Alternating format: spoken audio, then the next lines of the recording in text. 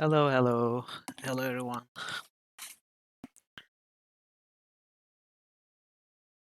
Welcome back to Bitemia.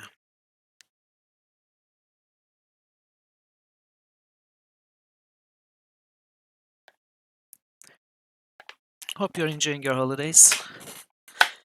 So we are back to Critical Hits, Day 10 of Betrayal Krondor, and we are going to be playing Chapter 7. We are pretty close to the end, actually. Only 3 chapters left. So Chapter 9 is the final chapter, and these 3 chapters, I believe, are shorter than the previous ones. The previous chapter that we played, Chapter 6, was the longest one.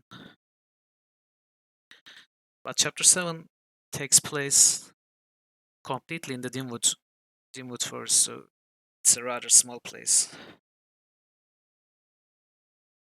I don't think it's going to take anywhere nearly as long as Chapter 6 did.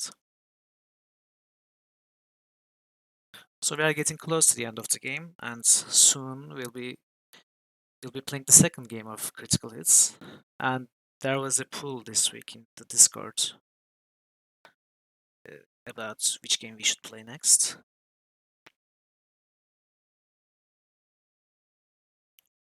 And the poll had Fallout 1, Fallout 2, Planescape Torment, Might and Magic 6, Might and Magic 7, and Might and Magic 6 and 8 merge modes as choices. So far, Might and Magic 6 seems to be the winner.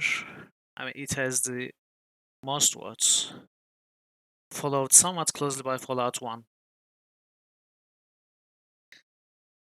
If the results don't change until the day we finish Betrayal Krondor, which I believe will be this Friday, I think. So the next game will be Might and Magic 6 next week, which is nice. I love Might and Magic 6. It's an amazing game. It's not as story heavy or reading heavy as this game. So it's going to be gentler for my voice, I think. And Fallout 1 and Planescape Torments are also very story heavy and dialogue heavy, reading heavy games, especially Planescape Torments. So I think it's good for me to play Might and Magic 6 before the others. But I mean, if they somehow make a leap in the next few days, get some more votes, I will play what's chosen.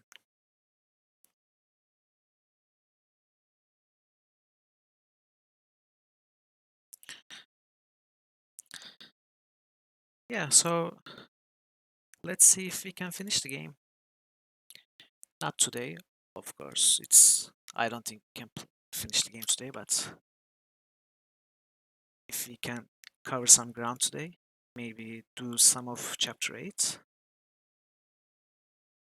then we might be able to finish the game on Friday.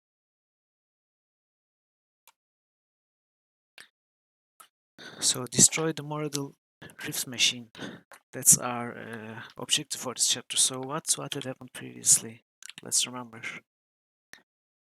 So in chapter 5, James and Patras and Locklear did some missions around North Warden against the Moradil invaders who were expected. They were not there yet. And at the end of the chapter, the Moradil attacked actually to North Warden, and it was going bad until Prince Arutha arrived with the troops, and the Moradil was beaten. North Warden won, and the prisoner of war was taken, which was promptly tortured by Arutha and his men. And we got the information that the six, the arcanists or whatever, the magicians under the employ of Delican have created a machine of sorts called the Rift Machine, which they are going to use to somehow jump, I assume teleport behind the kingdom soldiers to Dimwood, which they will take the southern exit and go to Setanon and find Mermandamus, their previous leader before Delican, and somehow raise him or bring him back to life. They believe it's possible, and who knows what they plan to do with Mermandamus. So it was their plan, and we learned it. So it's now James and Locklear and Patras' new mission to find the rift machine in Dimwood and destroy it so that the Six cannot use it to bring the mortal troops behind kingdom lines. While at the same time, Gorath and Ovin, during chapter 6, got some information about a certain book of macros, followed the trail of Pug, finally reached Caldera and the the Elven city there, Elvandar, and then they I don't know what happened there exactly. They were teleported somewhere, who knows where, in the pursuit of Pug. So we'll see. We don't know what happened there.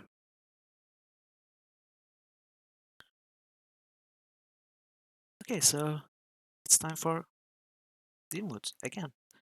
So this is I don't know, I think the fourth time we are discovering Dimwood. We discovered Dimwood in chapter 1, 2, 3, oh, and chapter 6 also. Yeah, we did. So it's the fifth time. So let's see what's new.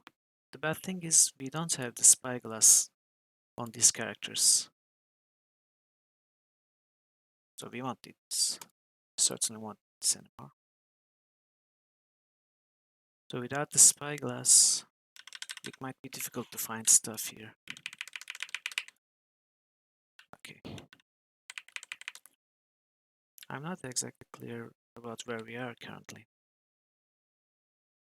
Yeah, I actually took a peek. I mean, not a spoiler or a hint or anything, but I saw that there is some new stuff in Dimwood, but most of the stuff were from previous chapters. Yes, exactly.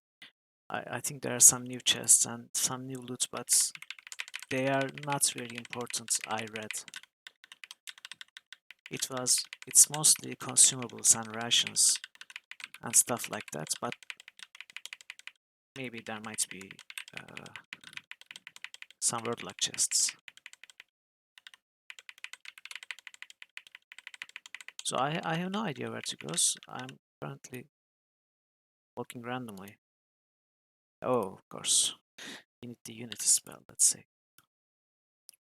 Oh, I mean union.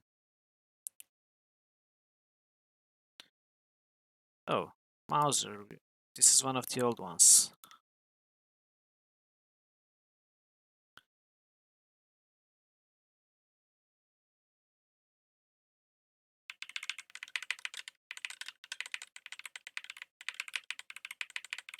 So since we don't have the spyglass, I'm not going to look at every nook and cranny to find new chests actually. I don't think it's that big of a deal, and if the previous chapters are an indication, I don't think there is anything new. Because there were no response in the previous chapters, there were just some new chests, and not many.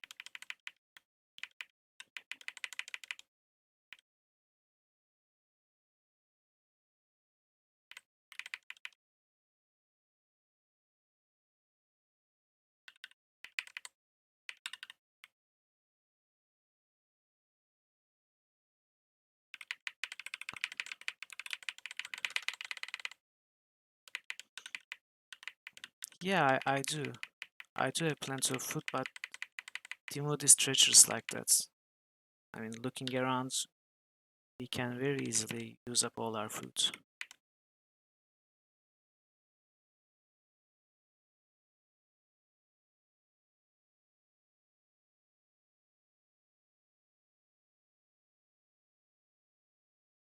Oh, thank you. So I don't know how to employ Patras really. Patras seems to be a very weak character.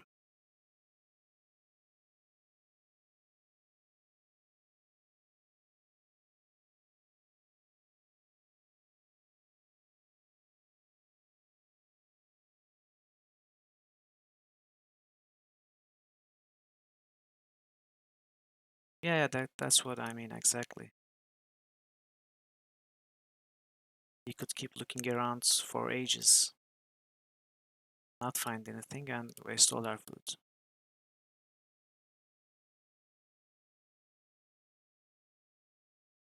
And at this point in the game, we don't need anything. We just need to solve the quests and finish the game, basically.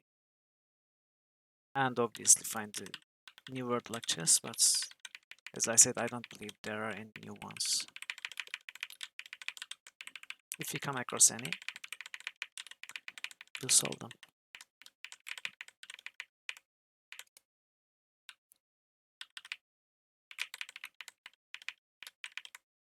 Wow. This looks like a big group. Let's heal up.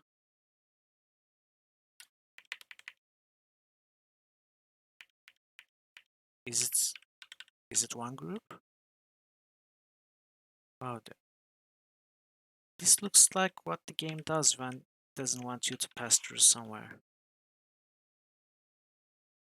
Oh, okay, this is the northern exit. I was in the wrong place. Okay, I'm not supposed to go this way.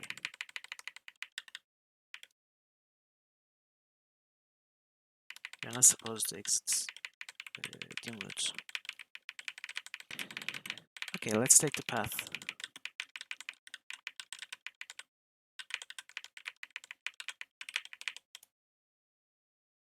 Oh, the 5 Laurel. This shop was closed, right?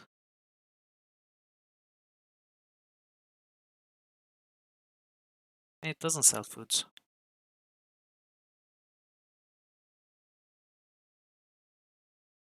Yeah, looks like they reopened indeed.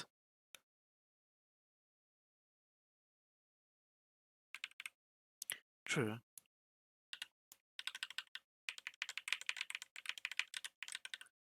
Okay, so the path ended and let's take the bridge. Patras was beginning to look pale. James felt a little guilty for having dragged the magical advisor along on such an extended mission. But since he had no knowledge whatsoever of magic, Prince Arutha had thought it wise to at least have him take a look at the alien rift machine. What none of them had counted on was that they would have been making much of their journey on foot. For days they had ridden at a panic pace, as tried 3 of the finest chargers land from the stables at North Warden.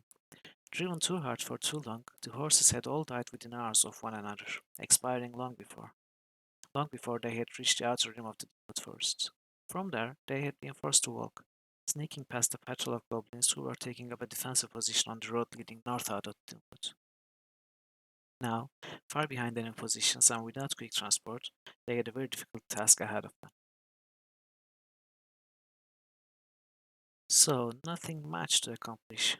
Find something the size of a man in the whole of Dimwood. Shouldn't be too difficult. Not the most difficult thing Aruta ever had us do. Remember that berry hunt we went on after the Route 4? We nearly wouldn't have found them if we hadn't realized the rainfall had been heavier that year. I'm just sorry we had to drag poor old Patras along on this one. You worry about your own skins, ye whelps. I can run with the best of them and you two ain't no exception. Get runny nosed on me and I'll bring the both of you. Better listen to him, Jimmy. He's a killer. Uh-huh. I believe you're right. So, where do you think we should start looking for this machine? Your guess would be as good as mine. Since we just came from the north, I'd say it's a good bet it isn't up there anywhere. That still lives east, west, south, and everything in between, like spearing a fish in a barrel. That being the case, I suppose we just try to be as systematic as possible. I say we make a sweep east, then maybe move to the south or to the west.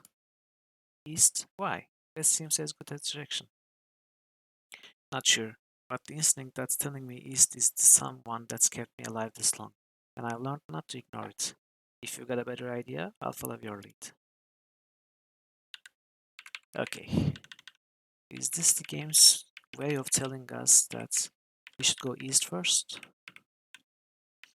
I mean, this game has some interesting ways to lead us. Okay, I think this seems like a new chest.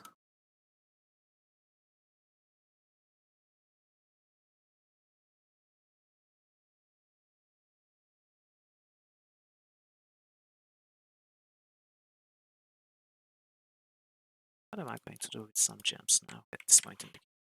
Oh,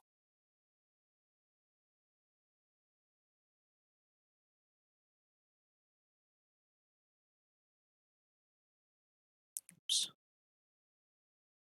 Herbs. We'll see.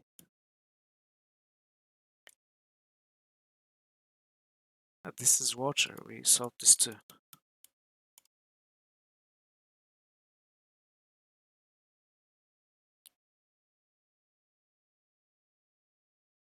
Yeah. Okay, so there's a group of Mordal here. 2 casters and 3 fighters.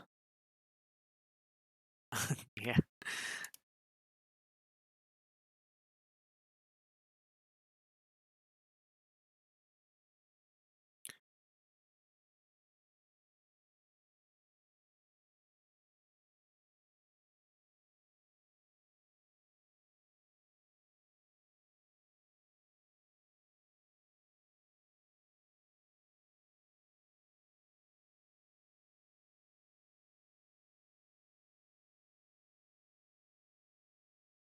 You mean the worms?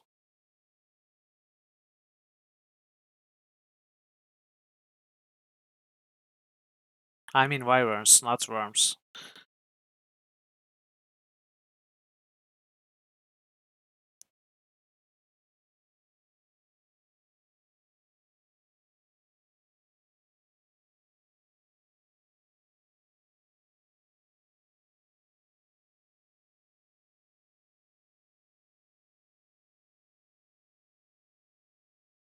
James is having trouble hitting them.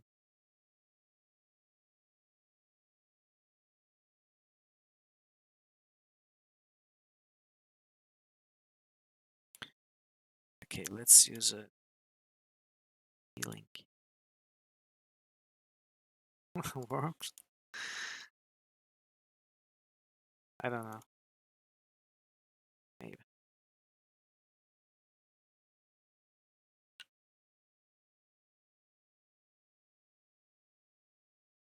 You mean single player?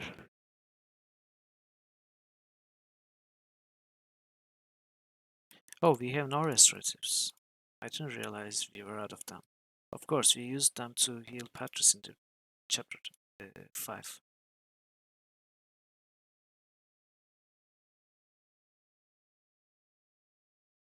I don't know, I actually don't enjoy Worms campaign.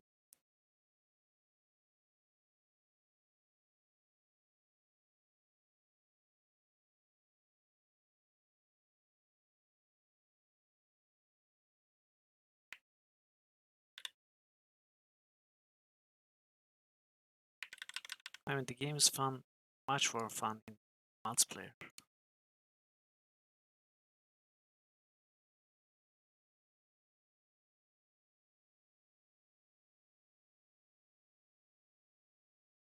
Oh, I also never read this book, right?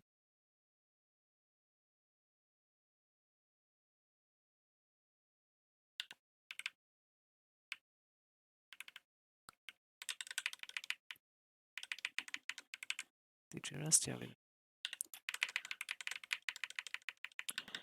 okay, so Jimmy was telling us to go east first. Okay, let's take his advice.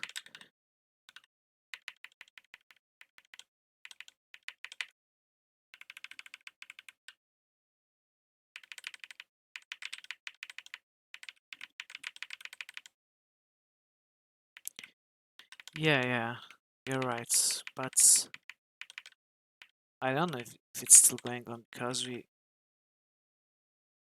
solved that quest.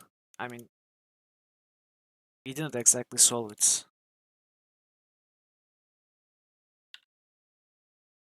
We just pushed through the problem and looted the traps. These are the old ones. And this was the sickness area, was it not? It was. It seems to be okay now.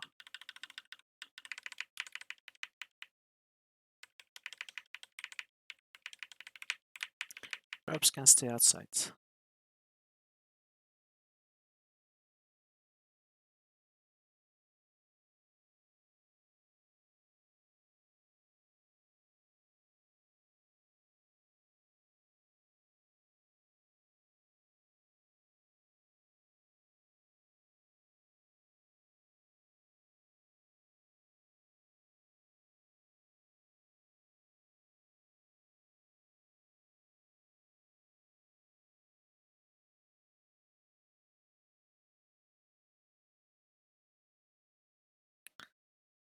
Okay, it was fine actually.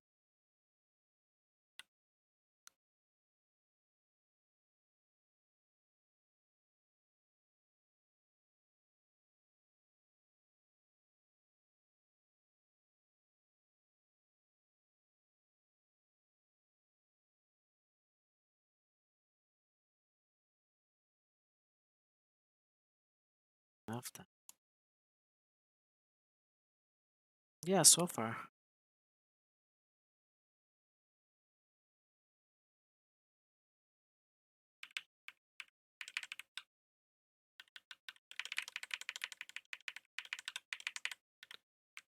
This this was, oh no. What is this? Is this waterfall?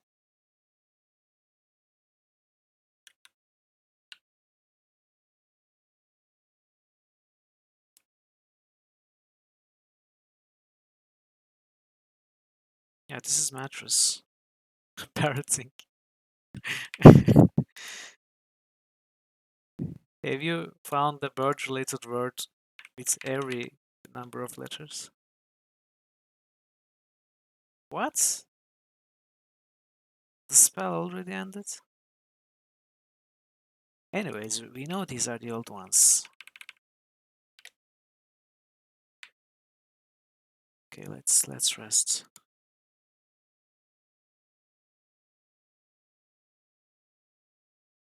Oh yeah, two letters might be difficult.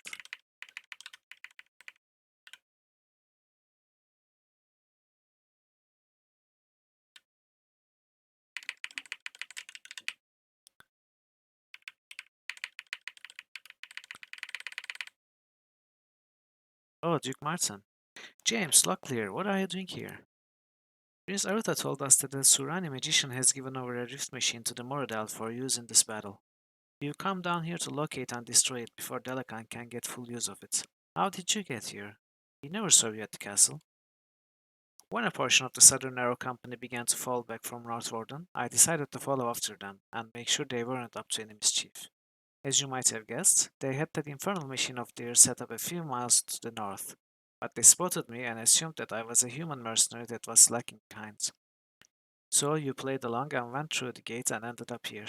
How did you know you wouldn't end up in Sarsargoth? I didn't, but I was surrounded by Moradel. I imagined that my best hope for survival lay on the other side of wherever that door led. Wherever we emerged here, I told the captain that I had to rejoin my unit and I was off. There were a few close moments along the way, but I won free at last. Why didn't you try to destroy it? I thought about it, but the device was surrounded by Moradel all the time, so I decided I'd try to get her somehow. You three are the first humans I've seen in a week. Relative to where we are now, where's the root machine? Is it nearby? I'm not sure. To escape the mortal camp, I slipped under a stack of canvas bags in the back of a supply wagon they brought with them. After we had traveled for a few hours, they pulled over for a nature break and I was able to get away. I do recall hearing water as we were moving out, however. Okay, so perhaps it's near the river or the waterfall. There is a waterfall to the west. So you are near a waterfall already. Okay, James is repeating me. Come on, James. You don't have to steal my ideas, dude. So you are near a waterfall or a river. At least that gives us an idea of where we can start our search. Anything else we should know? From listening to the wagon driver's talk, I get the feeling I wasn't the only unexpected visitor through that machine of theirs. Apparently, some rebel mortal chieftain came through and caused them a good deal of grief, then headed southwards where one of their warlords is staging for the attack on Satanon. They were none too happy about him being on the loose. I'm hoping I can find him myself so I can ask him a few questions. Okay, so one of the mortal leaders is on his way south. Okay, any idea who this warlord in the south is? I believe it's Telecon's son Maralf, though I couldn't be certain of it. They were bandying about names so fast I was having a little trouble understanding all of it. My Mordell isn't all it used to be. What's it with Saturn and the Mordell? This is the second time they've attacked there, and I never understood why they struck 10 years ago. There's nothing in Setanon but a heap of ruins. At least the last time we had an army to get in their way.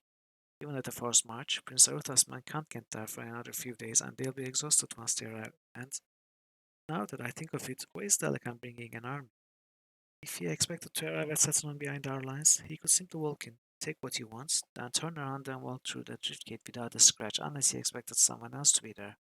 Who does he think will be at Setanon? What does it mean? It means they didn't get what they came for the last time they raided. It also means Dalakan has been watching Setanon for quite some time, possibly as long as the end of the last battle. No Squire Phillips man the way.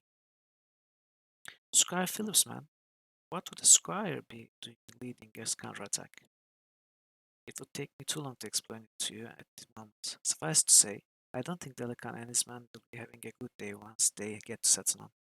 If you're lucky, they will be deterred long enough for Aru to start nipping away at their flanks.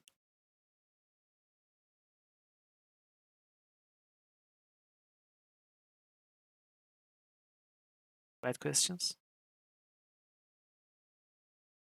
You mean about Squire Philip? The one major advantage I can see in our favor is that we and the Mordel are at equal disadvantage. Neither of us will have a clear supply of materials and they will have to hold some of theirs out so that they can retreat to the northlands when the time comes. If they intend on retreating, they didn't seem to be too interested in it the last time they came. Bit of advice though, if you come across any food, I'd suggest holding on to it. We found several of their food caches and poisoned them as we did at North Warden. And with two armies marching through here at the same time, I imagine food's about to get scarce. And as unpleasant an option as it may seem, we may have to resort to taking food off that Mordel. We have been doing that for several weeks now. Okay, so I think this is all we had to do in this. Maybe. Might be some new chests. He doesn't know it's our preferred method. Okay, let's say cast union.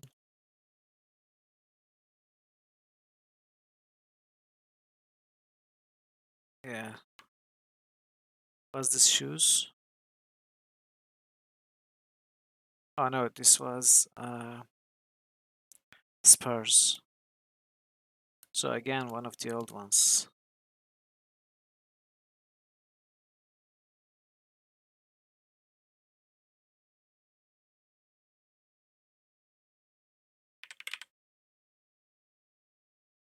Chirp. This was gallows, right?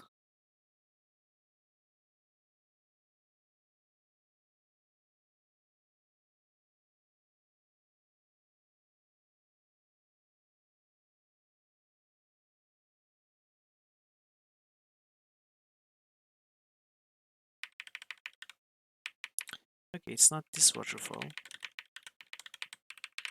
It's probably the one to the west. They even poisoned the deer.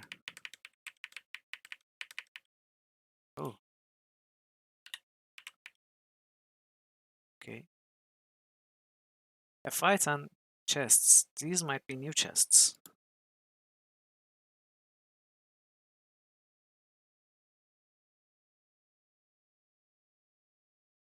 Oh no. We will most definitely miss. Okay.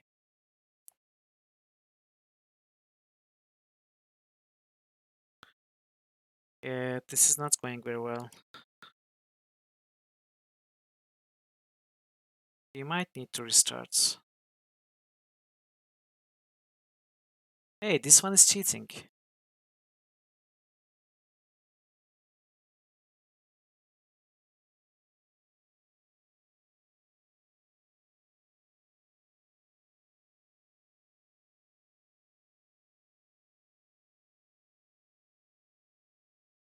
Wow, okay. This one is a good aim, it seems.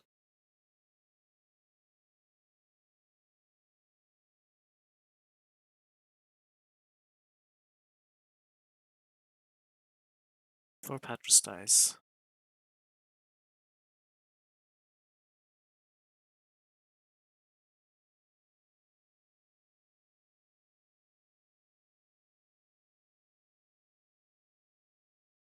Oh crap, I wasn't expecting Luckier to fall. Okay, so we're going to reload and hope to get the ambush.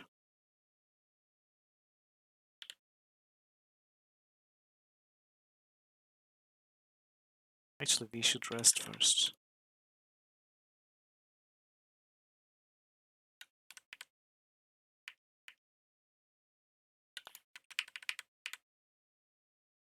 Oops. Okay.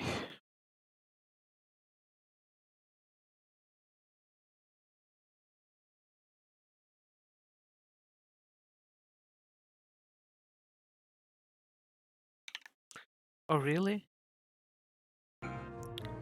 I'm sorry.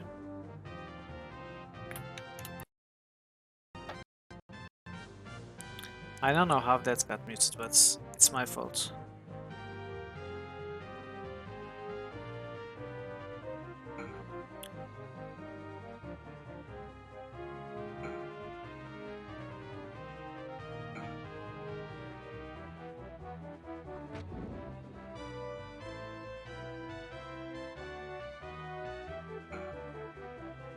Well, this is going better at least.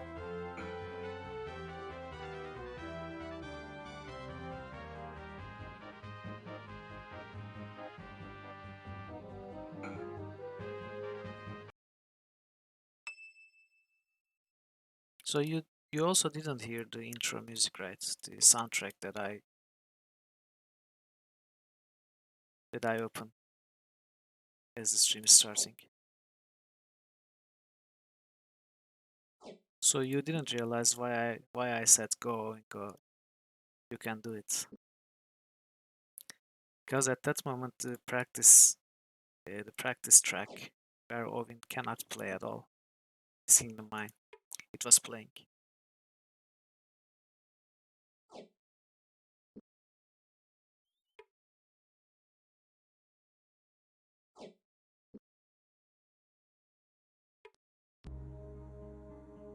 Okay, hopefully these are new.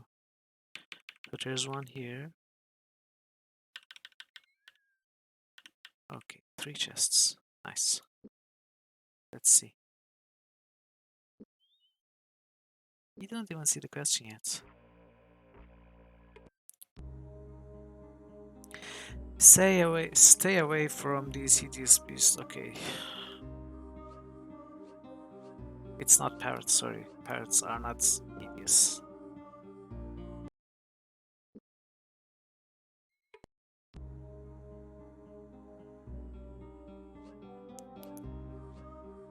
Okay, these are all old ones, but I'm still going to open them again. Perhaps we'll find some food in them.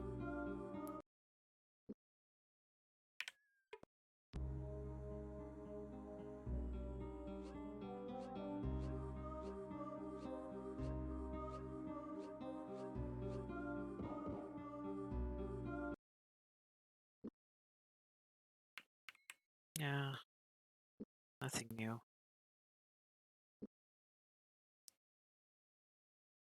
We are actually using the foods quite fast. We have 1 stack for each character. Perhaps we need to make a save.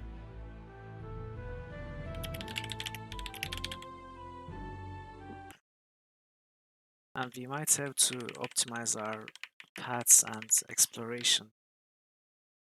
If we find something and we have not much food left, we might have to reload and find it quicker.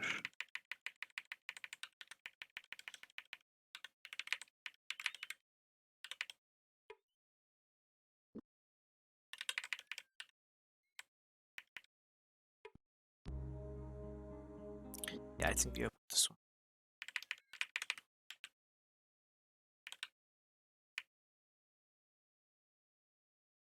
Wait, what was the bridge again?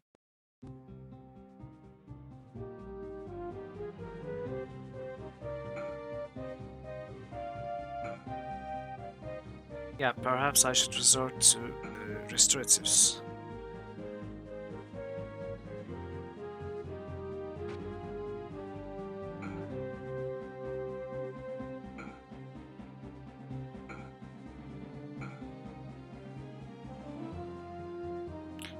Or better yet, I could blind them and rest up.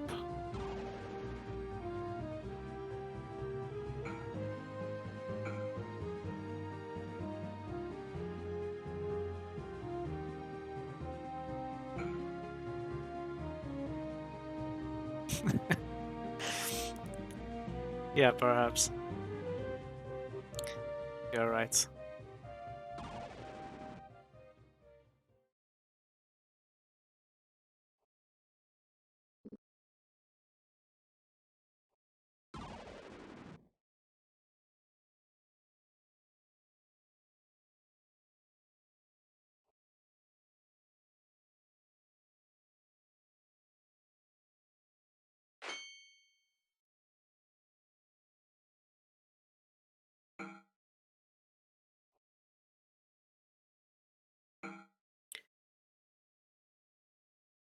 Okay, this is great. Can heal up blood clear now. Okay, I think he's fully healed too. But they are all fully healed.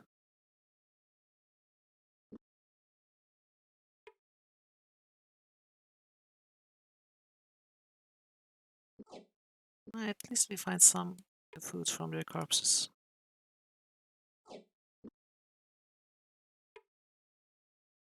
Oh, enchanted arrows, that's good.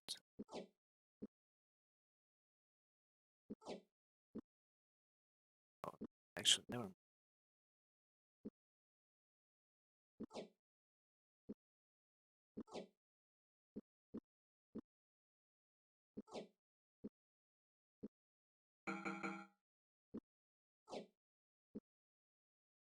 Maybe both.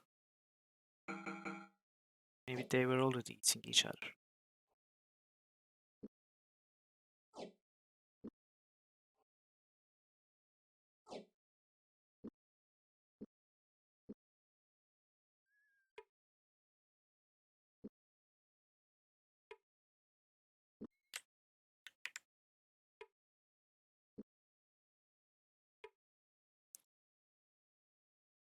I also have another game in mind, by the way, that I haven't told you before.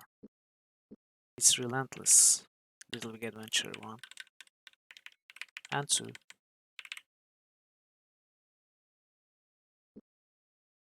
They are notoriously annoying games, but I love them actually.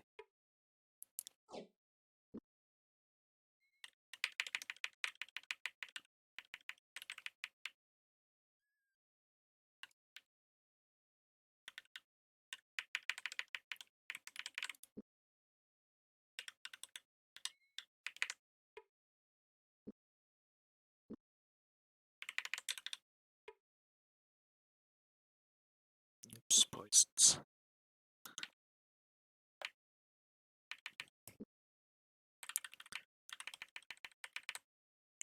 Oh crap.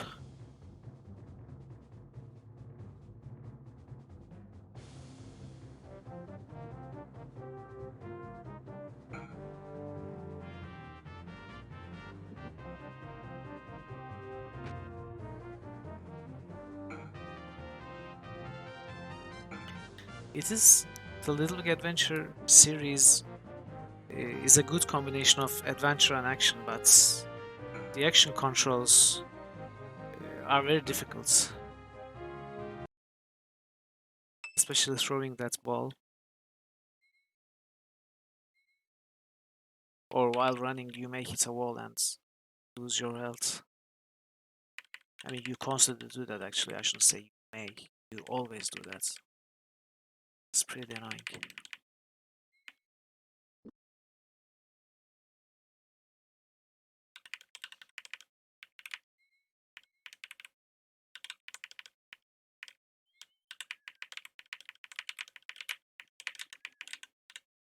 Oh, goblins. Let's do something for our weapons. What do we have? Let's use this up.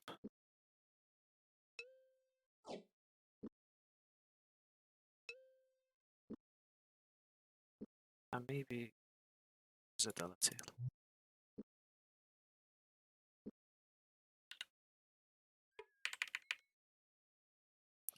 The bridge was heavily guarded. Several goblins eyed them suspiciously as they approached. Delican has sent us to help guard the rift machine, shouted James in a gruff voice. One of the goblins turned to the others, and James thought he had heard the words Quiggin mercenaries. This was followed by some laughter, which died down almost as quickly as it began.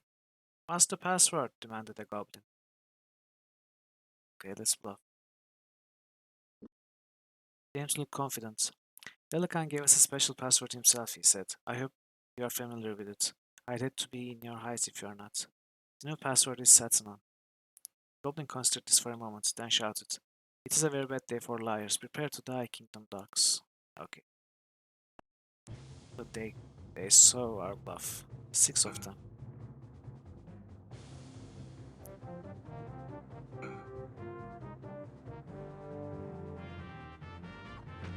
The real question is, can we kill them and pass, or is this an unending fight again?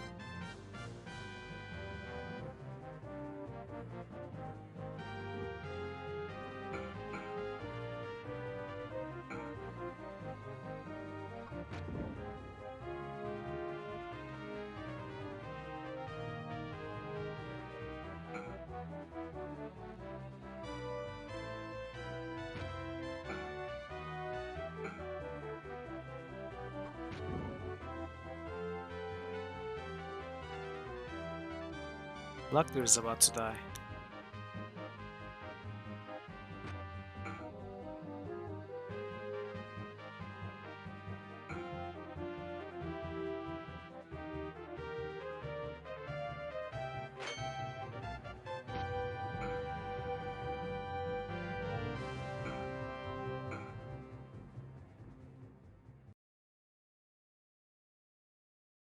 Okay, they are dead.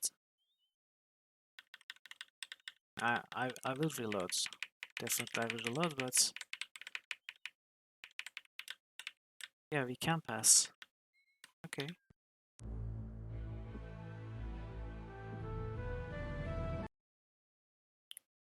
Yeah, the Northlands was different indeed. Okay, so where are we? We can't go south. Can we go west?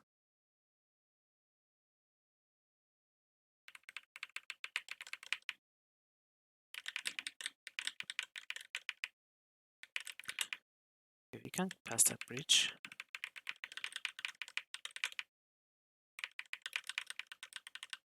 Actually, I should I should talk to the goblins. Trigger that dialogue and not bluff.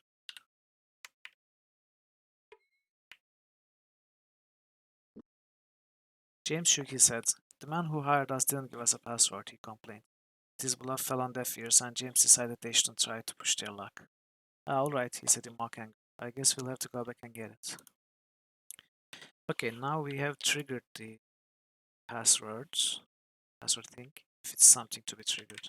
Maybe now Prince Martin will tell us something.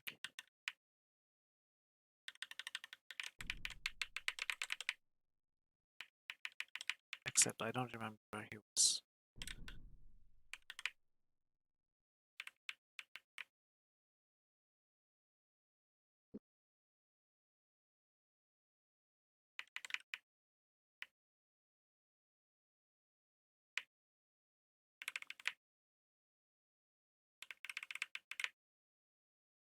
Wasn't he somewhere here?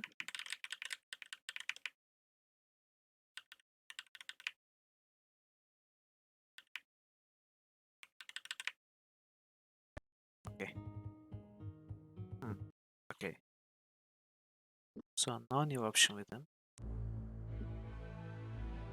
Okay, I guess we go west first then.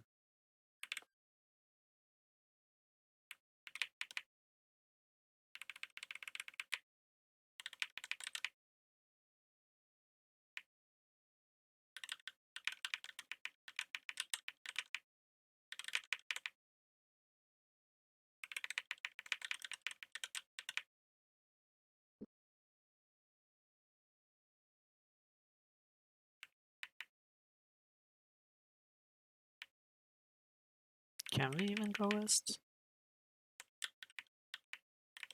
You have to pass that bridge to go west. Or go south.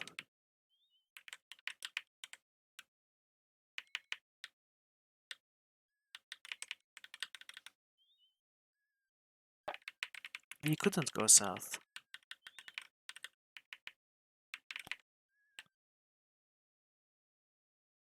The bridge those goblins are guarding.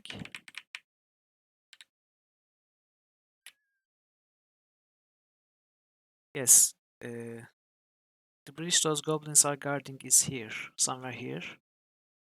And to go west or south, we need to pass that bridge. So this is the northern exits. We cannot go out that way. And I think we looked everywhere. I mean, obviously we haven't because we haven't found the password. But I thought we looked everywhere.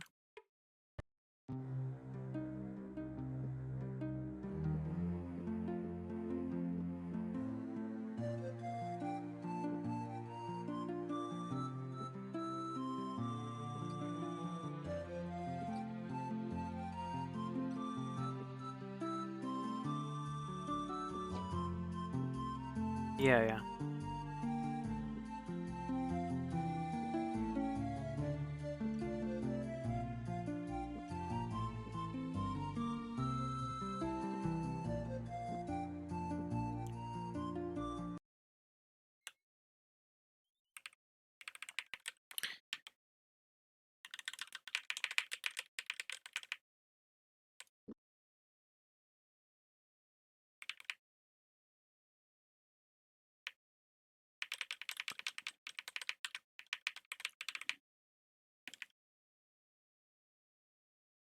I think we have looked everywhere here. Maybe we have to look past this river, if we can pass it.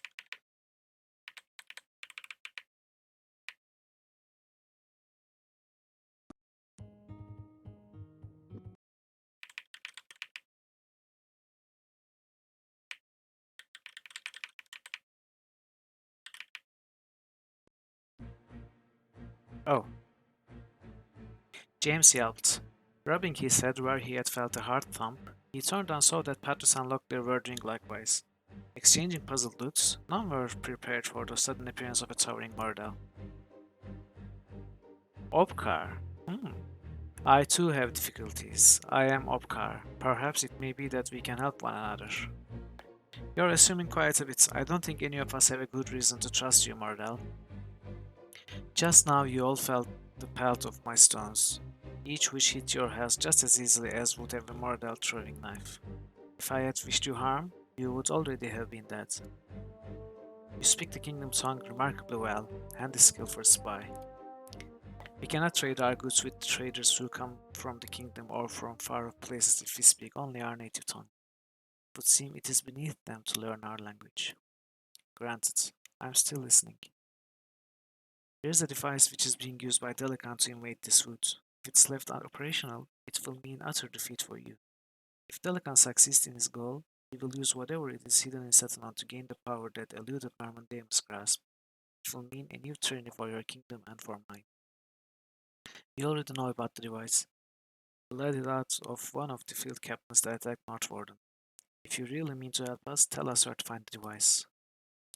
On a peninsula where the rivers meet. Okay.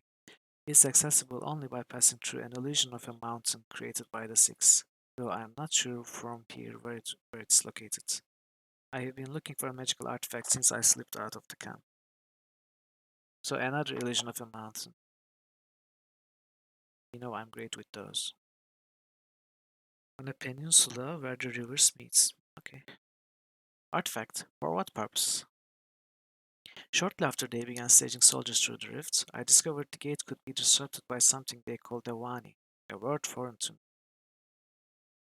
I found such an item on a magician who was guarding the gate. Before I slew him, I discovered if thrown into the maelstrom of the gate, it would cause it to collapse. I had thought it permanently destroyed. Pelican has a number of tricks up his sleeve, so do you think we might be able to find another of these devices?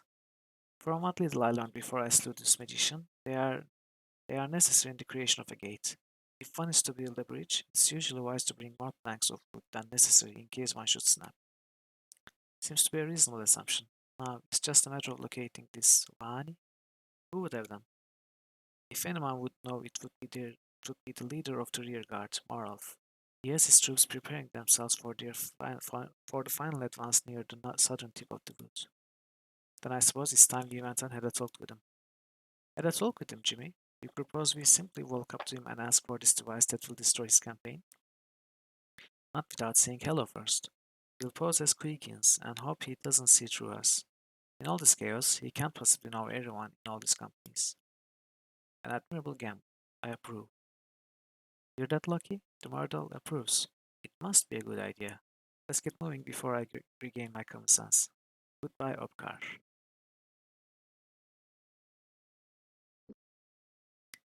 So this is curious. If we had not saved Obkar, would this happen?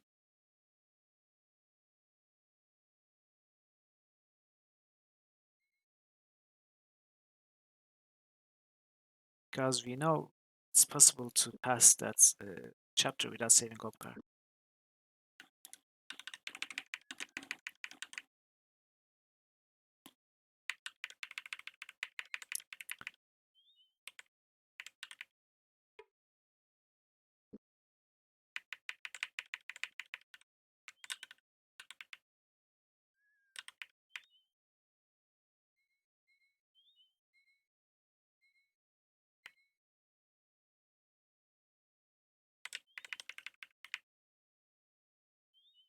Oh, really? So you didn't save Obkar before coming here? You didn't save Obkar in uh, chapter 4 before coming here in chapter 7, and Obkar was still here, right?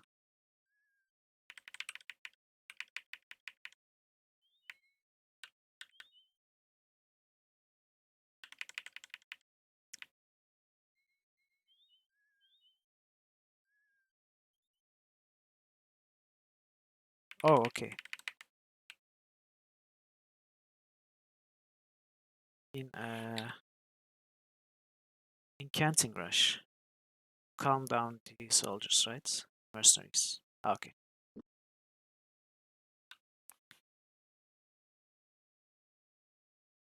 So this must be the peninsula, I guess.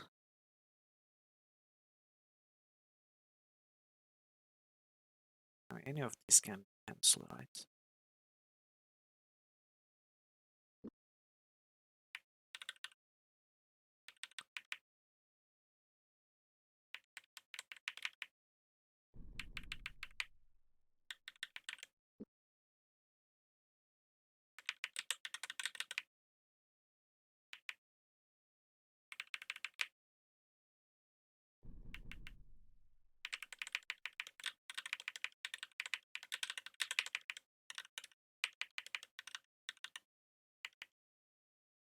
Okay.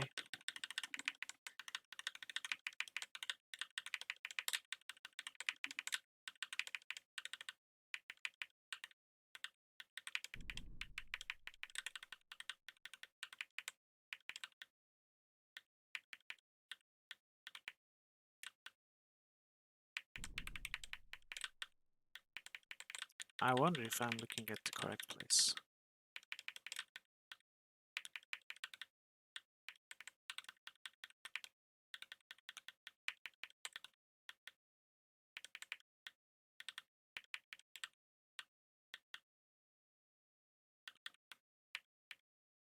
If we have to search for the place like this, it might take a while.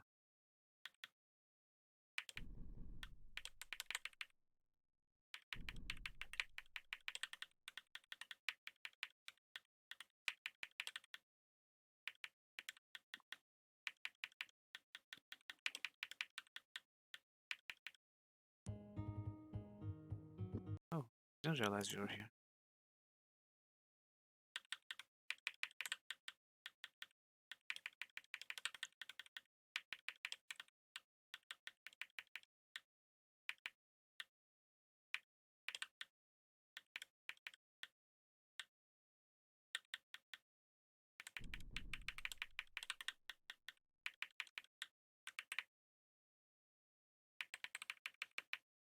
he's here.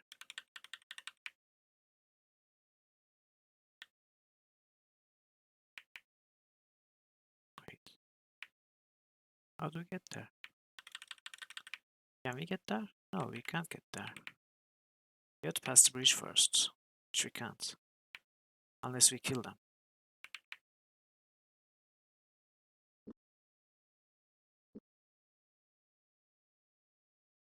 And I guess we kill them.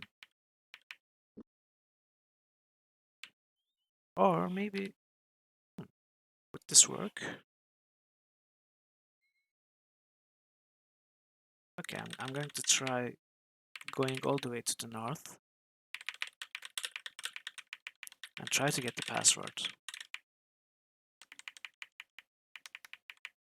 Okay, that's good to hear.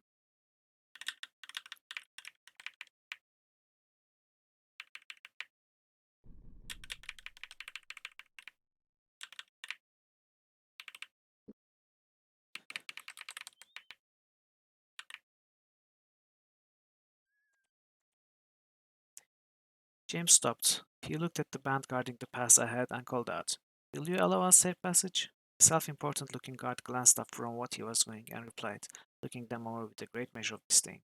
"We have orders that no one is to pass in or out of the wood." "Whose orders?" James challenged. "From who originally, I'm certain I haven't a notion, but when my commanding officer gives an order, I follow it."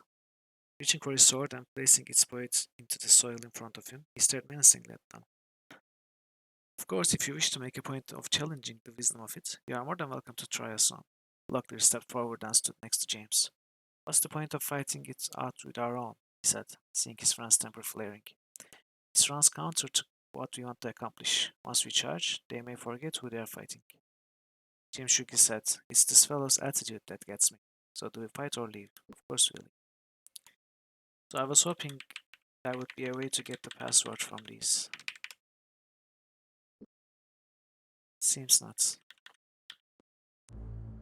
Okay, I mean, I guess we kill those goblins then.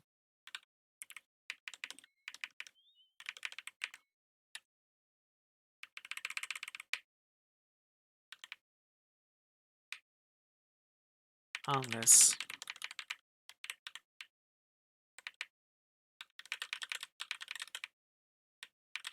unless we look for that mountain illusion.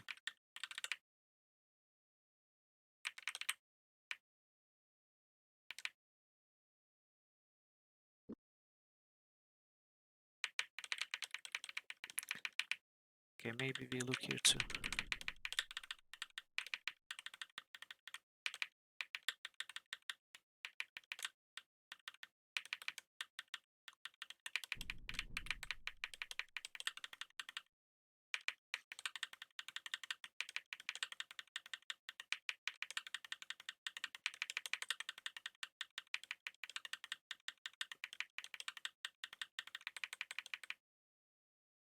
Nope, doesn't seem to be here.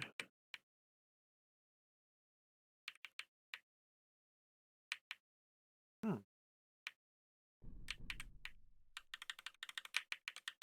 Maybe here? Oh, it was here. Okay,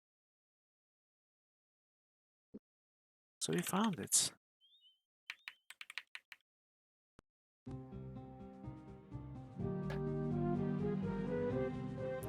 And our reward is a trap puzzle, which looks somewhat complicated. Cool. How did you get there, Locklear? I mean, seriously?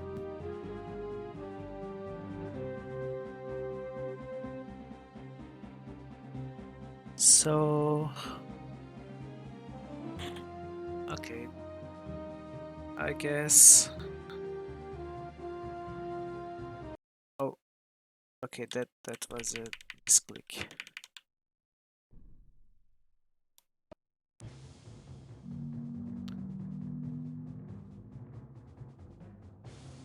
I think we start like this.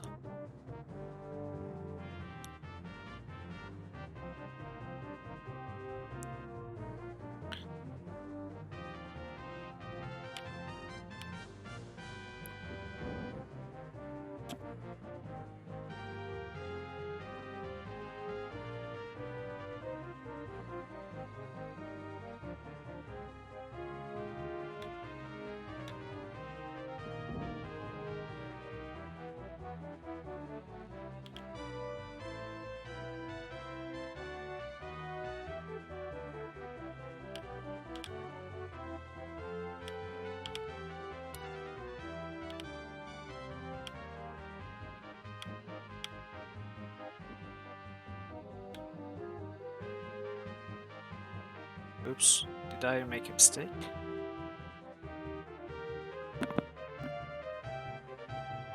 Yeah. How do I move this without getting it?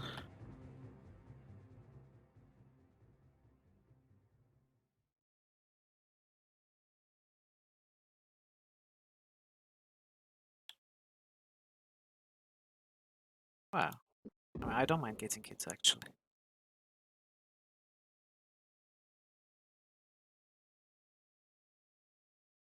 But okay, so how do I trigger this again without getting it again?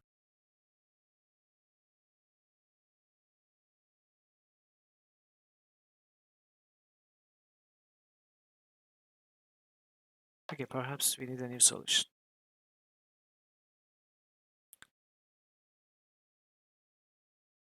It's easy to solve this if we accept that we can get it. But I want to find the perfect way. So let's try again. Wait. Did I not save?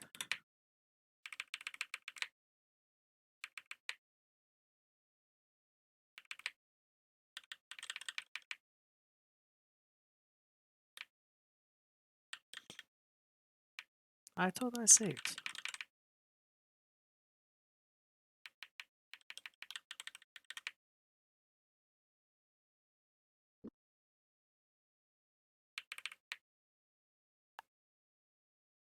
Where was it again? Oh, that's here. It was not here.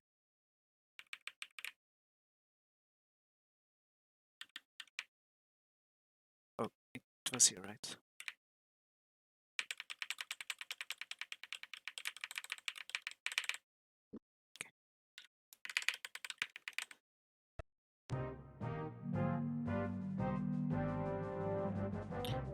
I think the first part of what we did was correct.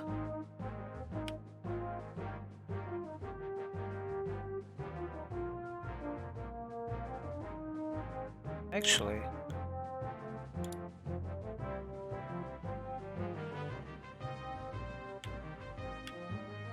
this might be a better start.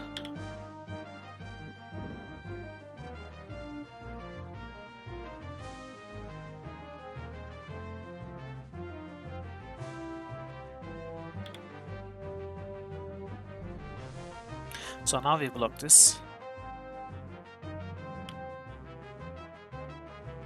And we recover this piece. Uh,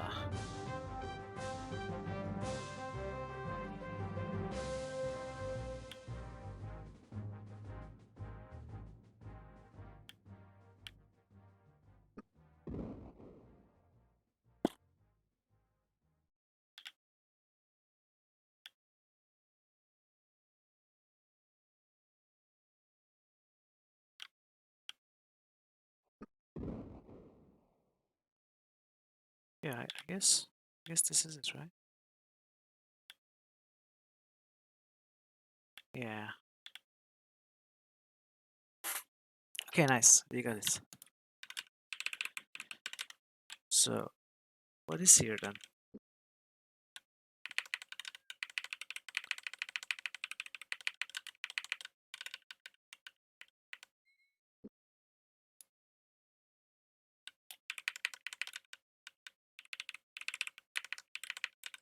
I hope so.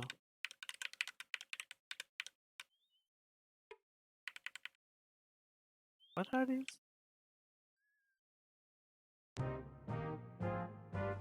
What are these? Some sort of weird mushroom? Or is it the Wani or whatever? Well, I mean, they look like two to me.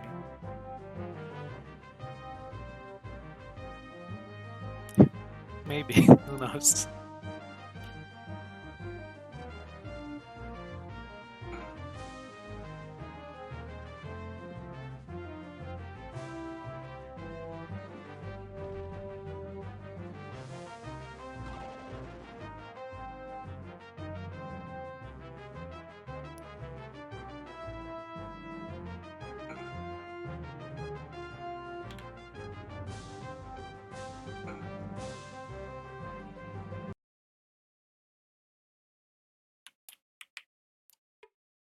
The air smelled of camphor.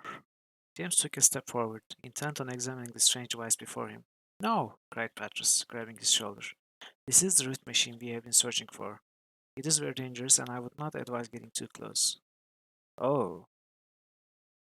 Petrus was nearly frantic. We must devise a way to destroy this machine before Delican transports an entire army through here.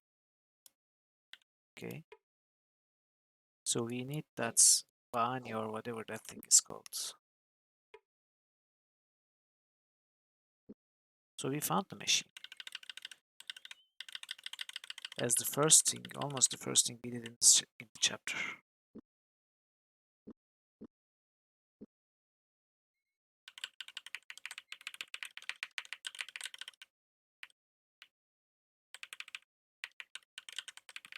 So I guess we need to pass the bridge guarded by the goblins. Go talk to Morov. Find Vani. Destroy the machine.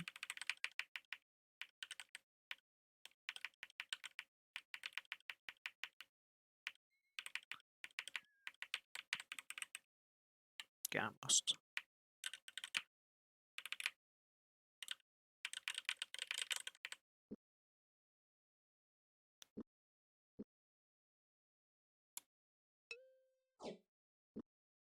Let's kill the goblins. I don't think we are finding the password.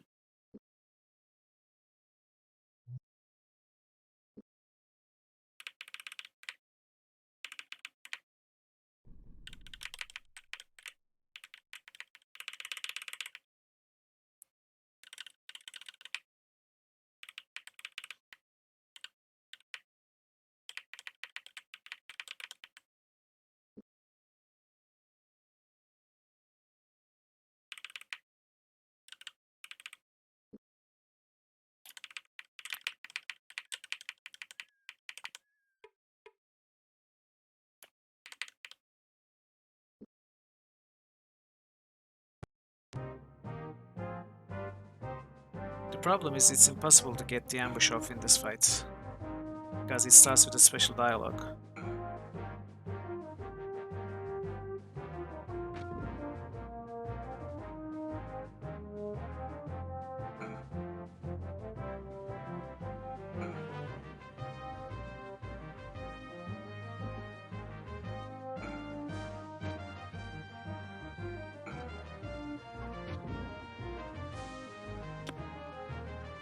Yeah, these are pretty accurate.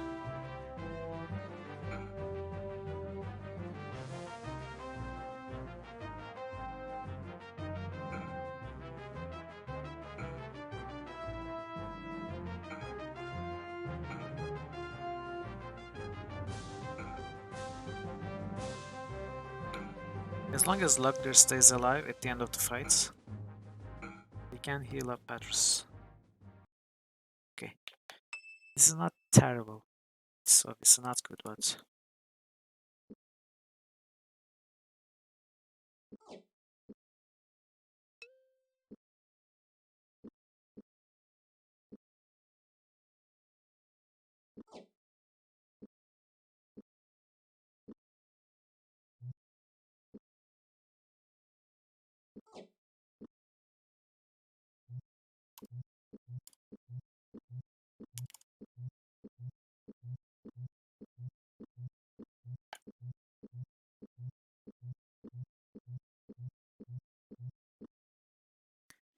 good as new.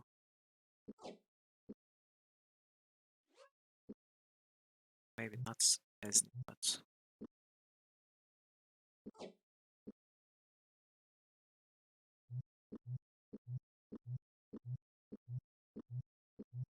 Okay.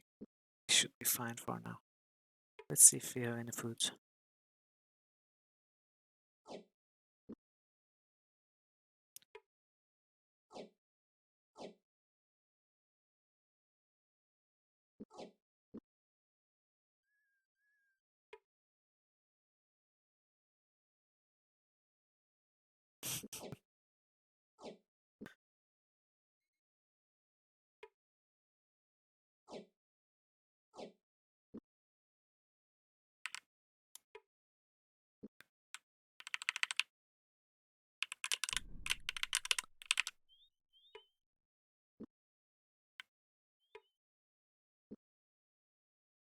I cannot click on this. Okay, I'll pass. Let's heal up properly. Since we got some extra food, it's okay.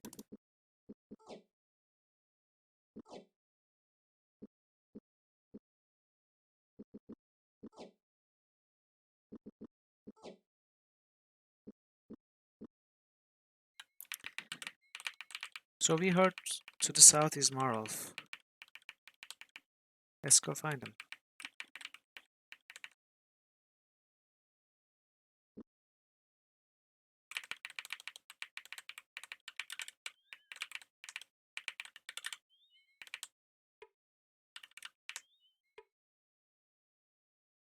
Oh, oh, this is good.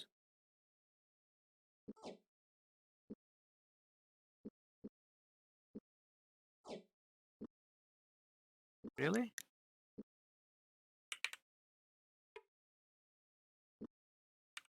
How long ago was that? Your first playthrough? 25 years ago?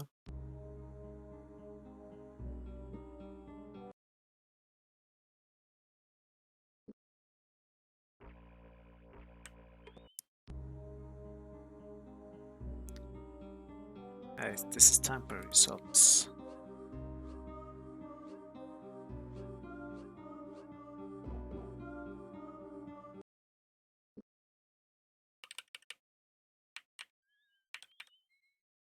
Uh-oh. This looks like another block. Okay, so we are blocked at the southern exit also. And we haven't found Marolf. Where is he?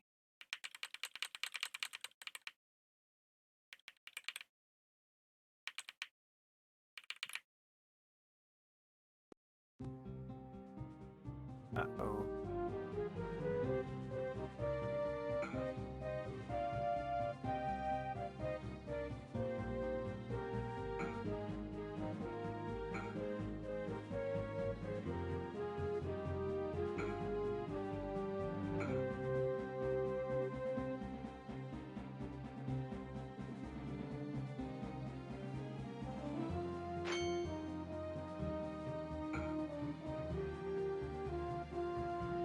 A little further east is the sickness place, yes.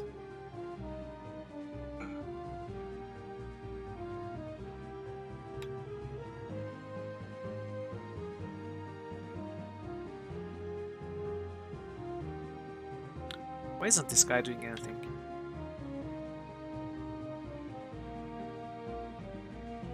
Well, okay. I'm freely healing up.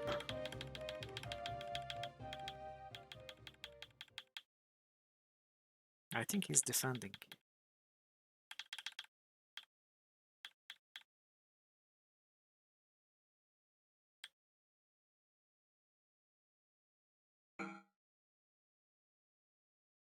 That was weird.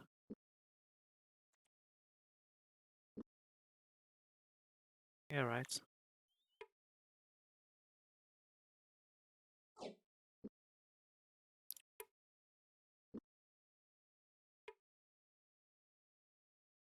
They have all sorts of enchantments on their weapons. If they were using a specific sort, like if they were all flaming, we could maybe use the appropriate counter to it on our suits, but use everything.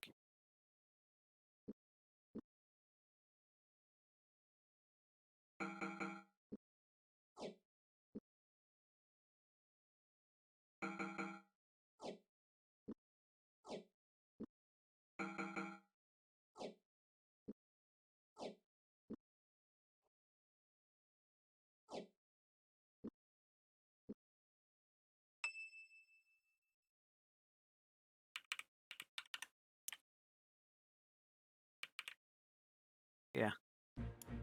Oh. Kruala Sholba Moretelan Nordranas Baktu.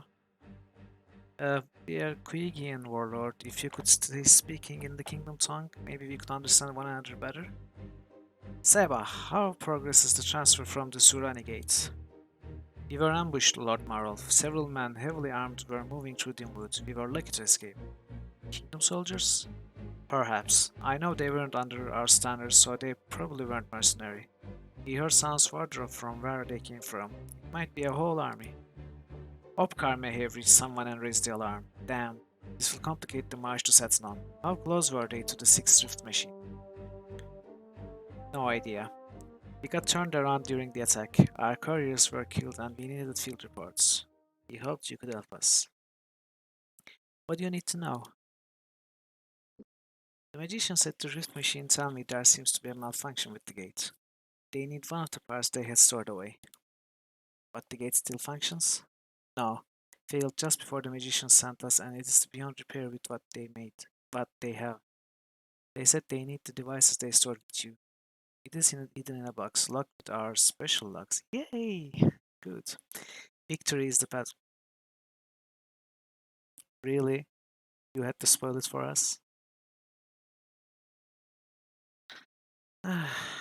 You will find it in a canyon being near the southwest corner of this wood. The box is there.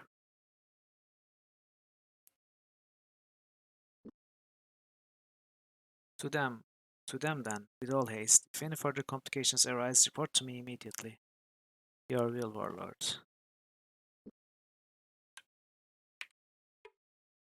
Just like a riff machine.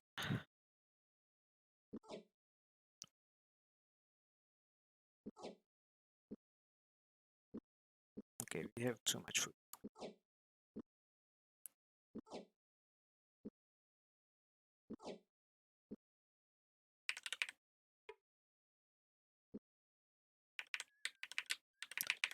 So southwest. What?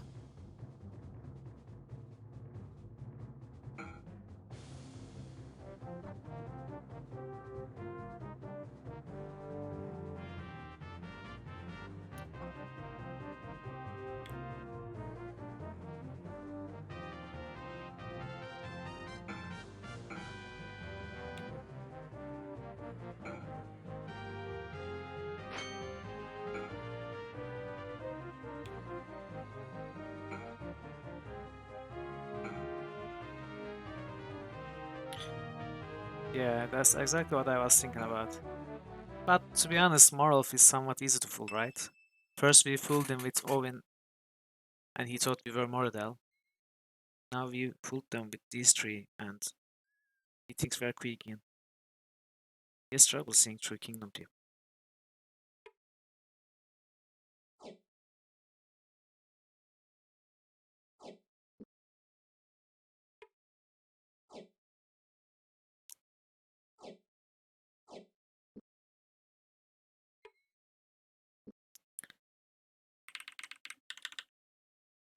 Okay, let's heal up.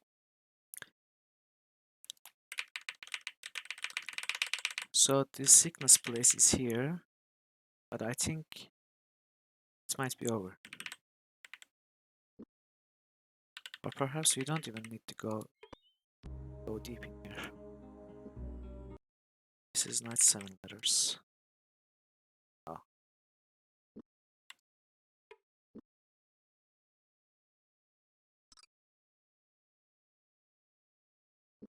Yeah, I mean, that's a good reason. The puzzle worried him. What do you think? What do you think the Pantathians were after Patras? Do you think they were rooting around looking for something? With the Pantathians, who can tell? No one in the kingdom knows exactly what they want, but they seem to get mixed up in nearly everything that's got a bad ending. My guess is that they were trying to channel the strength they were stealing into something else. Perhaps they needed power for a spell. I am none too comfortable with the thought of that. I felt their powers when we entered the area, but I didn't know what I perceived. At least we have come out of there none the worse for the wear. Wait, what are they talking about? They are talking as if we solved that strength sapping sickness effect. And that, I don't know, maybe we face some uh, Antathians, but we did none of that.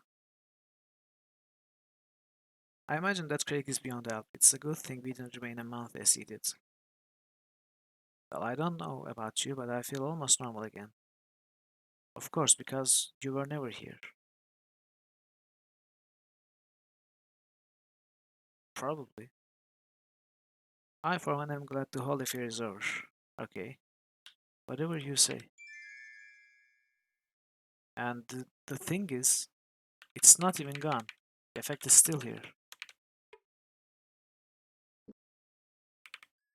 It seems all messed up because we solved this with Gorathon. I mean, not solved it, but pushed through it. Okay. We found the Snake Man, at least.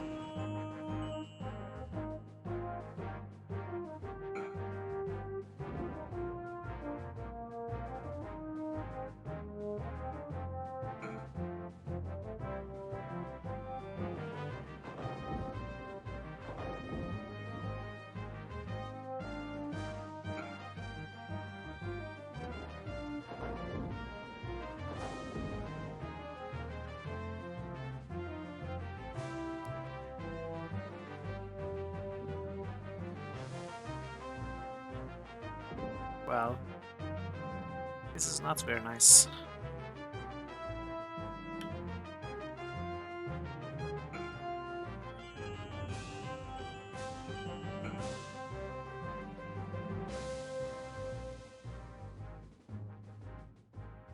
Stop running. Stop.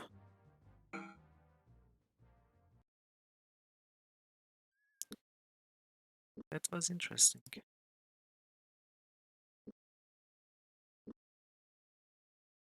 So I hope the game doesn't bug out.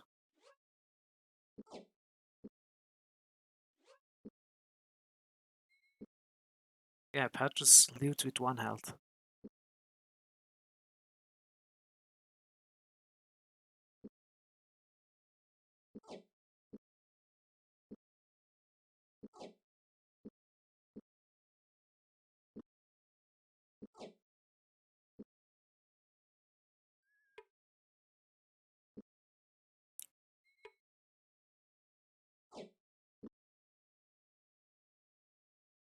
There might be more of these though.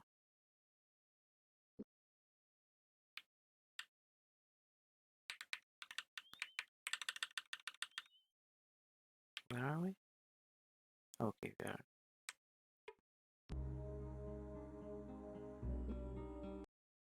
These are all old ones, I think.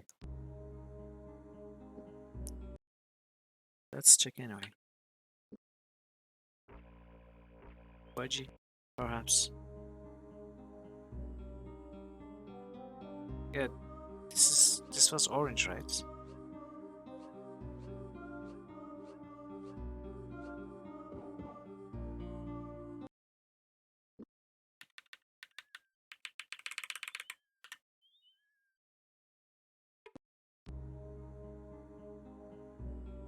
Wait. I don't think it's Budgie. Don't worry. How do I keep opening the same one?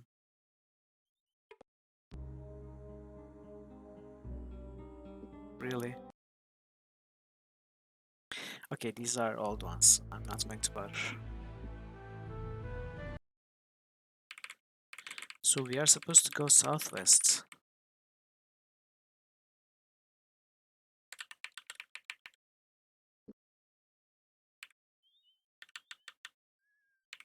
Wait, did this strong sapping affect that? After we killed the snake man?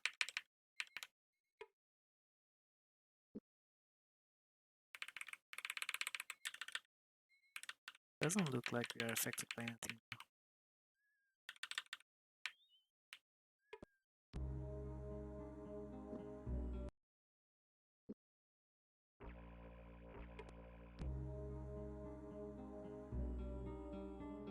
Advice.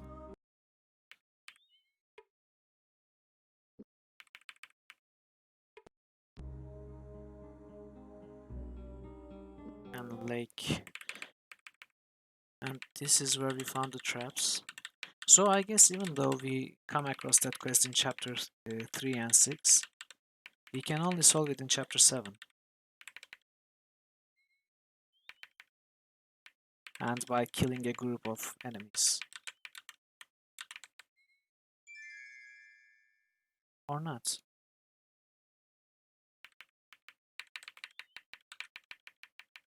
This is so weird. I think there's something broken with this quest.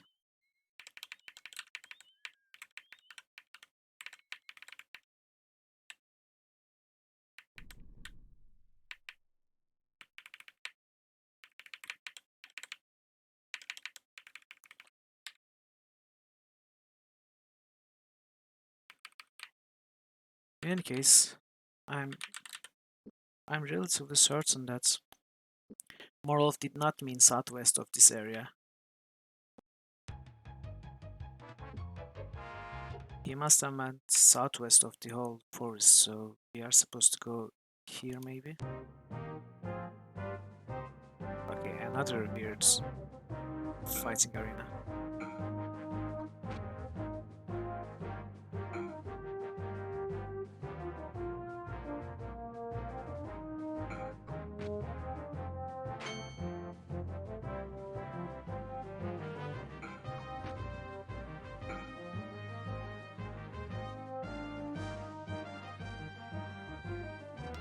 Yeah, he poisoned us though.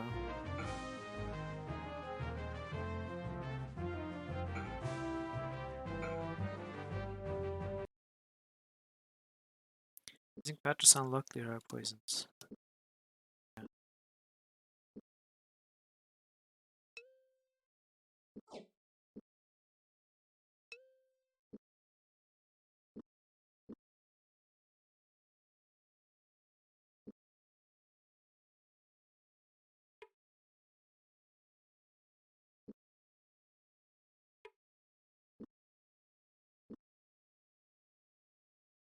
Let's repair.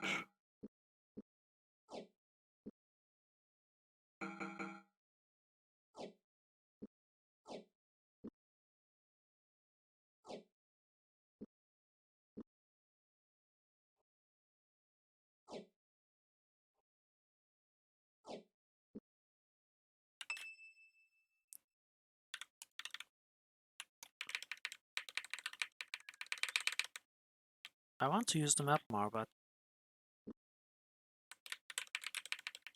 I keep finding new encounters.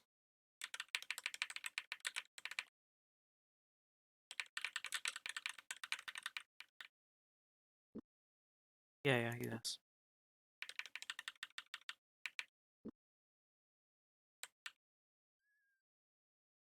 Okay, there might be something new here. This is as southwest as it gets, I think. 7 letters. This seems promising.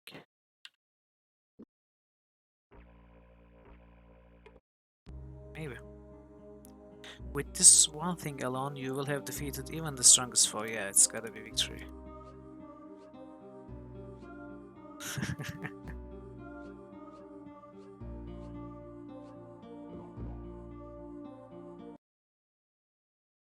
Right, of course.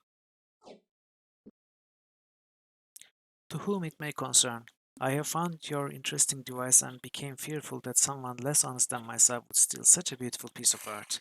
If you wish to retrieve this item, please come and see me at my house in the Dim Woods, and I will be more than glad to see to it you receive it back.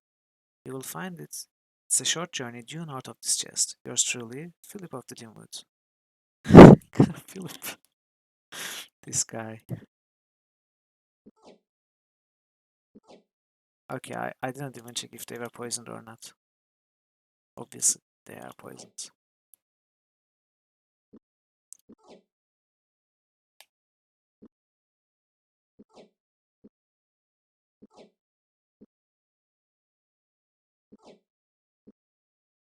I don't know what this Philip fellow has got up his sleeves, but I intend to find out, James said. It sounds almost as if he's trying to lure whoever finds that mud north is home. Is this our Philip? It's gotta be our Philip, right?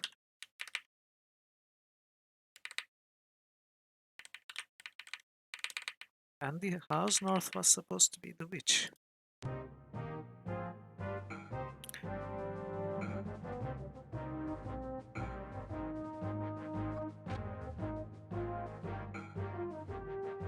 Yeah, well, Owen has more important business to attend to.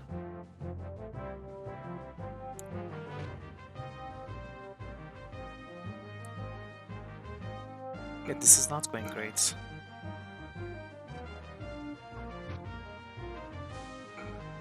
James doesn't seem to be doing great.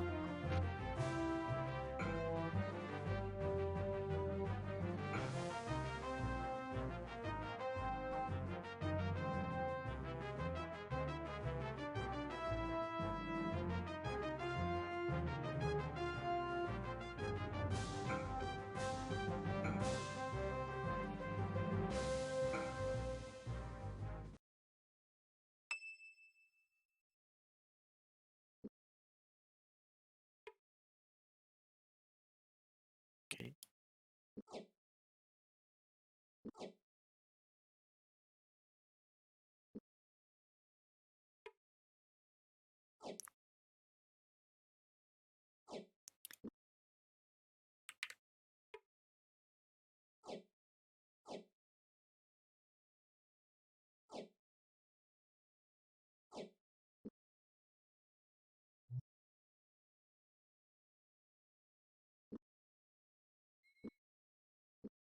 Oh, they are not poisoned.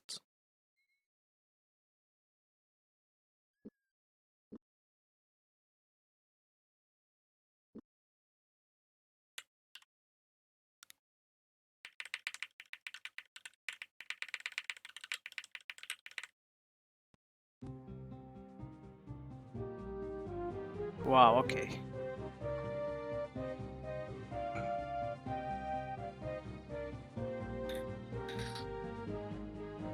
I need to be more careful using the map.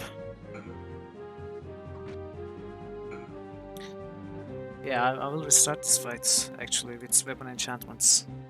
We have the Icer. We can use the Icer.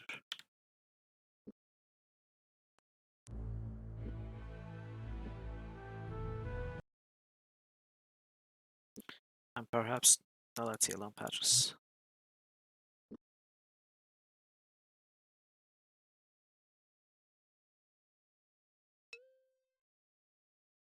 Yeah, this too. But let's use this one. Oh, actually, we should have used this one. Change my mind.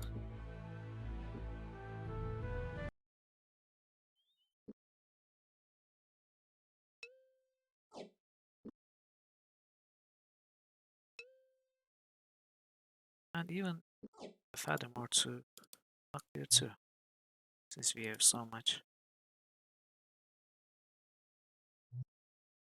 Okay.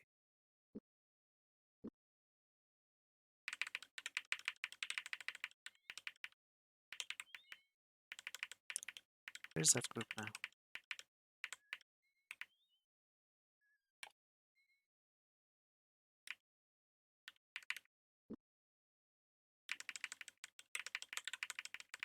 Hello, goblins. You don't look like goblins to me. I don't want to waste those consumables on scorpions.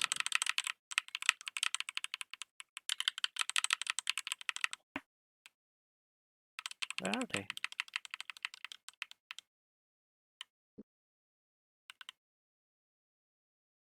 Hello, hello. Welcome, Panzer.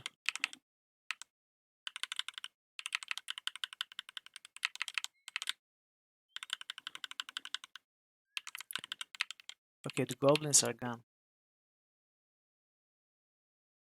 Wooden chests. Roughly the size of a baked loaf of bread, the wooden chest seemed extraordinarily heavy, as if something made of solid lead was contained within, but there were no visible marks on the miniature chest to indicate what it had been crafted to hold. We are doing good. Game is going well. Chapter 7 is going well. I think I'm close to the end of the game. Patrice cracked open the box's lid, engulfed in a coruscating geyser of light which fountained from the interior of the small box. He shouted as he felt himself shot into the air like a crossbow bolt into the blue. What?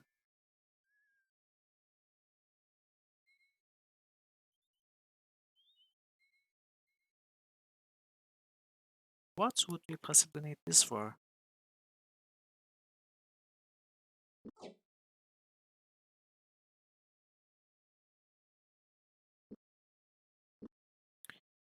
How are you doing, Pensive? All good?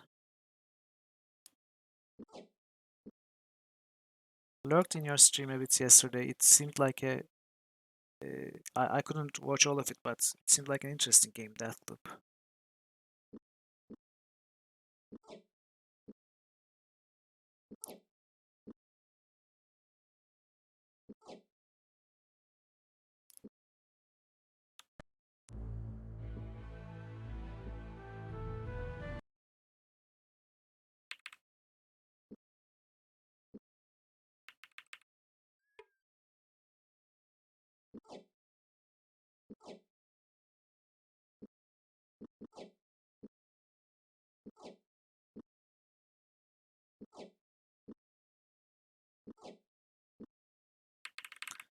Okay, so this house wasn't where Philip was.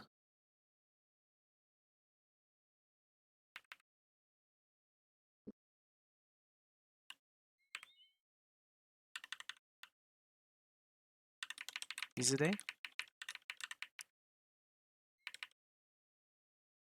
Okay, so eastern exit is also blocked, obviously, which was expected.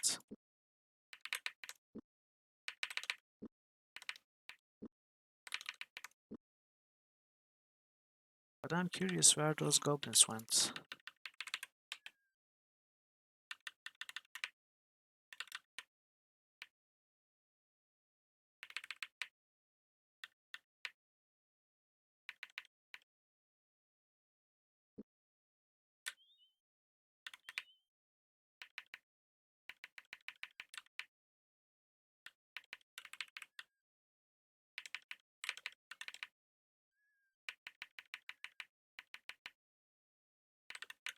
I completely lost those goblins.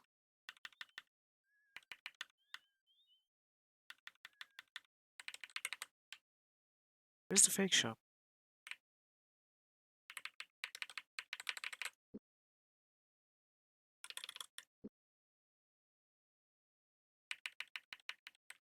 This? Okay, okay. I somehow skipped this time. Ah,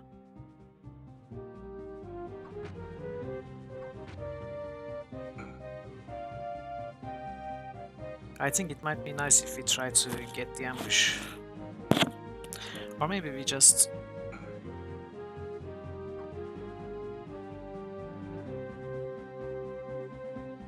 Locklear already lost all his stamina.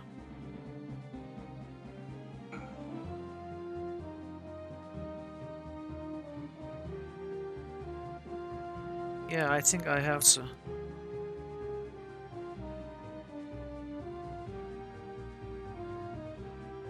And I hope no one focuses on patches.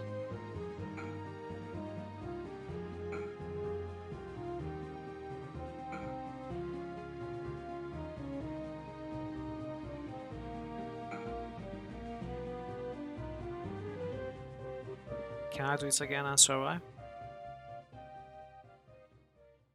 Can I survive with 2 health?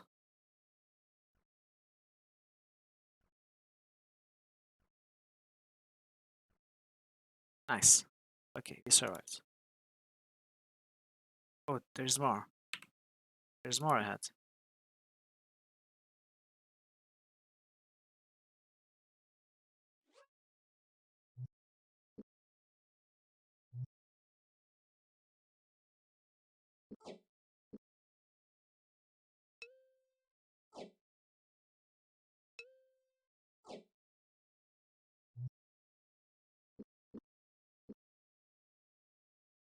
They're not poisoned, are they? Oh, okay. Locklear is poisoned.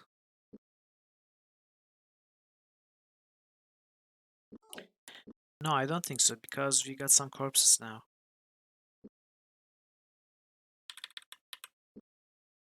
I think it's just a difficult encounter. Wait, what? Why?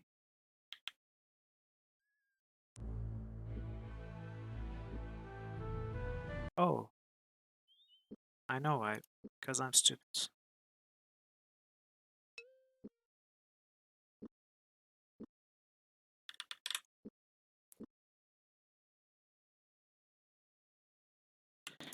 I think they wanted to make this encounter especially difficult somehow, but they didn't want to put. Maybe they cannot mechanically limit it in a way. They couldn't put more than 7 enemies in one fight. I don't.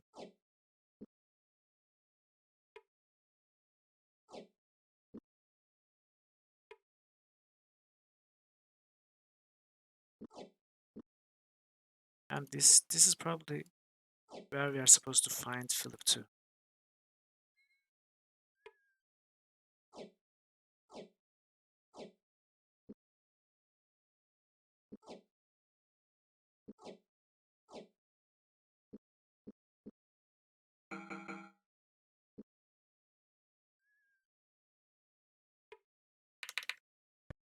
Okay, we got the ambush.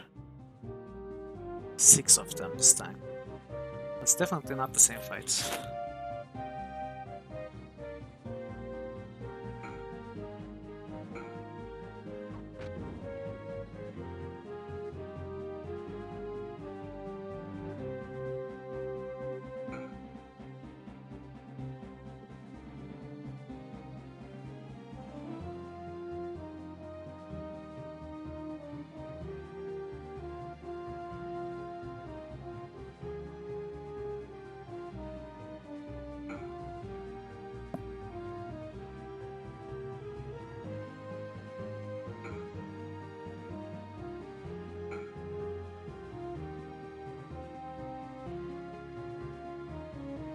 We don't have 30 health to spare, but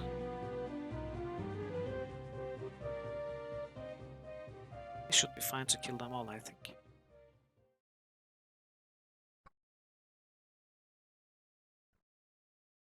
Yep. Okay, good. Any poisons? No. Okay. So this went pretty smoothly.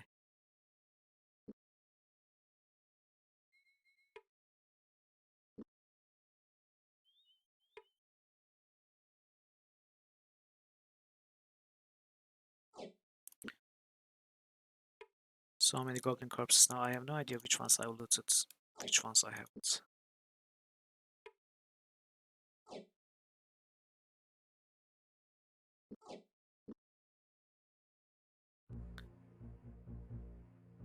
A boy hurried from the house. Dressed in a squire's colors, he made haste as he closed the distance between them, his expression revealing he was more than a little happy to see them. Huffing out heavy breaths, he waved to them.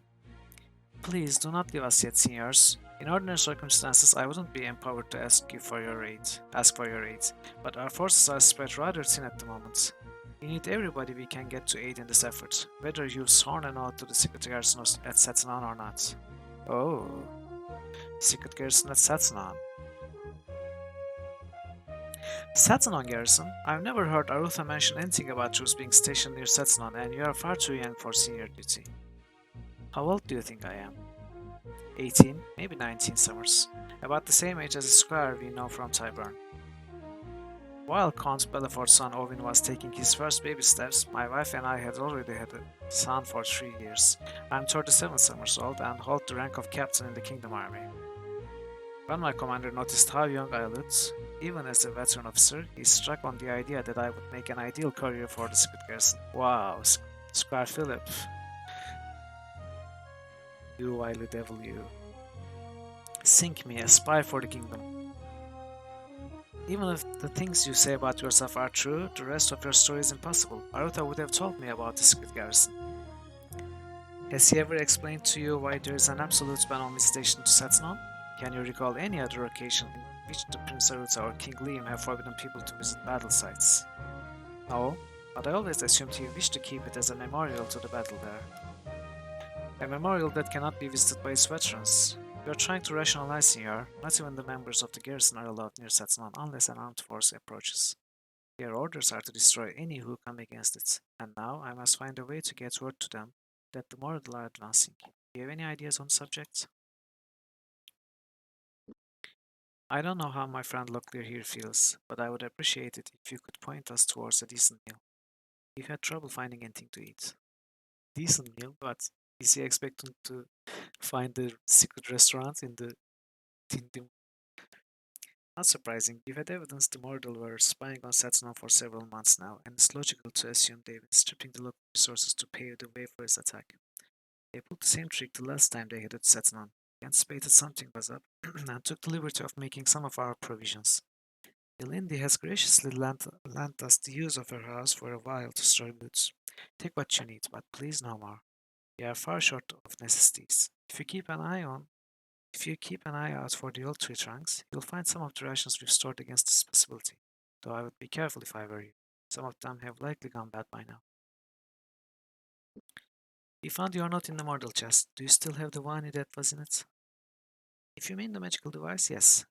Though neither I nor Willem have been able to find out what it's used for. We were hoping it could be used against the mortal somehow. Pah, not a sticking which could figure how. This Suranian probably one of those infernal greater path objects. Pompous little buggers made up a whole new magic just to make my liver itch. Though she might have said it differently, I believe Vilindi would agree. She's still studying it intensely. I'll fetch it before you leave. We have to get back to our mission. Will you be able to hold things together here? Unless another band of goblins come around, I should be alright. I need to stay here and keep an eye on the supplies, but you'll be welcome if you need to come back. That's appreciated. Farewell, Squire. Wow, so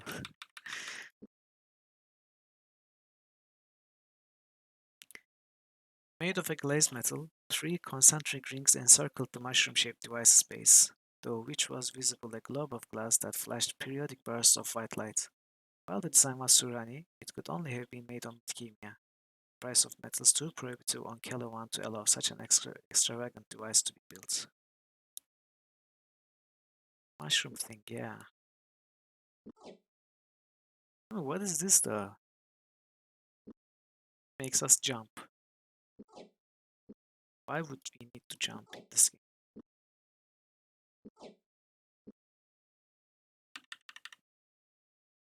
I guess we go to the machine and break it now.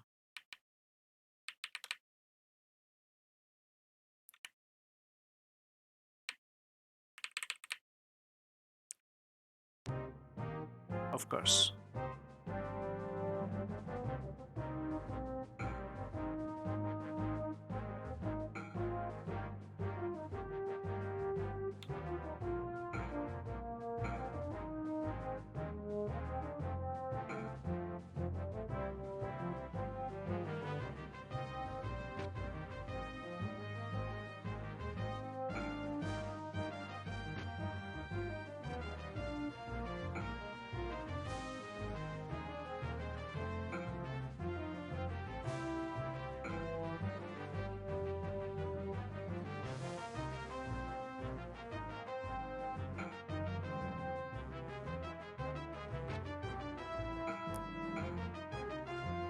Wow.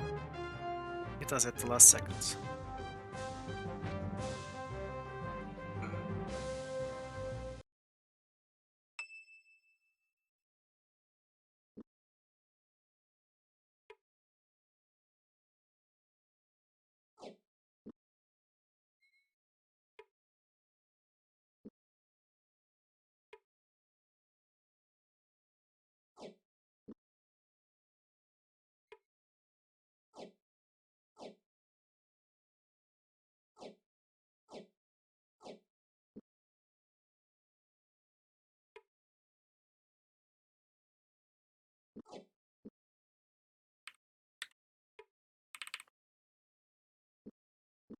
Looks like we are getting to the end of the chapter.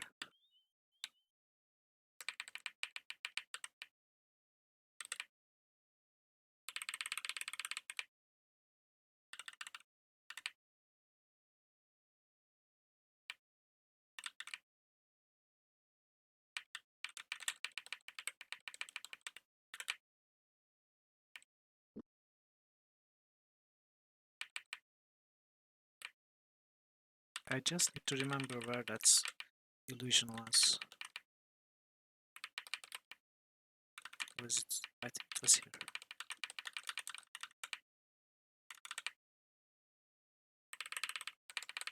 Yeah, okay. see what awaits us.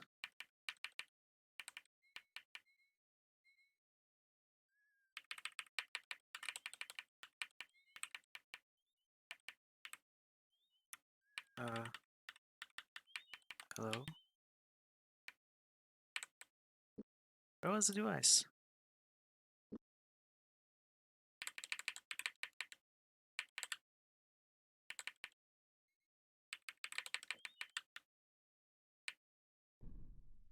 Okay, I'm a little confused.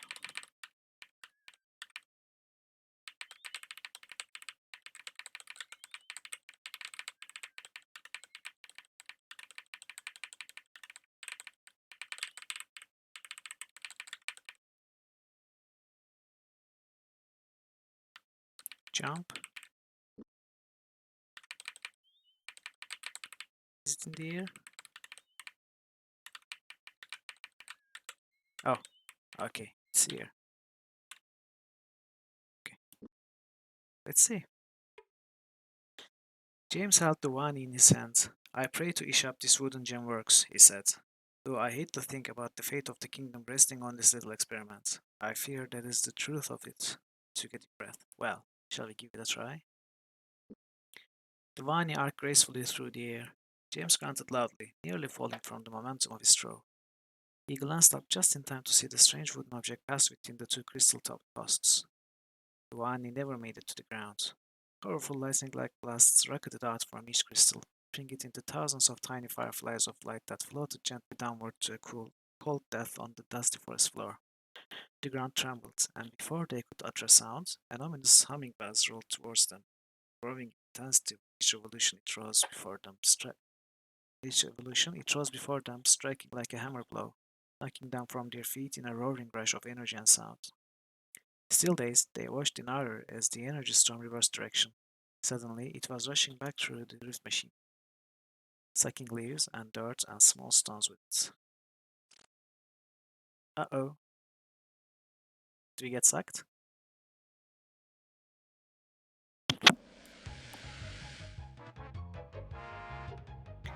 An angry scream of air raked at James and Locklear like the claw of an invisible beast, tugging at them as if to stuff them whole into the insatiable black maw of the collapsing drift machine. Desperately, they called out to Patras to grab onto something, but for him it was too late.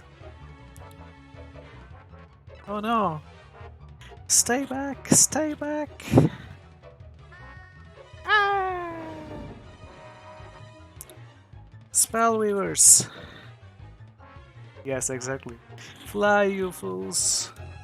Ah! Of lands afar. Okay, that was the chapter done.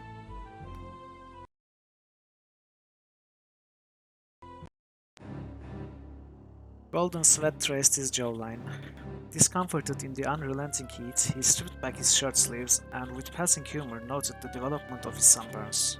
Within a month, he doubted even his closest of kin would recognize him. His one-light pale skin tinged a light almond color, and his brownish hair streaked with golden highlights. All things considered, he felt very differently about himself now. He felt more aware that there were bigger problems in the world than his own. Still, it was difficult not to dwell on his sudden disability. Owen contemplated resuming the meditations that had occupied him the length of the morning, but decided that in the space of 4 hours he had learned nothing he hadn't already used intuitively. For some reason, his magical abilities were useless in this alien environment, and the prospect frightened him nearly beyond reason. Add a week beneath this strange sun, and I shall see him pale next to you, Gorad shouted as he hiked back up the path, dark strands of his hair dancing in a hot breeze. This magician Puck must walk without leaving footprints. You can find no evidence of him. How progress your meditations? Owen shrugged. No luck. I've tried everything from lesser path cantrips to greater path incantations. Nothing works. It's almost as if there were no mana here. Hiking his brows inquisitively, Gorhat motioned for the boy to continue. Most people misunderstand the way that magic works, Owen explained. As a magician, I don't have power within me. All I know are a series of words and actions that help me gather the power or mana from the natural world. If, however, there is no mana for me to collect, then all of my magical training is futile. I'm powerless. The same be true of Pug? Owen nodded. Would be as helpless as I am. Worse, perhaps. Wow, Owen with the show off. First, perhaps. If I were accustomed to having the kind of command that he has and suddenly lost it, he could be in very dire danger, Gorat said, finishing the thought. Leaning over, he fetched Owen's staff from where it lay discarded in the sand. I think that makes our journey all the more urgent.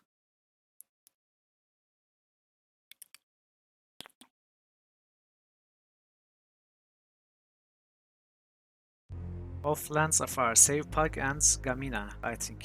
If I could read correctly in the 0.1 second it showed me the quest objective. So let's save chapter 8. Wow, I expected chapter 7 to be short, but not that short.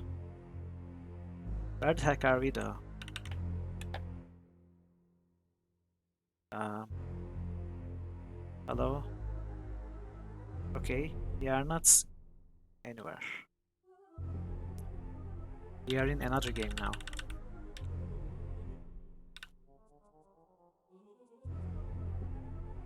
Interesting. Right, now we are going to finally try test out the sword. Guard the Revanche. Avenge. The cheat mod sword. See you soon, Dragon Part.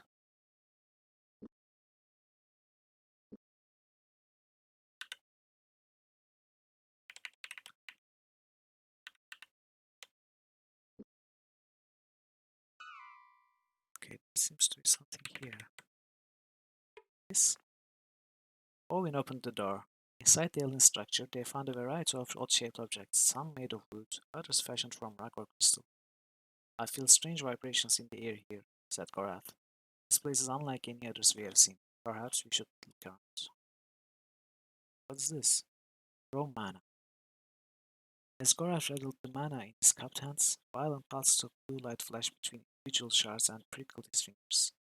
Though he had never encountered it in this form, he sensed the crystals were magical, perhaps mana, the very essence of magic. It would still need to be converted to a form they could use. Okay, this is interesting. Thomas, as Catala no doubt summoned you, I imagine you have heard most of the pertinent details leading up to the time of my departure from here. I will give you the details of my circumstances once we meet, but I think it's more pressing you know certain facts. Do not depend on magic. It does not function here in any way I comprehend, and I have concluded something has become of the mana. Its absence may, in some way, relate to a second factor I have discovered about this planet. I don't know to what extent your inherited senses have already told you this, but there appears to be evidence this world was visited by your Valheru benefactors. Violent race exists here greatly similar to the Pantathians. Similar enough, I think, they surely must have been stranded here by Alma Lotka during the time of the Valheru race across the cosmos. You surely could judge better than I. Kamina is still missing, as yet, and I have made a sweep of the entire island. I'm going to head to the northern tip of the island to a ruin I spotted there earlier. Perhaps I will find answers there. Flag of Starduck. Okay, northern tip of the island to a ruin. Yeah, I think we can get rid of this shell. We have so much.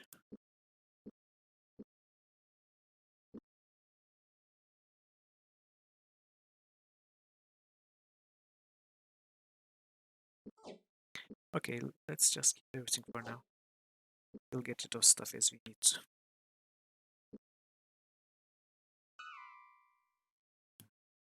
Okay, we're supposed to go north, I know, but...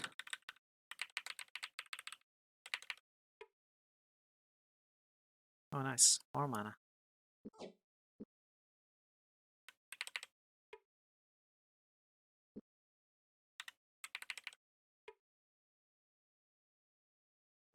So we probably need to use these up to cast spells. Uh-oh.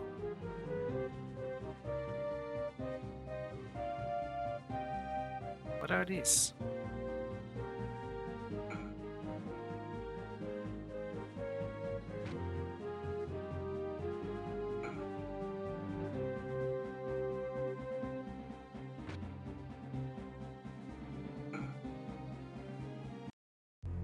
They're pretty tough, actually. High health points. Nethermander. Nethermander. I have no idea what that means. Okay then, let's go north.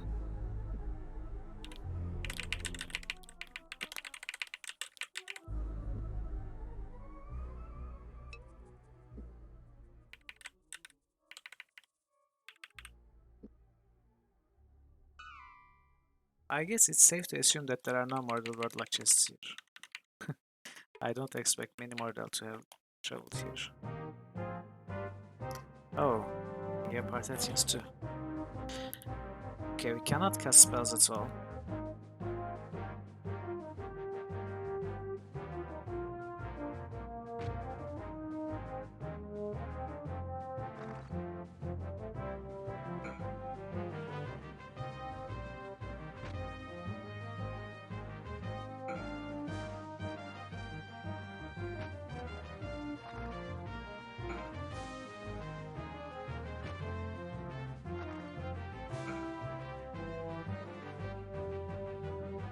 Oops, that was a bad misclick.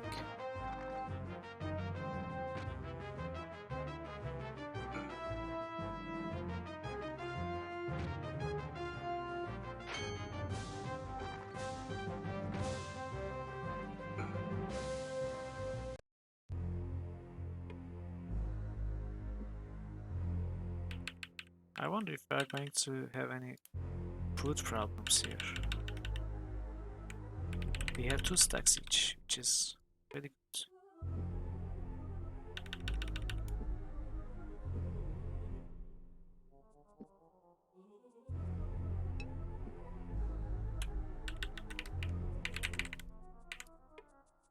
Owen nudged open the strange door.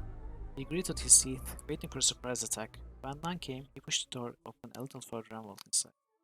He was stunned to find each wall completely covered in indecipherable symbols and markings. His attention was also drawn to a dark-colored box in the far corner of the room.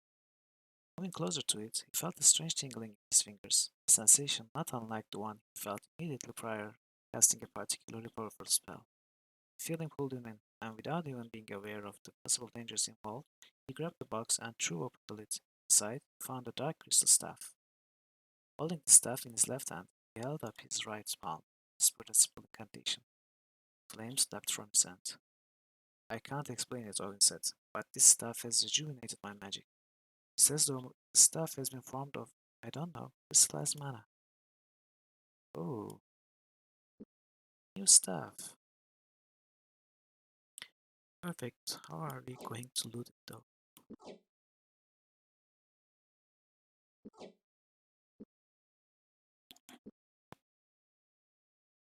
Right.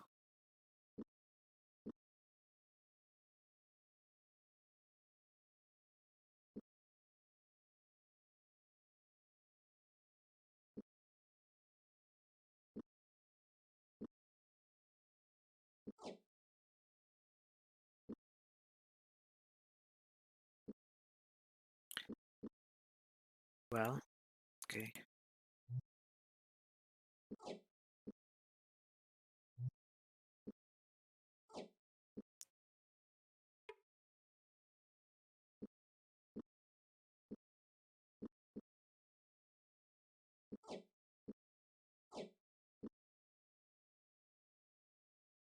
Condition 11%. Touching the mana to the crystal staff, a faint glow suffused the length of the stick. Oh, so this is how it works. But that's neat.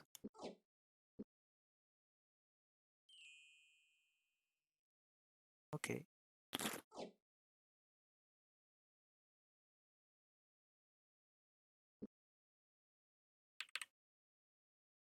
What's this?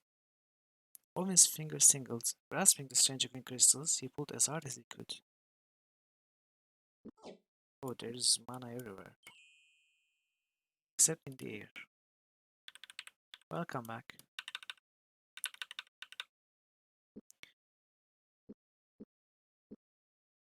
Yeah, yeah. I found the stuff and found out that it's repaired by using the raw mana find. I suppose, I mean, I'm guessing if we cast the, say, Evil Seek for 30 health and stamina, is it going to use 30% condition too?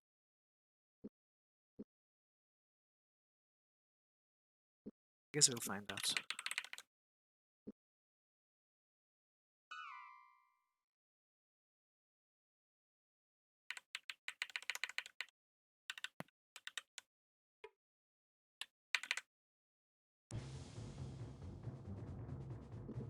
Let's find out.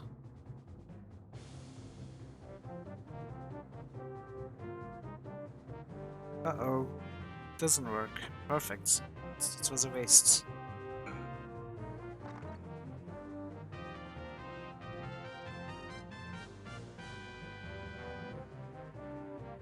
Well, good to know.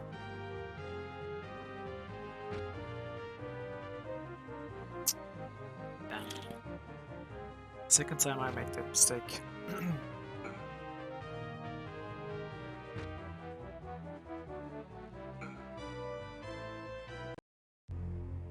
Let's see.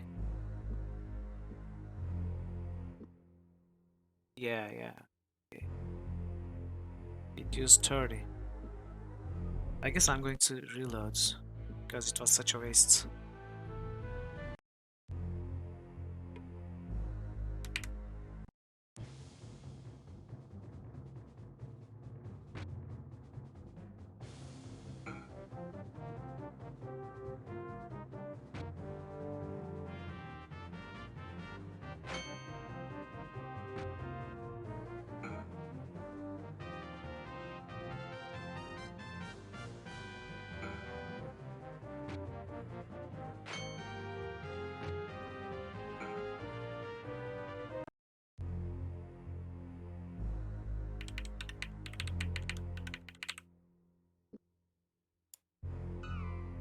Okay, something here, huh? Oh. Uh, I think it's this one. Empty.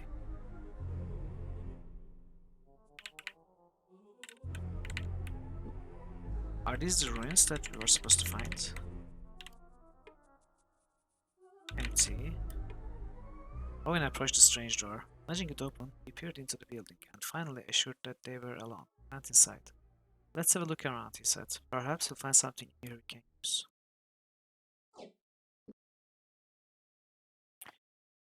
Owen unfolded the strange notes.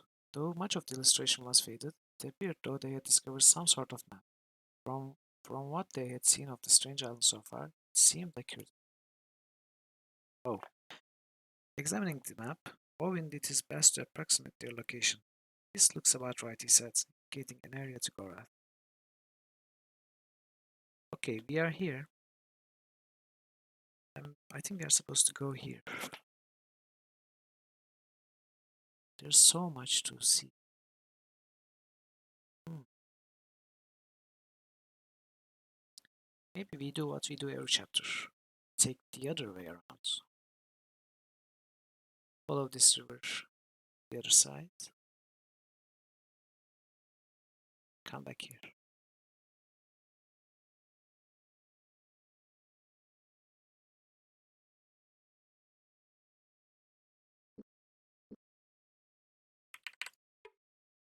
Owen opened the door. Inside the alien structure, they found a variety of okay, this is the same text we saw before.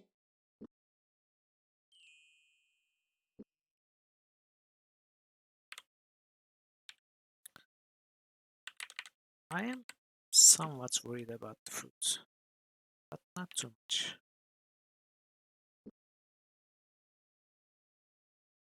So I'm not so sure if I want to explore the whole map, but I think we should. Oh.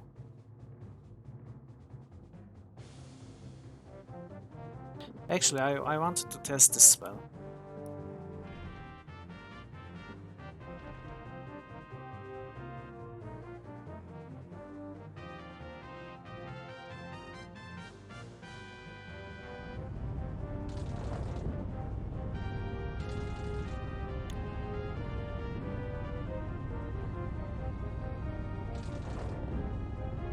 Wow.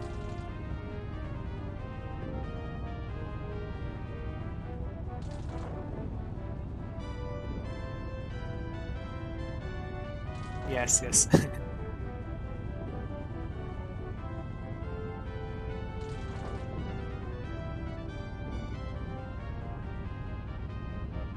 Is the target randomly chosen? Because I thought Owen would be hit too.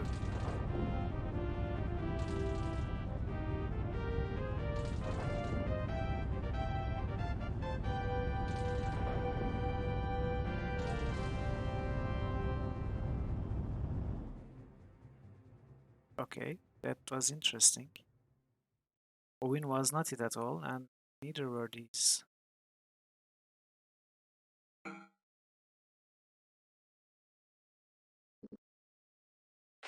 Interesting. That's not how I imagined the spell would work.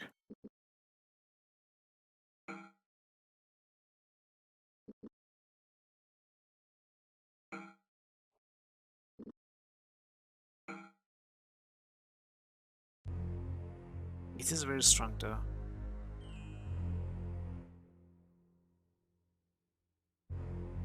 I don't think it does, actually.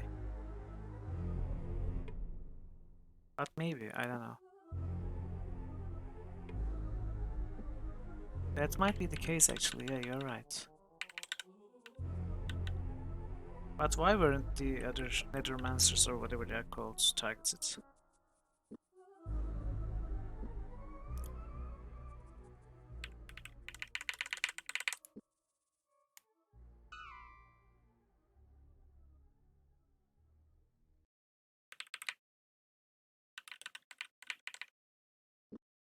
Indeed, it says might kill caster.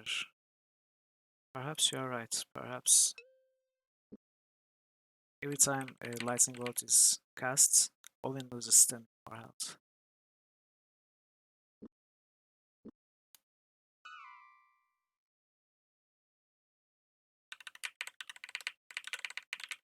But Olin is so strong. He has so much health and stamina, I think he can safely finish any fight. That spell. Do you look at these? You looked at that one for sure.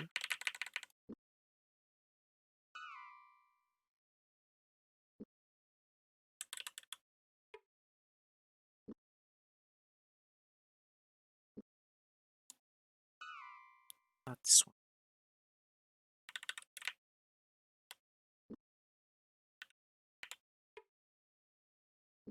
Or maybe, actually. Owen gasped. Clutching the knotted muscles of his gut, he looked despairingly at Gorath, who appeared to be in the same condition. Some kind of magical perimeter. Someone wishes to keep us from moving ahead. Keep us. It should be keep us, right? Keep us from moving ahead in this direction. I feel there's a cow led by a drover. Turn this way and that. I know what you mean, Gorath. There's always the option of pushing ahead. Other than the pain, there doesn't appear to be anything keeping us from heading in this direction. But then again, it may only be a warning of things to come. The choice is yours, Owen. We may proceed south or we turn back. Either way, I care not. Interesting. So it's not a hard wall.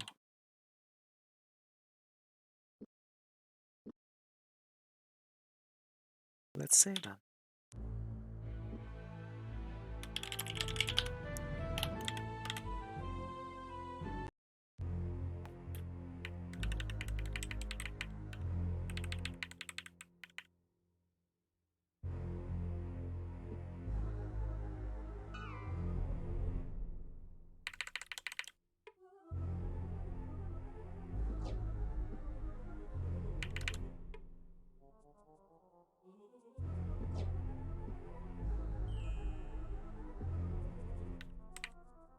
It looks like this raw mana is plentiful.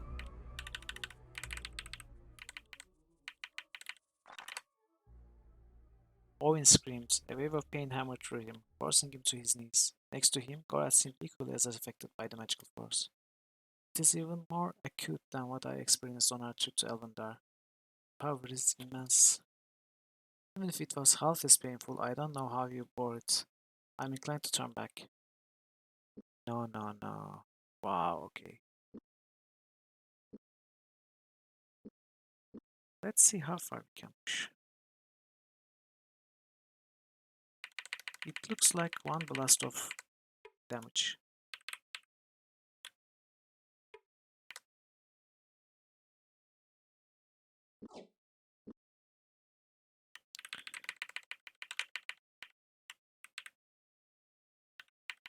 But not like we take damage or any other negative effects every step we take.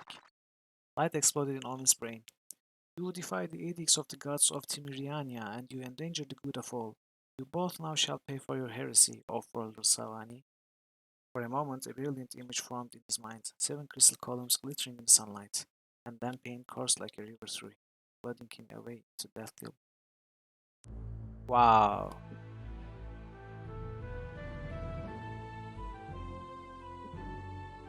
That was a beautiful death. So we defied the will of the gods or something. We were overconfident in our strengths. Interesting.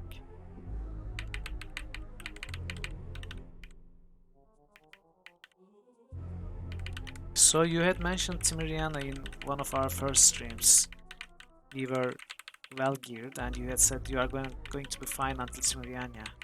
And I had no idea where that was then. I suppose it's here.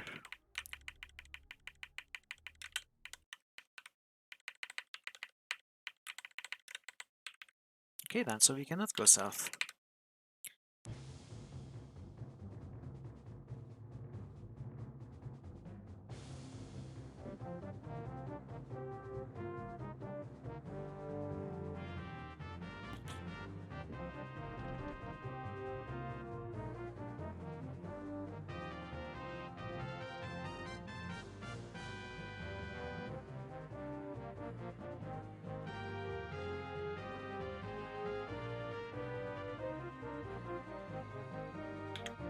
What do I want to do with Owen?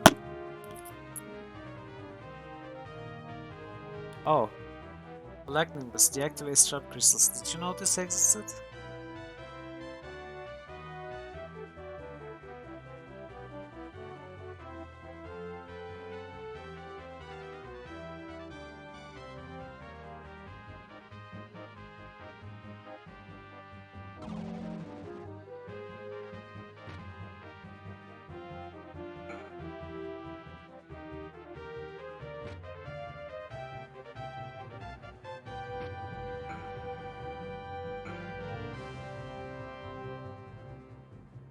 I thought these were casters.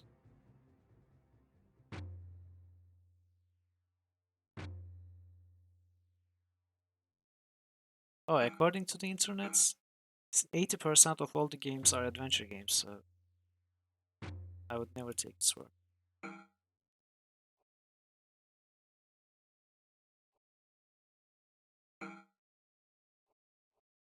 Especially if you look at Steam tags, it would say FIFA or NBA are role-playing games where you play the role of a sportsman or something.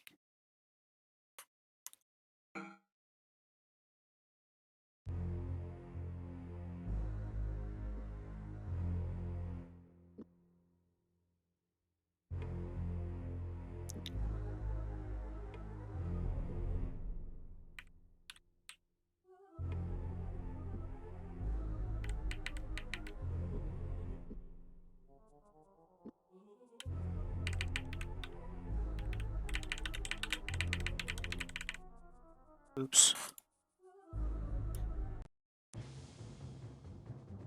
Crap.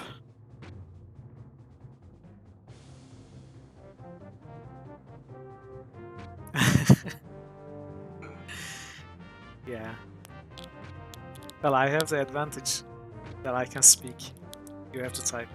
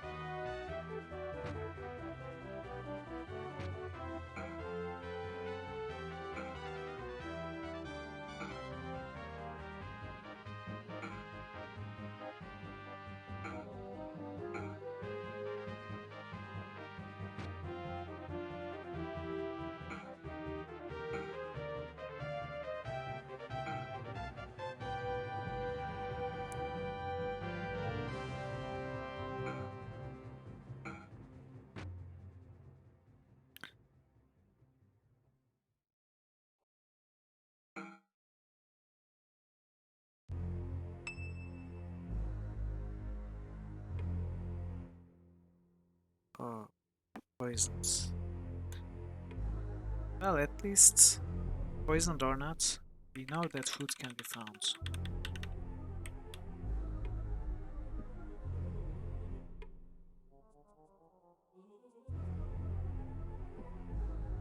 Actually, does this sword take damage at all? It's always at 100% condition, no matter how much I use it. And also, I was curious to see if you can use the antidote on the poisoned foods. Have you ever tried it?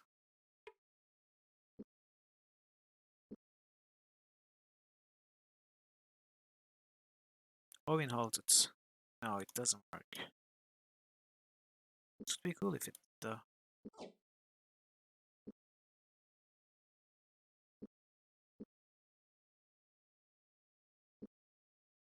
Okay, where am I now?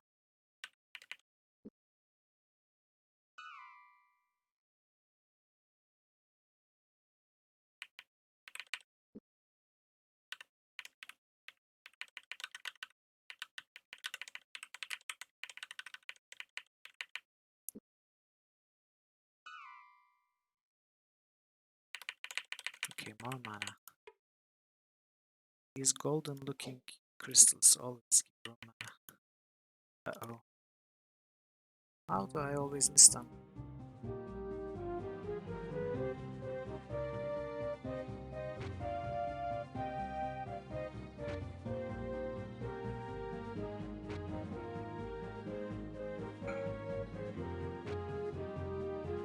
These are very annoying enemies. They have a slow animation attack. It takes ages for them to fling their stones, and it deals 1 damage. They have high defense. They just take time.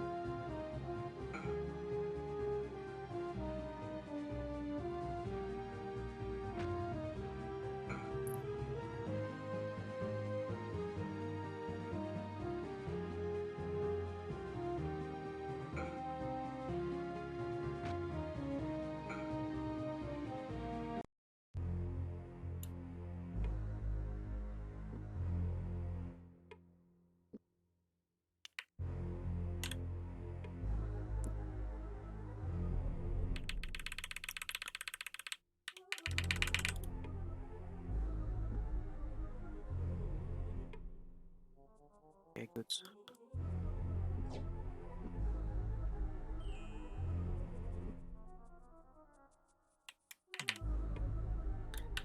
Empty.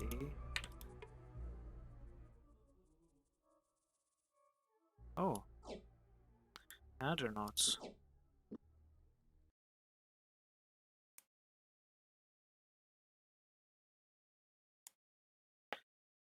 Thomas, while I discovered no evidence of Gaminite ruin, I have learned the mana on this planet has undergone metamorphic concretion, or in simpler terms, transformed into crystal. As there is no natural phenomenon that can account for this, I can only assume the change was engineered by an agency of the most supreme order.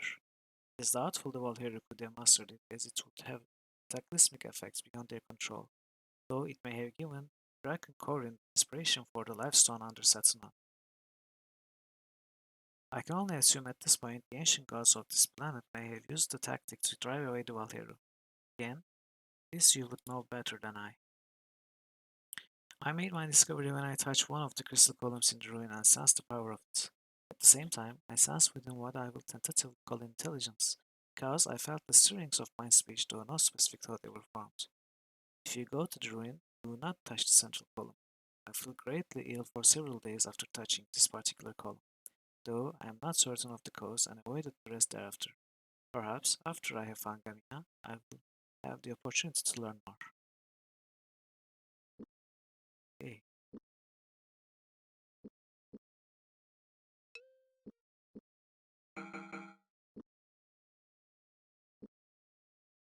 okay.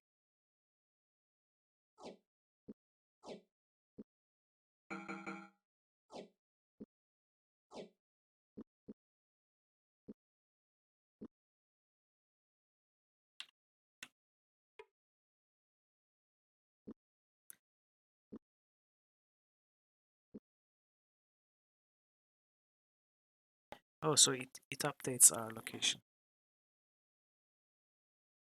Okay, that's good.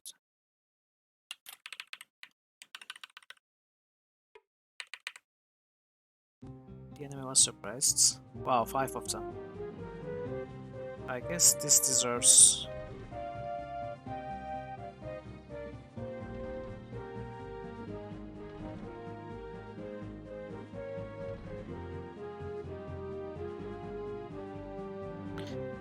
Oh yes, cost is 3 per strike. And I was pointing to my screen with my hand as if you could see it. Cost is 3 per strikes. It's not much. Should be 15 strikes or so for them to die.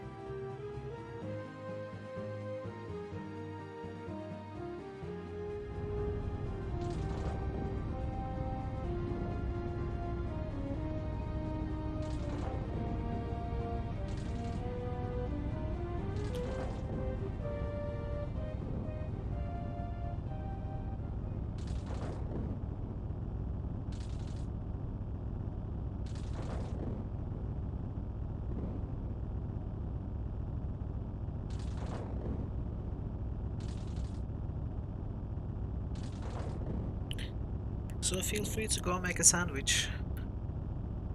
Or if you have any cleaning left to do, finish it. This should take about 45 minutes or so.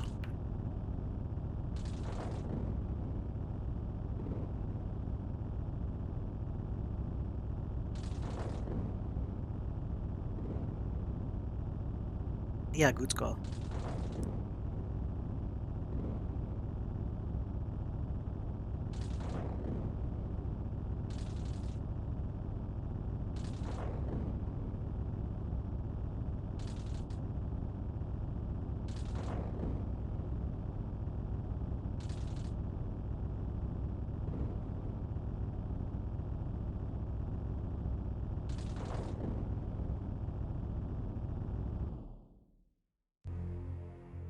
Phew, that took a while.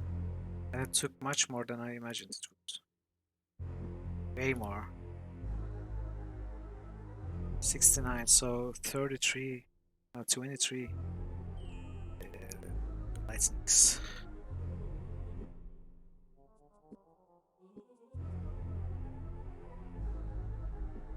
What's our healing stats? We have 3 stacks. None 3 stacks. Let's heal up.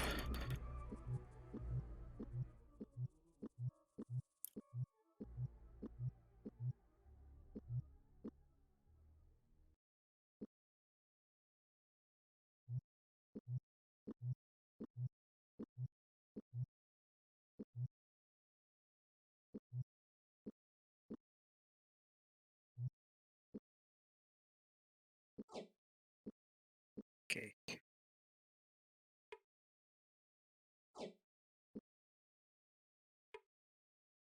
So the game told us not to touch the central column once we reach north.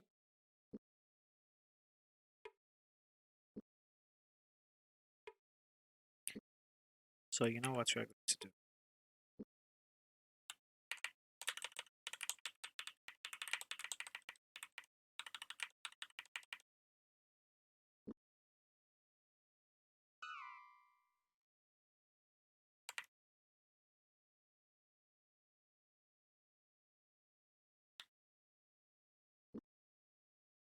Let's send some daylight first. So Puck says he touched the central column and felt it, but didn't touch any other columns after that. Energy blasted from the column. Dazed, Olin picked himself up from where he had fallen in the sand, reaching for a hand up from Gorath. There was this presence that was in the column. When I touched it, I felt as if I would kill every single Panathiad the face of this world, as if I could have strangled them all barehanded. And then the feeling was gone. It is strange you should mention it, but I am feeling sudden fears myself. But what are these Panathian? Gorat replied. It's an unfamiliar term. Snake men that we run into. I'm not sure why I know that, but I know that is what they are called on this world. party's strength level has increased. Wow. So Pug told us not to touch it.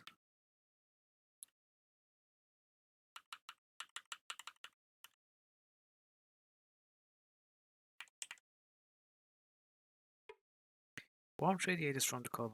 At first, Owen assumed that the crystal was radiating heat reflected from the alien sun.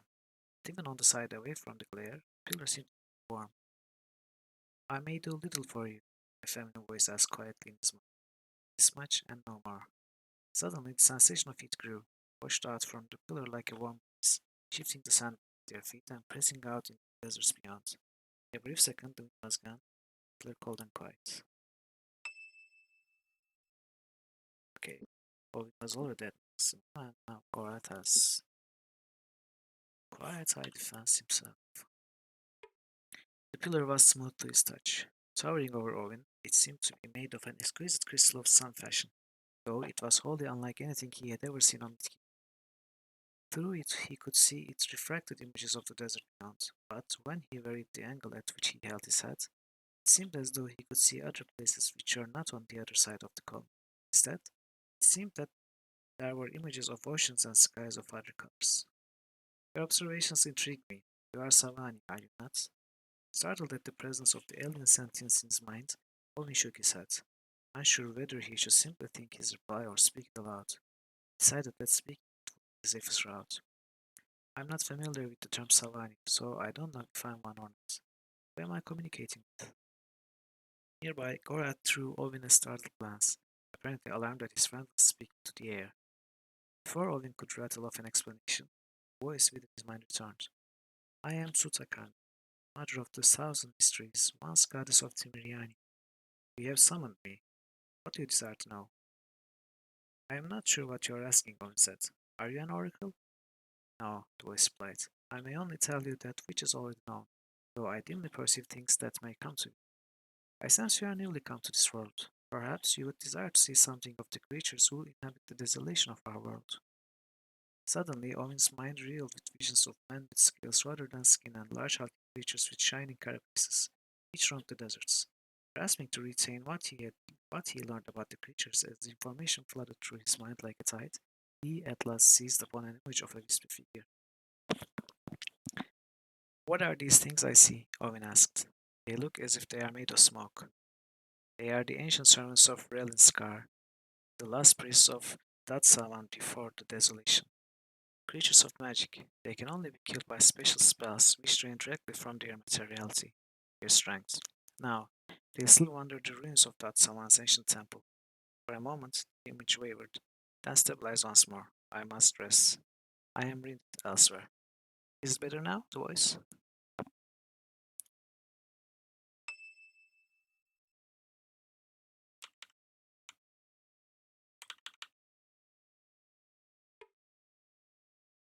Owen hesitated. Shimmering in the hellish alien heat. Beats better, but not much better. Shimmering in the hellish alien heat, it seemed probable that the sun-warmed crystal would blister him if he touched it. But he was curious what material the glass-like pillar had been made of. Privately, he wondered if the serpent people they had encountered in the desert plains had been responsible for the enigmatic monoliths. But somehow, the idea seemed wrong to him. No, the pillars of Karzin were not crafted by the Panathian, the voice whispered in his mind. We made ourselves. Horrified by the sudden, uninvited intrusion of the alien presence within his mind, Owen drew back from the column, but the intruder remained. These seven were the gods of Timiriana, Savani.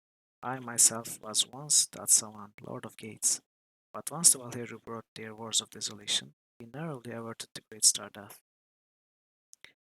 I don't know what any of the things you are saying, Owen replied. I have heard a very little bit about the elven old ones called the Valheru, but beyond that, it is unimportant, Savani, the voice said. What we were is lost beyond regaining, but there is time yet to save your people from the same fate. Our world? Owen asked. The Valheru have been dead on my world for time beyond reckoning. They can't pose any threat to us. A feeling of disinterest washed through him as the god brushed aside the question. Why you know as Pug of Stardark will tell you more when the time comes. for you and the Wanderer to make your choices. For now, you must bring to this place the cup of brilliant Skinner. This is like Lynyrd Skynyrd's only verse. Cup of brilliant Skinner. Do this and we will free Pike from his captivity. Suddenly suspicious about the nature of the entity which spoke to him, he worded his reply carefully. If you are a god, why do you need me to fetch a cup for you? And why should I trust a bodiless someone who claims to have imprisoned the one we look for? You are wise to question, Tullis replied, but it is mine alone to know this truth. You may do as I ask and bring me the cup of Rilnsker, or you may perish in the desolation of Timiriani. The choice is yours. I warn you, however, it would be an unwise decision to utilize his powers. Hug already has learned this lesson. Okay. There was something odd about the call. Knowing his hand, Owen struggled to find words for what he was feeling.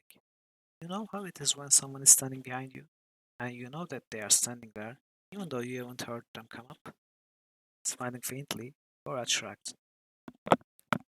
It is a sensation I have heard of, but I am afraid that is an experience almost unknown with my kin. Reaching up, he tugged one of his ears. There is little that escapes our hearing. Oh. Looking down at the ground, Owen suddenly flashed, realizing how little he truly knew about Gorath or his people. One day, he would make a point of getting to know him better. Well, I don't know how to explain what I felt in the pillar except that it felt alive, like there was a presence within it, if only I knew how to reach it. So we need the cup? Maybe. The crystal was cold. Unnerved by the unnatural chill of the object in the blistering desert heat, Owen moved away from it, aware that he suddenly felt very ill, noticing that Gorath looked likewise as distraught. Let's not toy with that artifact again, Gorath scolded. I have a very bad feeling about that pillar. Okay. What just happened then? Did we take some damage? Is that what happened? I guess we clicked on all of them.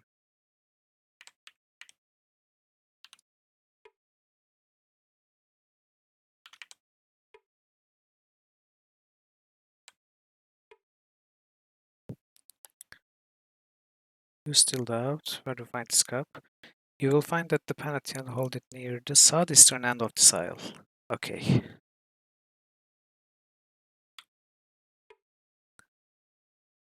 Southeastern end of the isle is the spot we couldn't. No, that was southwest. Okay, now we go southeast. Okay. Okay then, let's go southeast. Wait. Wait, I confused myself. Are we supposed to go southeast or southwest?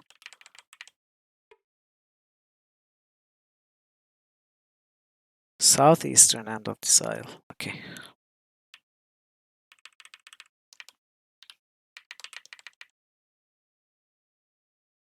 Actually, let's make a proper save.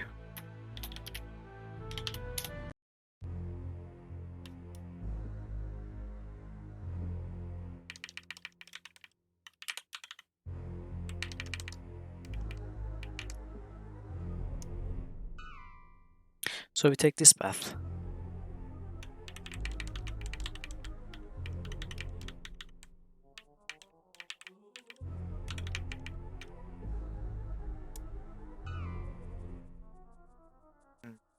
Okay.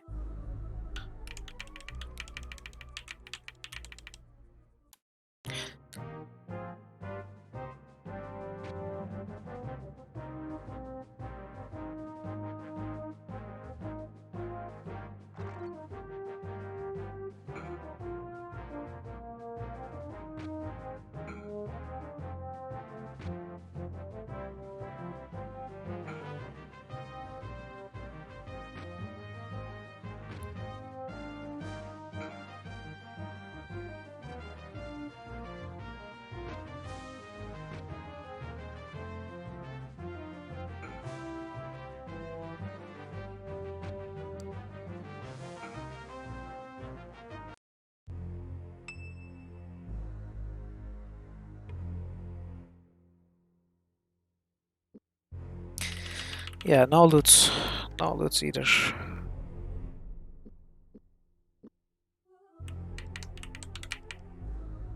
These fights don't feel like fun fights.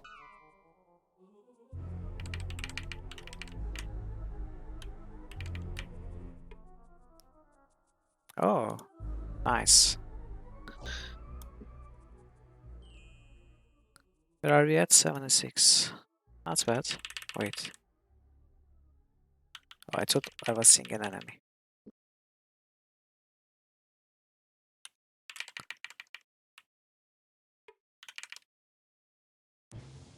Okay, surprise.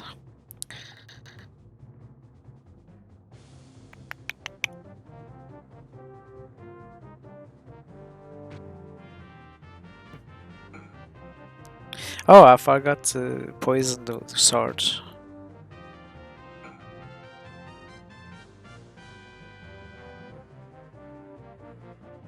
Supplies? Where?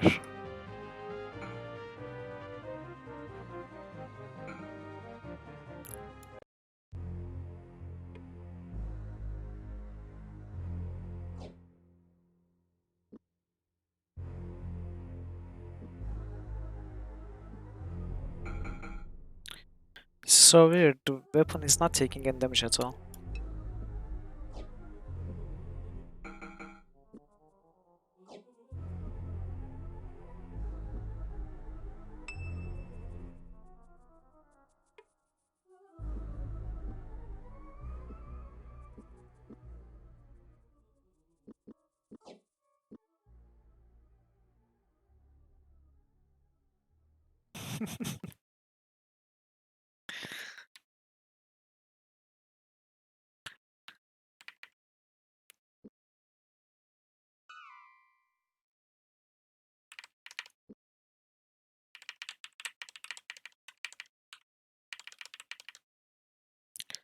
Owen yelped. Rubbing his nose, he stared in confusion at the scene before them. Some invisible force was preventing them from moving forward. Seems to be running some kind of magical barrier here. Whoever or whatever is inside apparently doesn't want us coming in. How can this be possible if one may not perform magic in this place? You haven't been paying attention to what I said. It's not impossible, just very difficult. Whoever has constructed this magical barrier has access to a huge amount of mana. Perhaps Pug is somehow responsible for this. Actually, this must be where that someone has been imprisoned. Pug must be inside here. The voice you heard within the pillars? Yes, well, at least we will know where to come and get him once we retrieve this cup that he wants. Let's get back to searching. Well, okay. This means we cannot go southeast.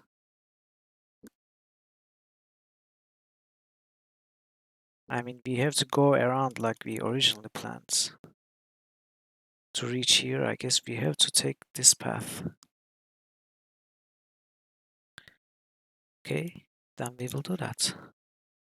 I guess now those gods will let us pass. Can we go here? Oh, wait. We can go around that house or whatever that red building looking thing is.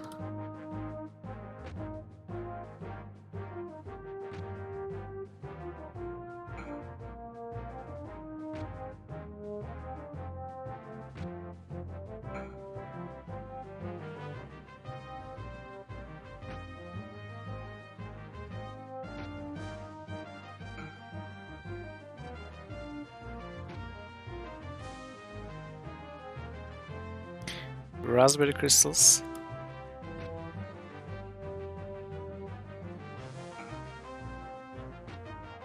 You wish.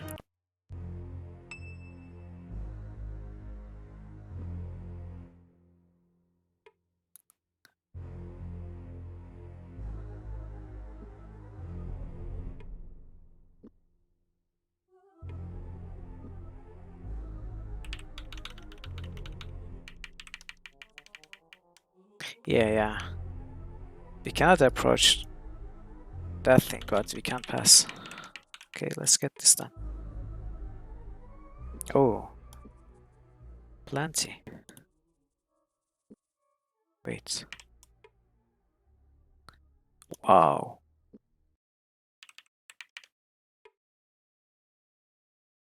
So 90 from the 3. We have plenty to spare now.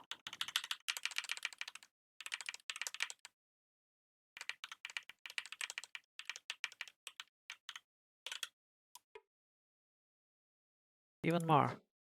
Okay, this is going to quickly become a problem, I think, for me.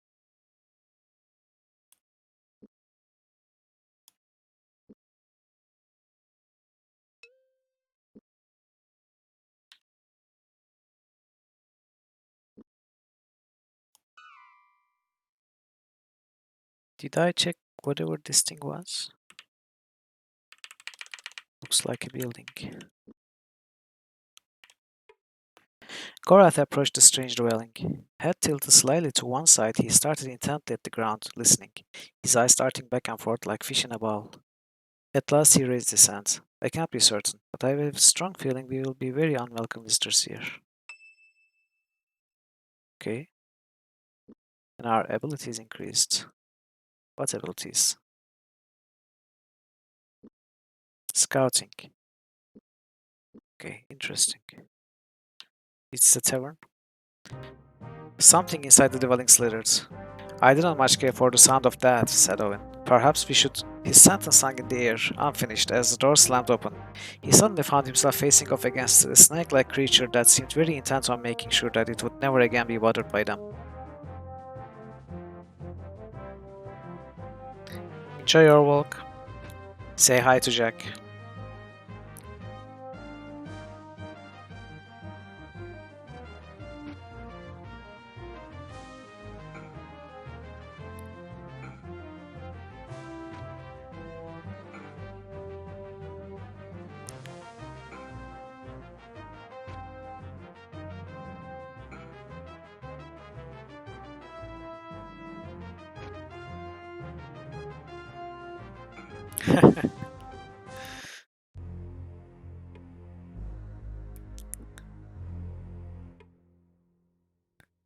Wow. Zero use whetstone. Amazing. This was totally worth it. Oh, actually, joking aside, the rations is nice.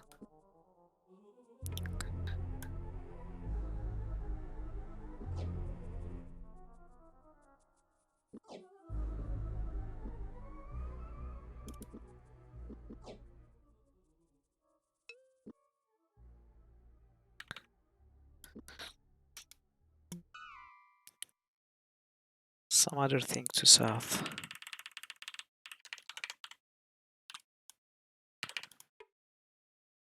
Owen opened the door. Okay, this is generic text. Oh, another note. Okay. Thomas. Wait, this is the old one. This is another old one.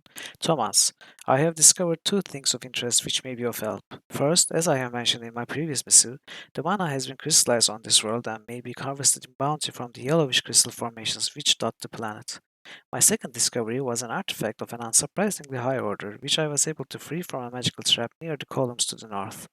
I suspect, by various elements of its design, that it is meant to enhance certain telepathic abilities, and will attempt this evening to see if it might be utilized in reaching Gamina's mind. Or later.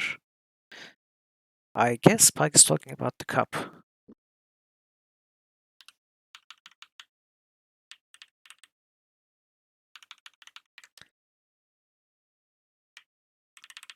Oh. We found the Snake Man village. Maybe we are going to find a tavern and play this Kingdom Mine.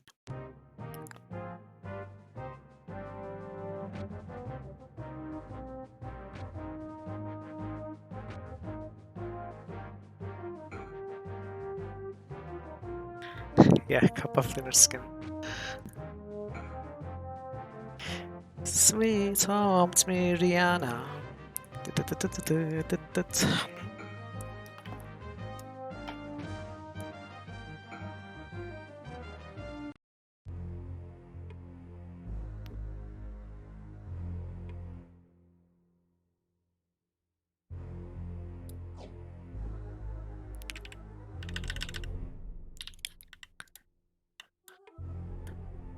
Okay. I don't think we'll find anything interesting here. Yeah, nothing. Wait. Which one of these did we not click on? This one. Okay, food. I'll never say no to food.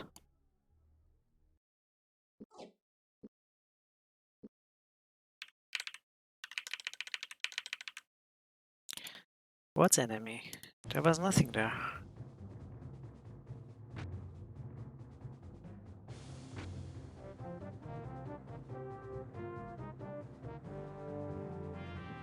Okay. You asked for this.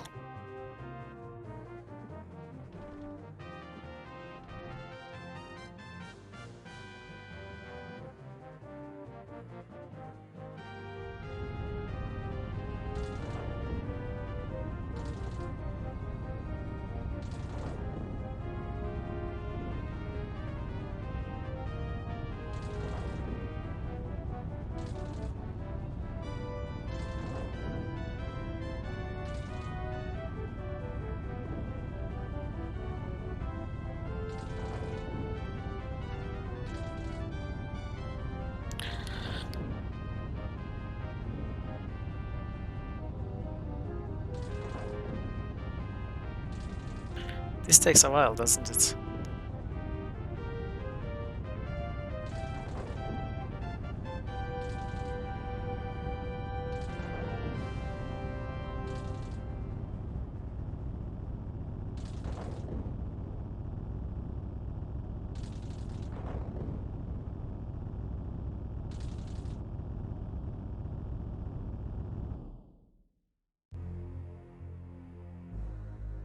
We won!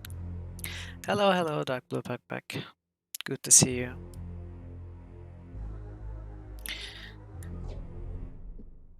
Uh, yes and no. We found the chests, but we were given the answer.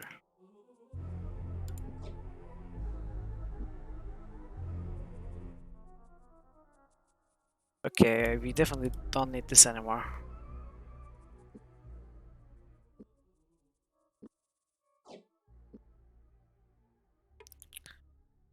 And I suspect we are at a point in this game that we won't find any more chests, sadly. Maybe in chapter 9 actually, I don't know what will be happening in chapter 9, but most definitely not in this chapter.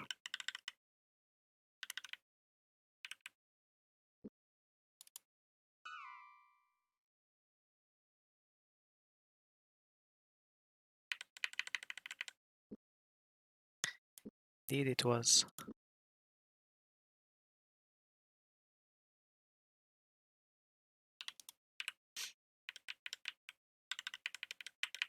I guess we are going to continue our Riddle Chest adventure when Call of Sarignar is released.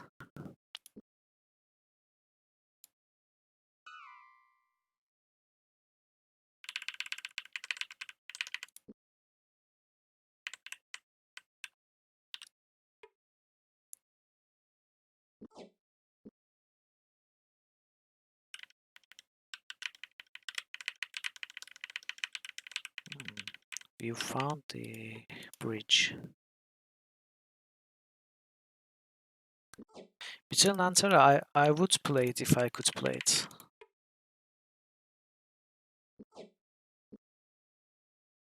I don't know if we can get it to work though.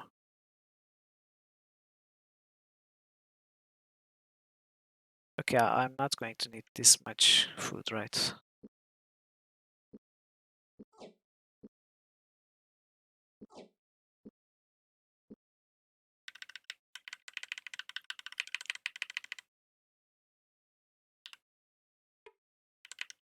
Yeah, actually, you should test it out.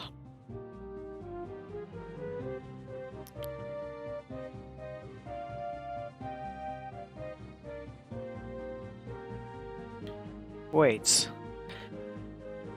How can I walk here, but not walk here and attack this one? That's weird.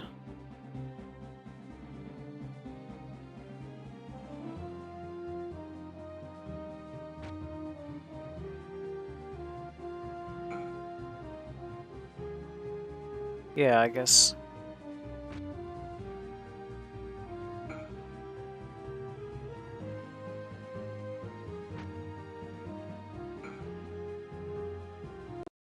Well, interesting fight. They did not do anything.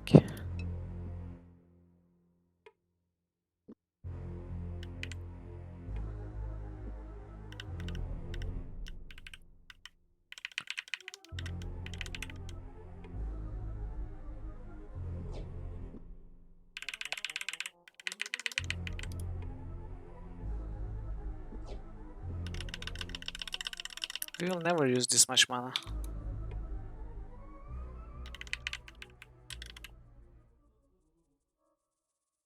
Wait. Oh. Now this actually looks like a village of sorts. Gorath approached the strange dwelling. Head tilted slightly to one side, he stared intently at the ground. Wait, this is... yeah. It's the same text, and there's gonna be a fight in there.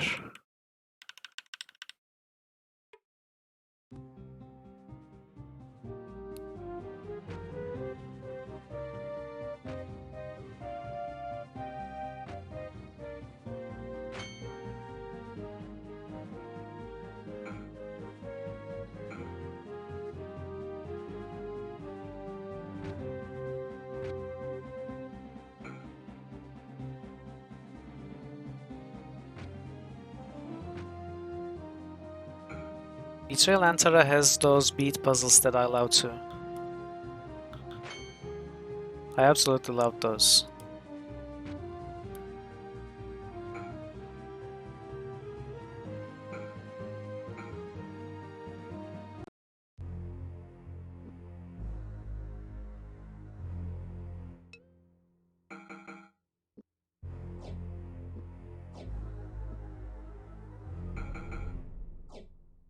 The only problem is that game is full of little bugs.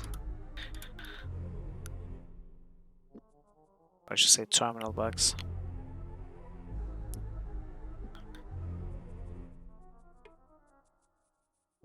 You know, I would have to make regular normal saves and it's so much back, so much work.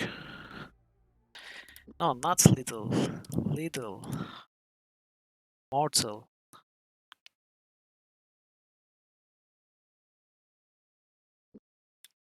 Yeah, yeah.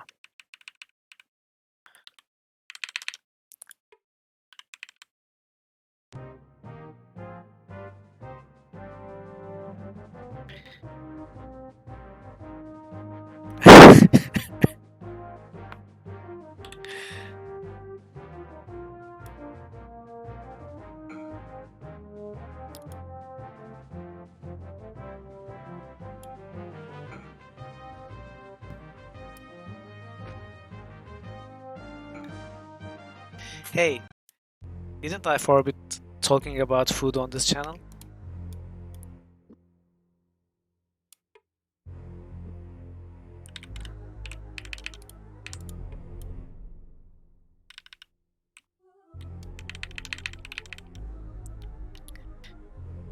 Where are we? Oof.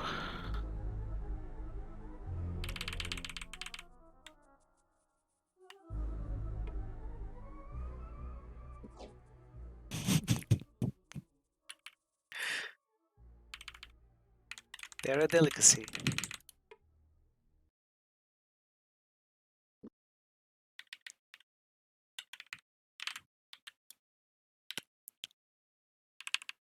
Okay, this place is confusing. I'll just continue.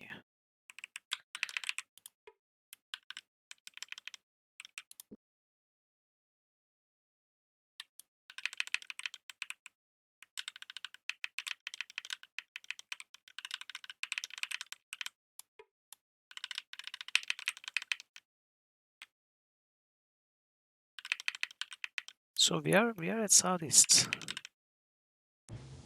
Ovin heard it. Ovin? Gorath heard it. How did I manage to misread Gorath as Ovin?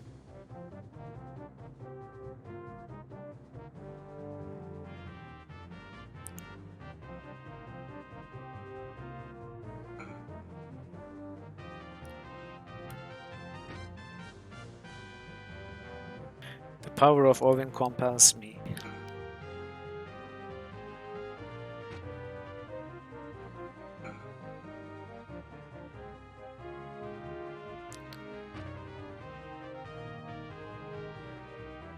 What are these guys doing?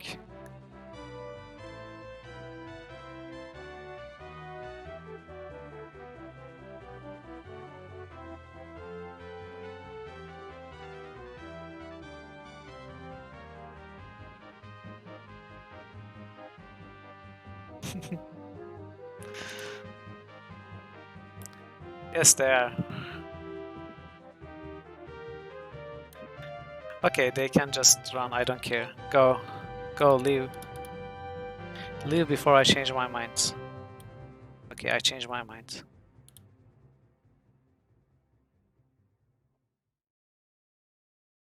Face to face with Jace.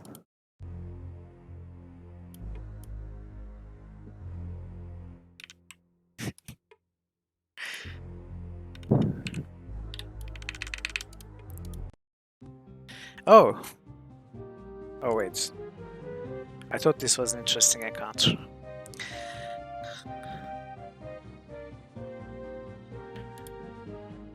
Yeah.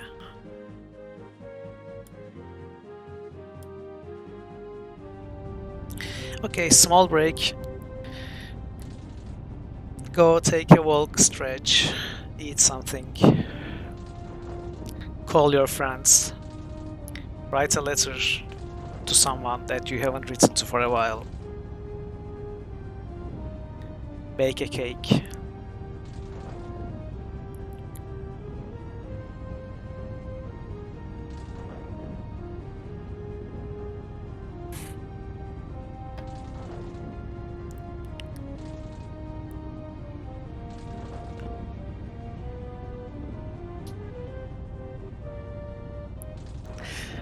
Okay, that was actually a nice pun.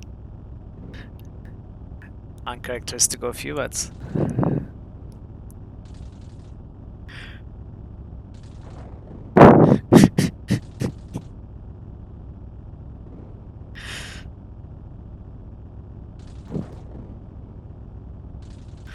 an all win-win situation.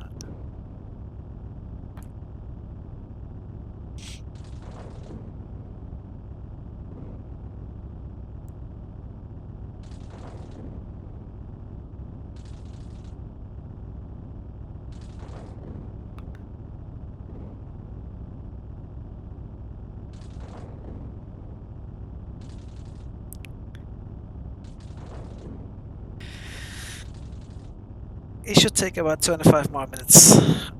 Not long left now.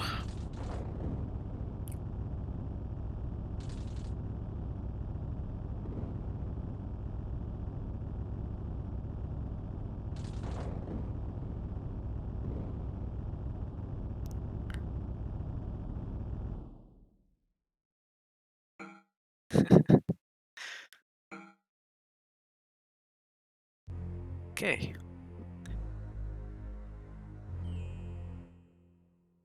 Oh, he used the full charge. Interesting.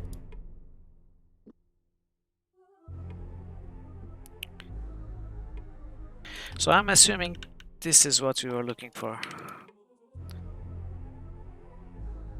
Yes.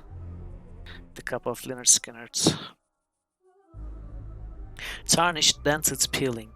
While age had left its mark on the ancient ceremonial cup, it had not diminished the majesties of the artisan's work. Four leprous serpents reared from the sides of the battered chalice, their eyes of ruby seething with mysterious intent.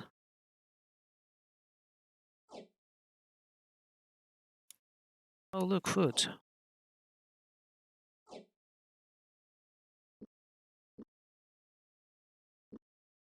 Let's rest up since we have some extra food here. Yeah, I caught that too.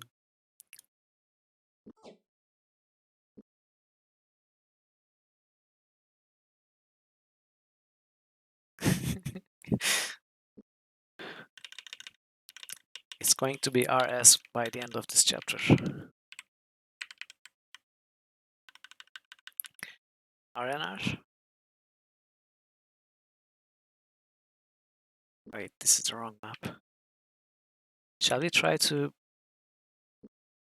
Where's our map?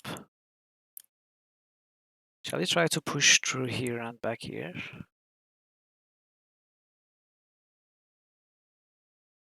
Let's just go back north.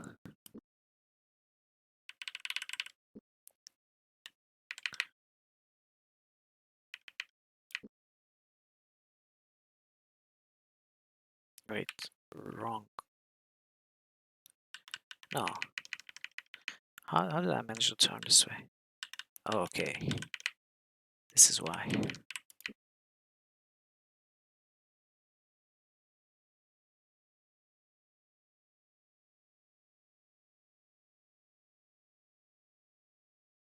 Yeah, okay.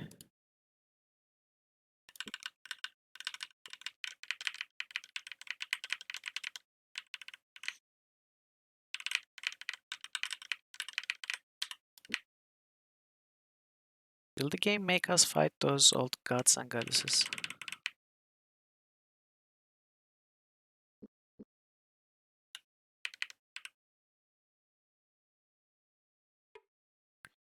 Owen touched Datsulan's column. Feeling the familiar presence stir within, he waited patiently for the entity to respond to his mental call. You have returned with the cup, the voice said calmly. That is well.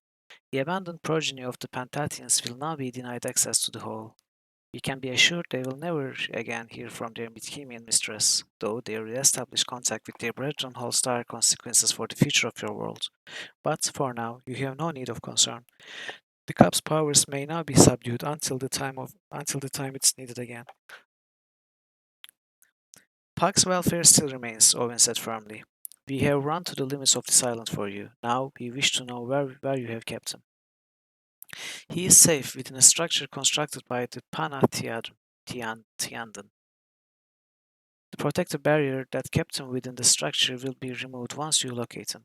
He misapprehended the scope of the cup's powers. When he awakened its powers to seek the mind of his lost daughter, it overwhelmed him and reduced him to little more than a helpless child. You imprisoned him so you could protect him, Owen guessed, to save his life? An amused quality lent itself to the god's mental reply, though Owen felt certain such feelings were beyond a god.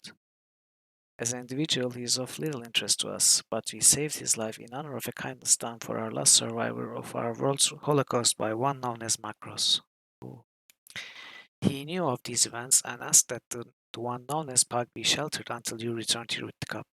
Already he has regained most of his identity and memory, but his abilities will yet be impaired by some months. You will also find that the way is open to a place that would have gained you your deaths if you had gone there. Yes, we did go there and we died. The ancient lands are once occupied by the Valheru during their wars here. There are artifacts there that may be of help to you in your battles. You may now leave, but take the cup with you. With it, you may teach Bug any of the spells you know. Ooh, we are going to teach Bug. You heard that? A few weeks ago, Owen was dreaming about taking lessons from Pug. Now he's going to teach Pug.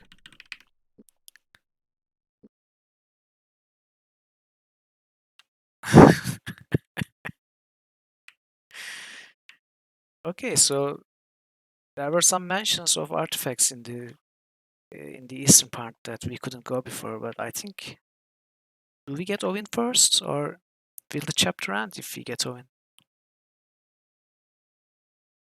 Well, let's save. Let's save and test. If the chapter ends, we'll reload.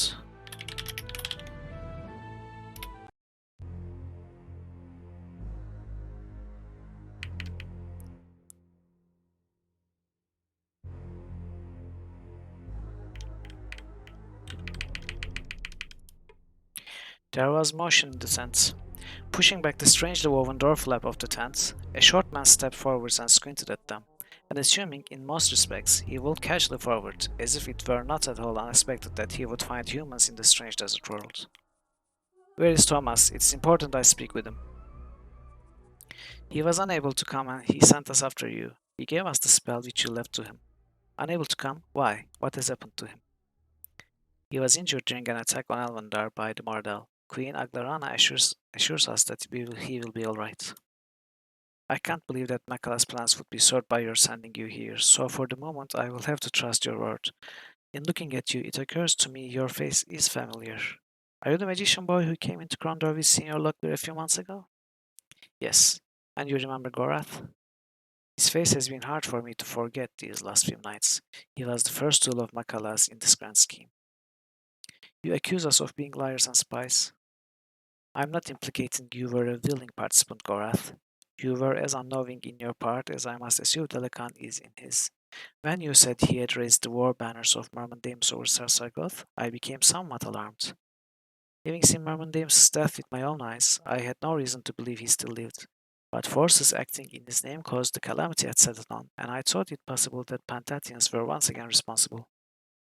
After some investigation, I found they were indeed interfering with affairs in the kingdom, but were acting through a band of magical thieves searching for various magical items, trinkets, in no way directly responsible for what was happening in the Northlands or posing immediate threat to Midkemia. With the issue resolved, I believed that Delacan was merely exploiting the reputation of his predecessor to gain power. So then what did Gorath tell you that was so important? It was only after Makala tricked me into coming here that the Gorath's testimony to Prince Aruta took on any significance. In passing, he had mentioned Delacan wearing a helm of black, shaped like a dragon. Myrmidons wore such a helm and had it with him when Prince Aruta cut him down. Whoever had given Delacan Myrmidons' helm had to have had been inside the caverns beneath Satanan. There are only 4 magicians I can think of who might have had the wiles to slip inside the first perimeter of defenses that have been placed there. One is Macros, but since he was instrumental in averting the catastrophe there, I cannot believe he would be responsible. Another is a magician whom Macros once told me of, named Nakor the Isalani. But again, I have reason to believe that Northlands would hold little interest for him. The only others who would be capable are Elkar and Makala, but Elkar has been quite busy with his students at Stardock. Leaving your only suspect as Makala. But why is he doing all of this? Why would he be pushing Delacan into a war with the kingdom? If he was ingenious enough to get within the caverns, he would still need considerable help achieving his final objective, a chamber containing an artifact of unbelievable destructive power about which he has been indefatigably interested. In indefatigably?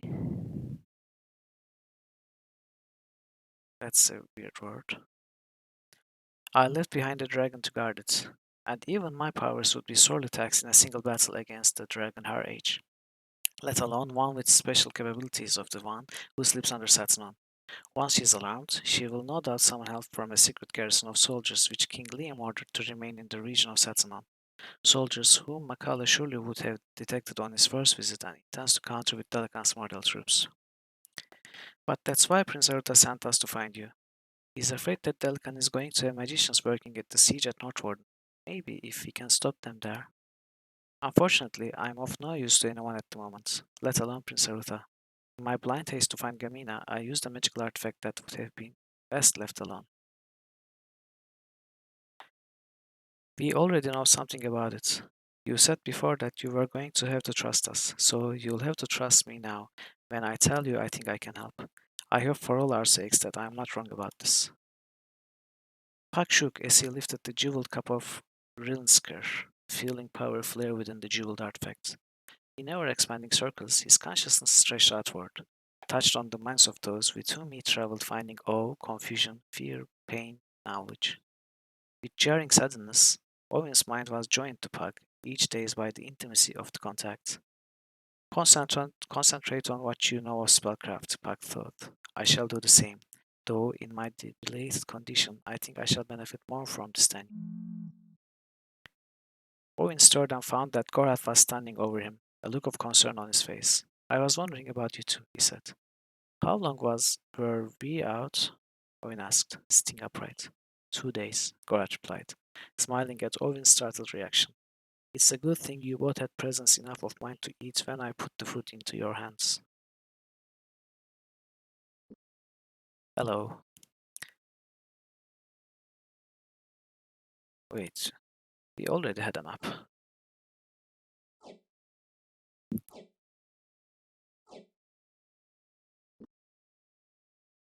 What is this? Stuff of macros. The staff's appearance was deceptive. On first glance, it appeared to have more in common with a simple walking stick than a staff of power, but its exceptional balance would make it a superior fighting stick. Whoever had made it had purposely concealed its magical properties, affecting player statistics. Oh, is it accuracy casting? If we gave it to Owen, yeah. Well, they both have hundreds.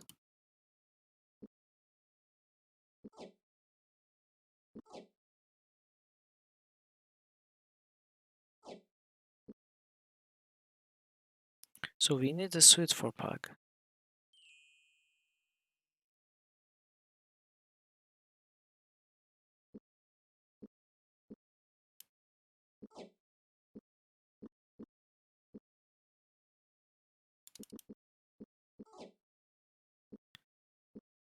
Okay, looks good. So what next? Are we supposed to go to that eastern side? I suppose that's what we need to do. It was not very clear.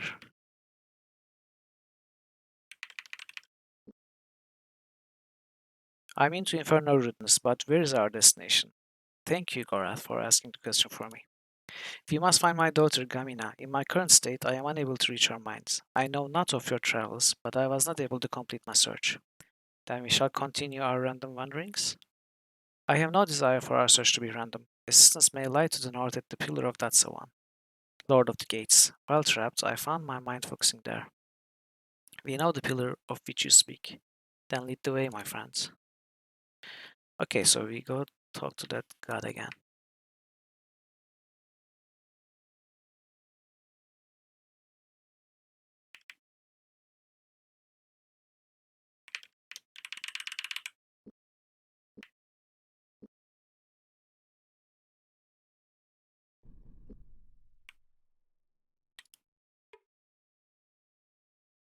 Pug studied the column.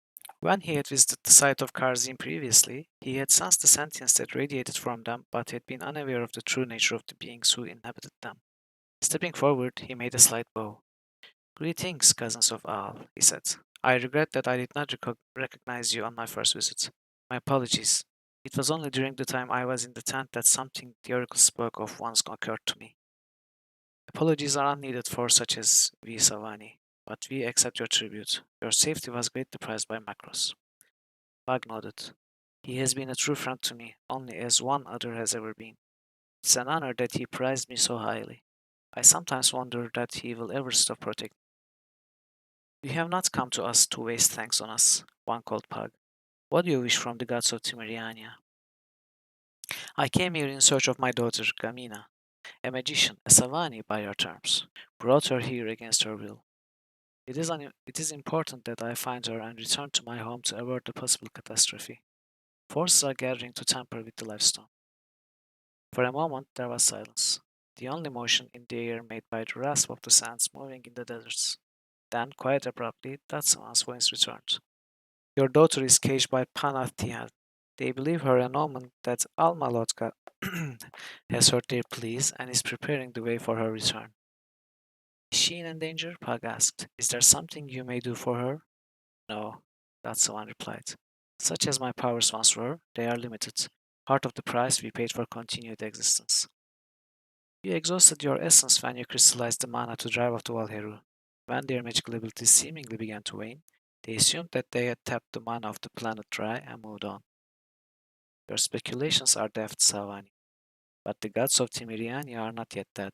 We will abide until the time comes when we either sleep or until we can be reborn through these children of the Holocaust. Perhaps, once they have forgotten Almalotka and the rest of the Valheru, they can mature in their own ways. Pug accepted the information calmly and began to turn to leave, then halted. Has Makala placed any special spells around her? I am very limited in my abilities at present. Seek the old horse of Valheru. There may be something there to assist you. Farewell, Pug. That Swan shall speak no more. Okay, so we have to go east. That's for sure. Seek the old horse of the Valheru. I do not under. How do you not understand? You were given this information before. I gather you do understand how this place was not always as it is now. At some point, after Gamina is safe, please inquire further. As for now, it's enough to know that when the Valheru left this land, they left behind something else as well. Whatever it is, it would be buried, like their ruins, for it to have remained intact for so many years.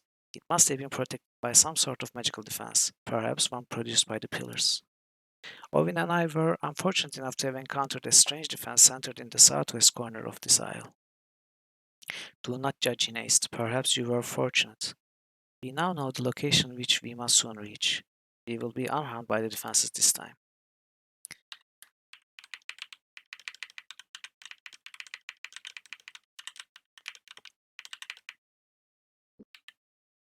Yeah, but that someone has already told us that the defenses would be lowered and where that place was, where the Valhero left their old artifacts. This is not new information.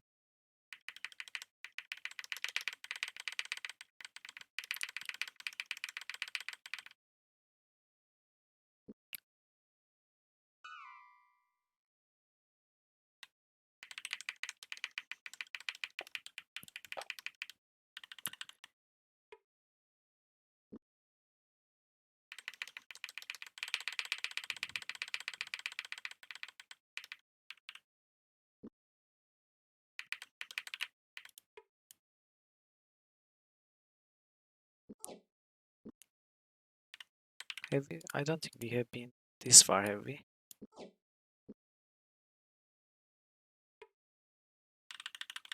Yeah, it would be nice to solve some Valhero birdlocks.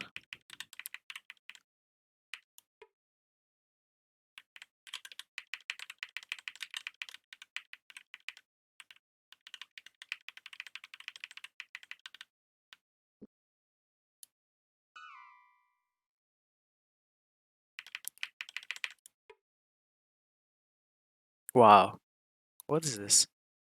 Valhero armor.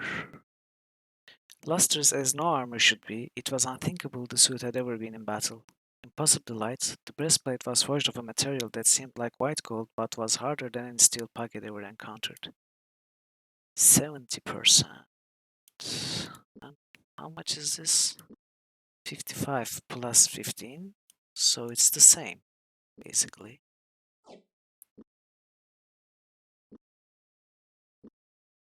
Another crystal staff. I mean,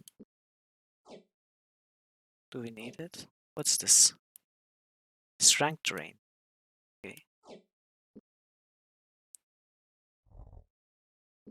It's pretty late in the game to find this spell, I'd say.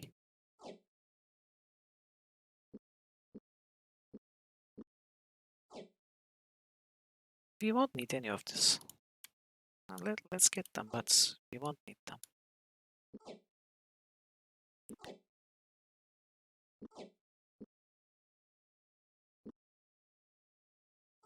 Strength drain is overpowered.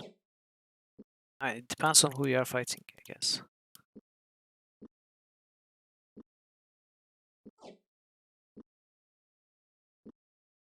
Let's keep it, why not? So I guess this is the Valhero treasures, buried Valhero treasures. But is it the only one?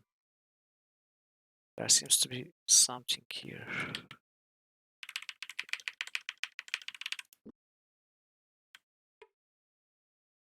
Wow, okay, there's more.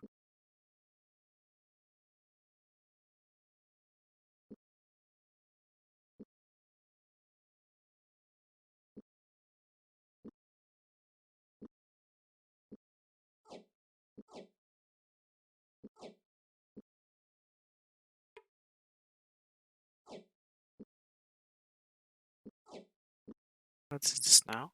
Another strength ring.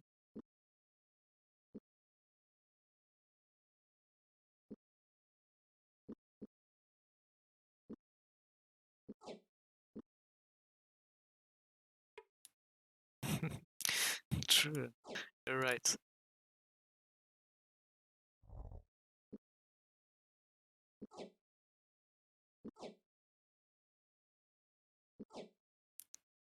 So the Valkyrie buried the this Romana? That's weird. It shouldn't be the case, according to the story they told earlier.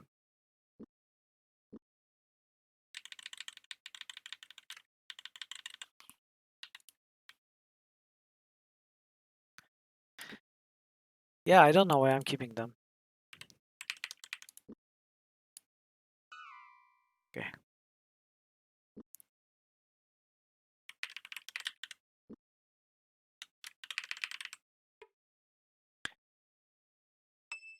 Scouting.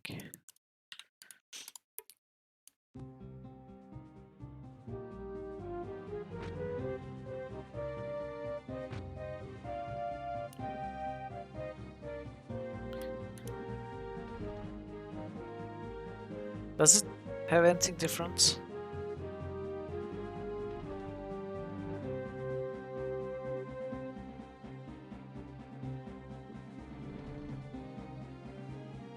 I don't think so. I think these are just the spells that Owen has.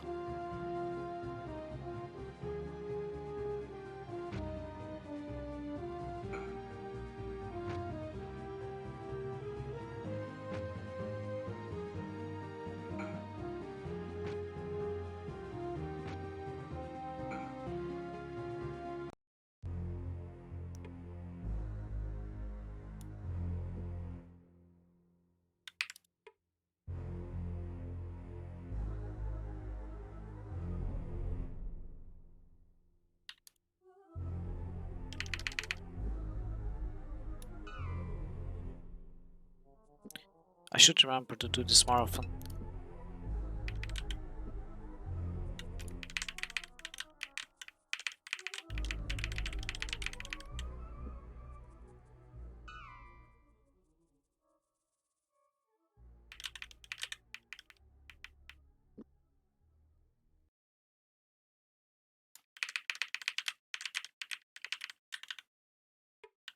Almost walked right into it.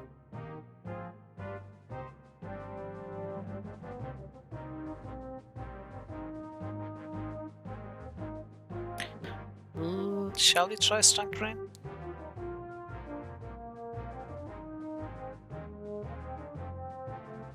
No.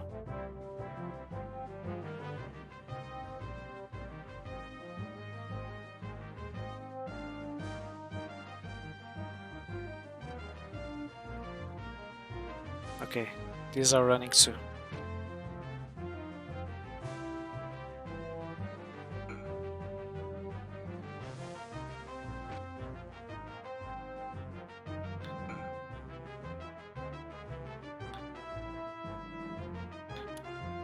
For some reason, one variant of these enemies always run, never attack.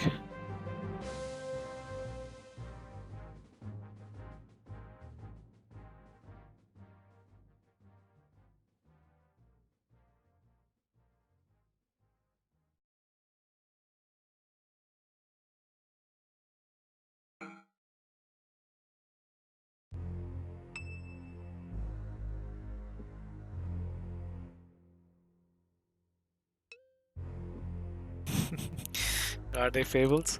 That's weird. Doesn't sound like stuff of fables. Okay, so where are we? Oh, we are almost back to southeast. How? What did we skip?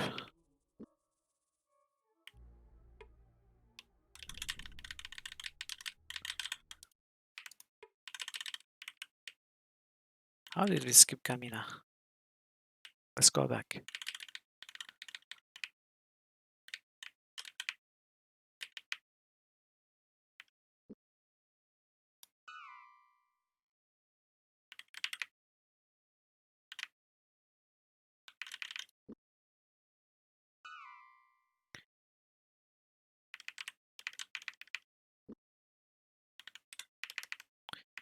Yeah, this is... We've been here, okay.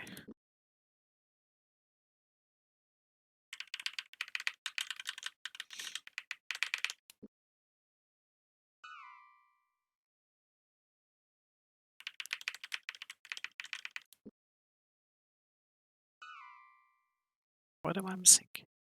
Is it one of these?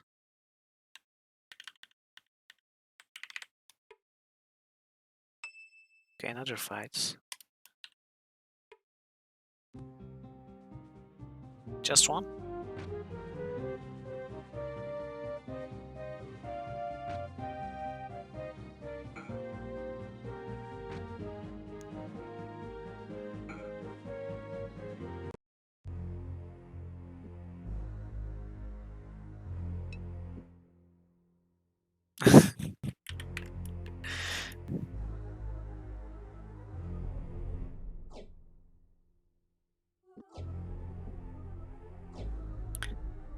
I'm having difficulty believing they are fabled. Maybe this one? No?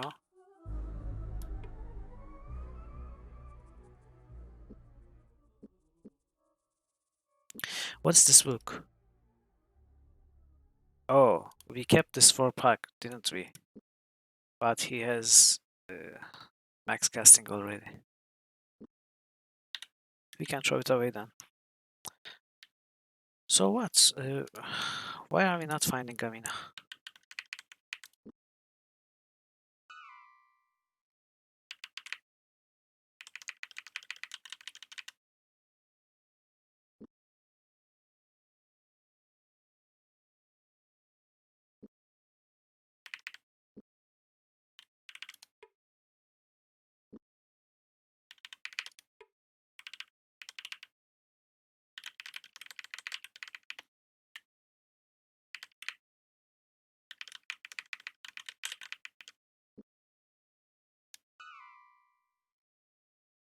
Let's look at these.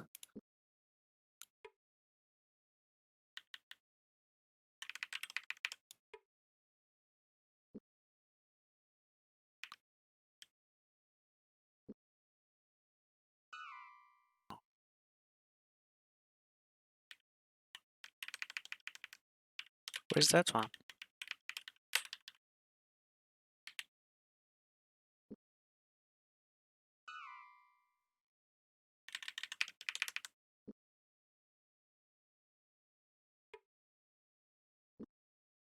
Oh, is this the one we already checked? But maybe this is the one we haven't checked.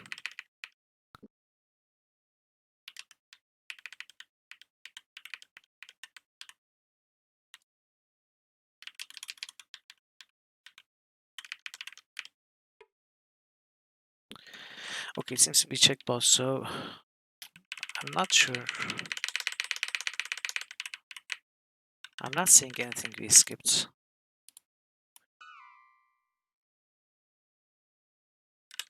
I'm almost sure we have looked at these. Maybe we haven't.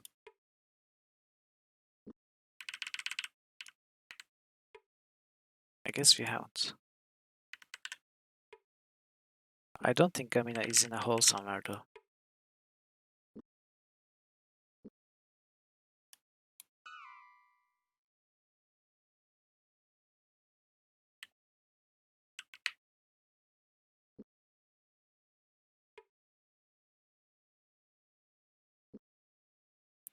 This is where we started. Okay, let's go all the way to the southwestern corner again then.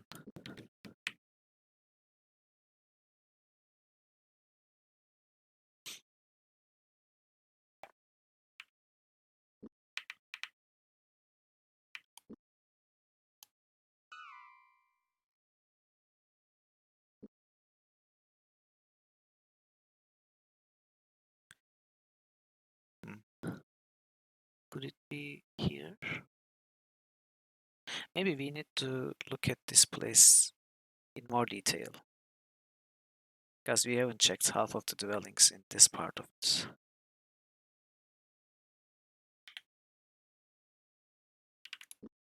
But that's not southwest.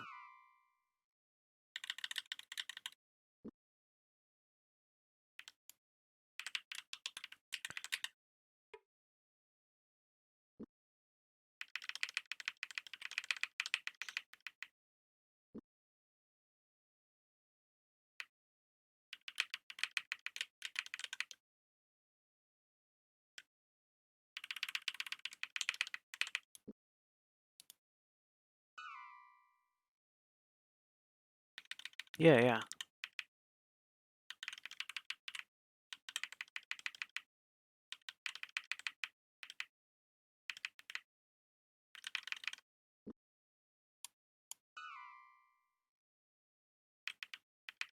And I was guessing we would find something useful there that would lead us to Gamina, but it was just armor and food and healing.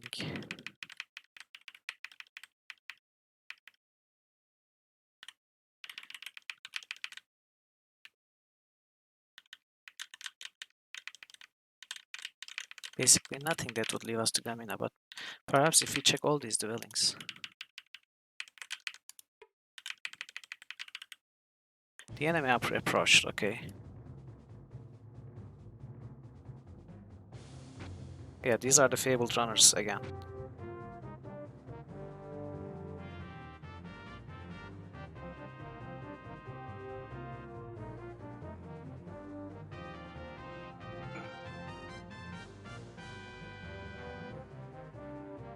What am I going to do with so much of it though?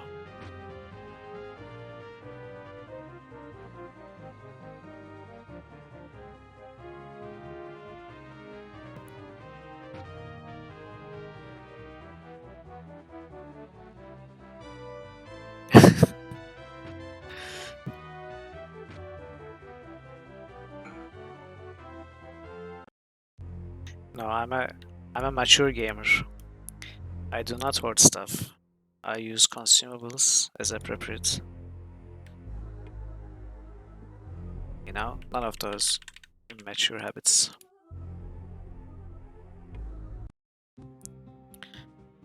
Of course.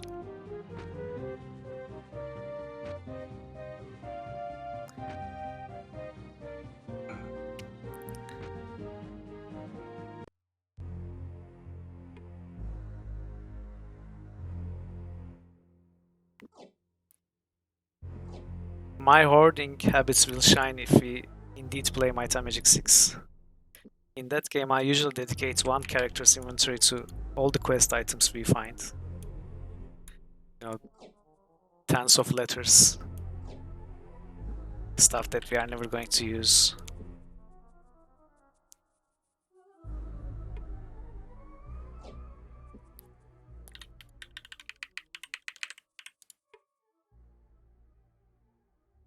More mana.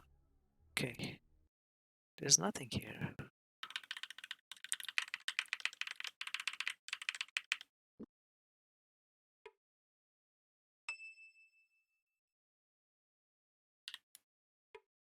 I'm not sure about Might and Magic 6-8, but I mean, I don't like 8s really. I love 6 and 7, but I don't like 8.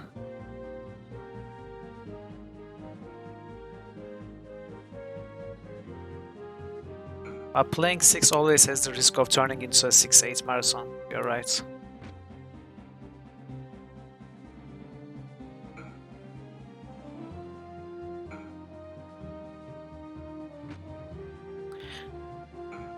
I don't like not designing our characters in Might and Magic.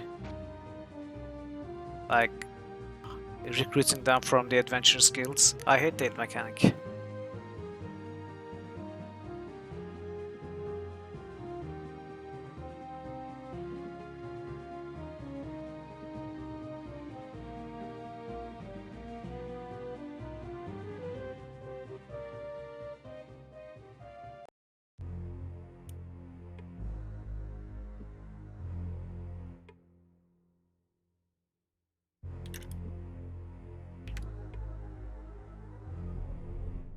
Another stuff.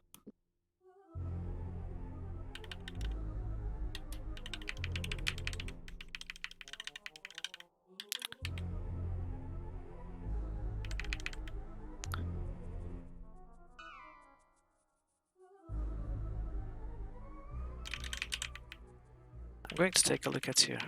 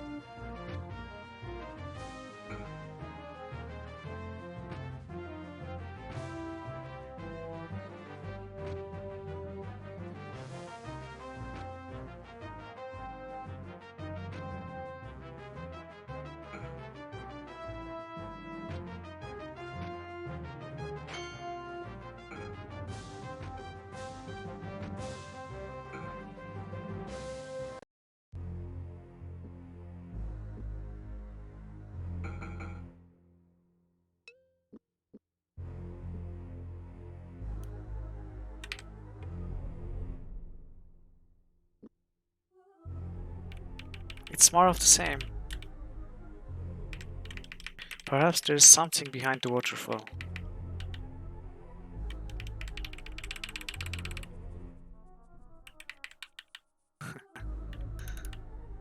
There's not.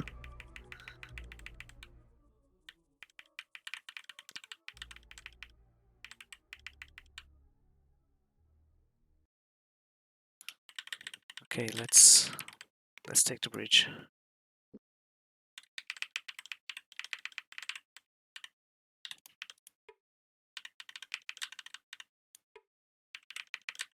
Oh, okay. Seems I'm at the right place. The door was unlocked. Cracking it open, Puck peered into the formless darkness of the shaft. When no one replied to his shouted greetings, he turned to Owen. No one down there, Puck said. Might be interesting to take a look around. Feel like wandering around in the dark for a few minutes? An hour passed. After moving through a long stairwell that seemed to twist and wind in unexpected directions, they found themselves standing on an earthen floor. Really? 100 charges. Well, we can drop this.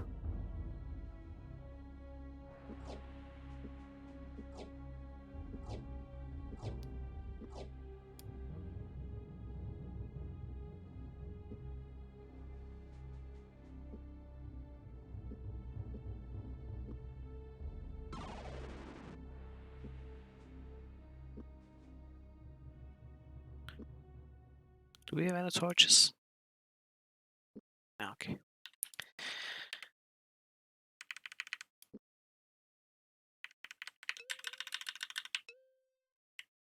Seems so, yeah.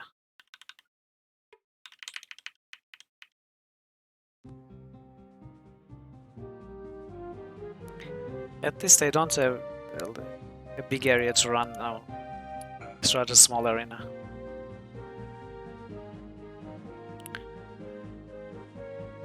But I'm convinced this AI is broken.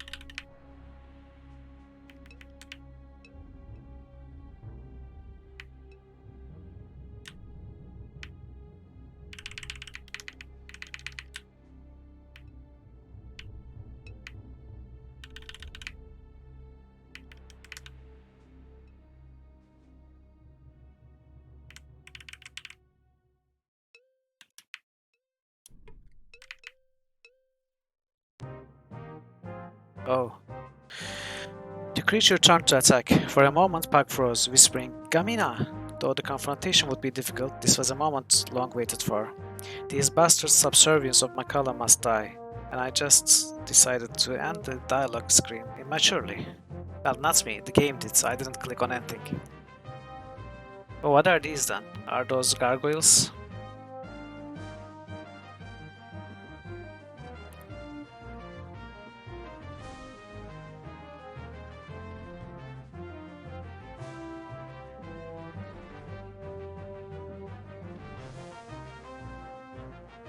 What am I doing? Where's the spell? Oh, I cannot cast Mad God's Rage. Why not?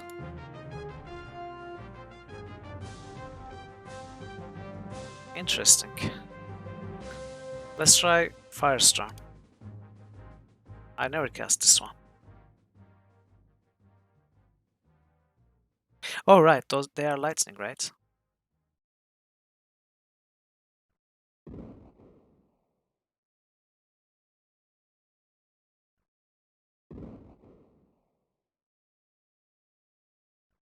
Oh wow. But they are not taking damage, which is sad.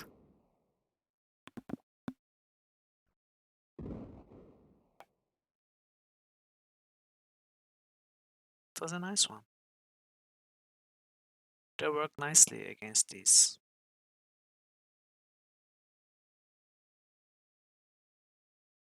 I have? I don't remember. What the heck was that? They are sending tornadoes. Okay, how do I damage them?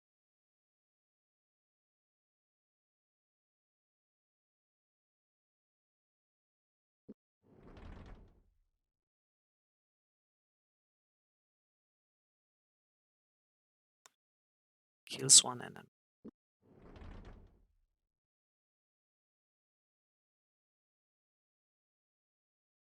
Do they take damage from Evil Seek? Let's try. Or Science. They don't.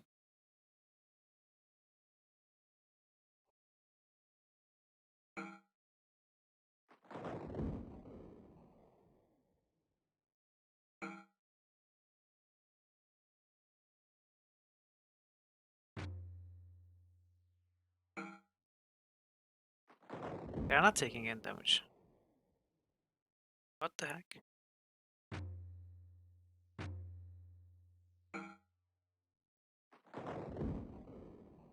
Okay, do I need to remember something?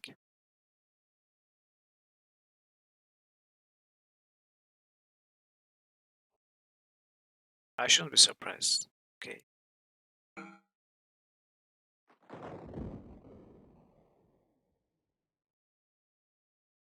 Oh no!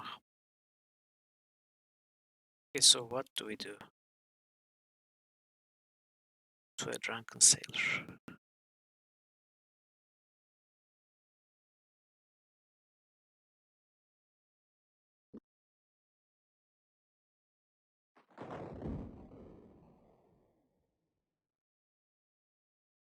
Yeah, I think I have to try. I want to try something first.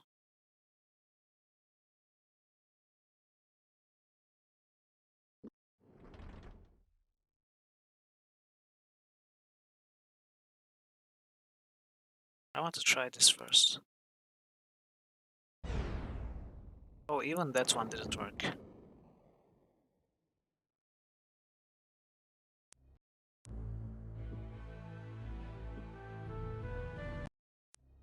In any case, this is the final fight I think for this chapter because Pug shouted Gamina. I guess we are saving Gamina after this fight, so I will look everywhere else first, then I'm going to come back there.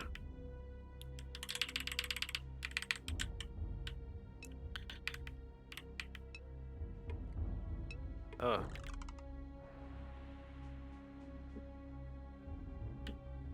I guess I can enter that room from several locations. Maybe from all four sides.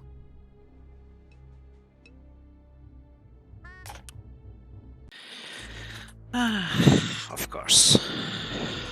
Of course they have to put it right after a turn.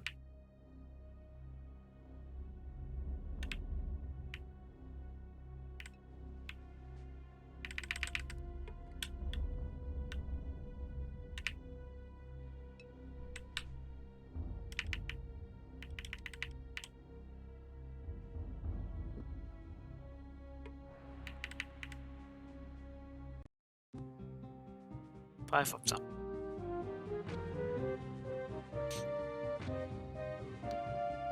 I actually liked Firestorm against these.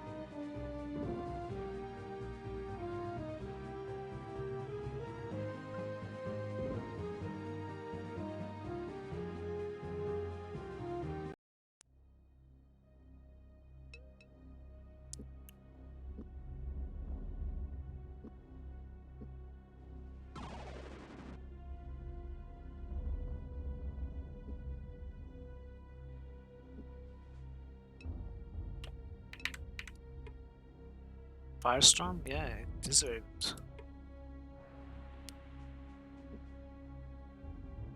Yes, that's indeed the case.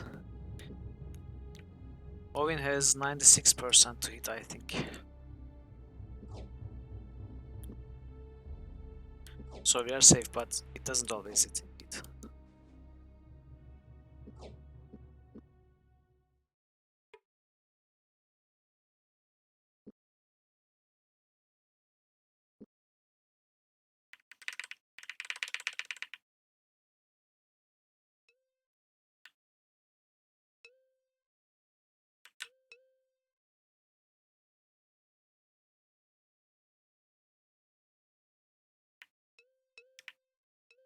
Yeah, but we are talking about Owen.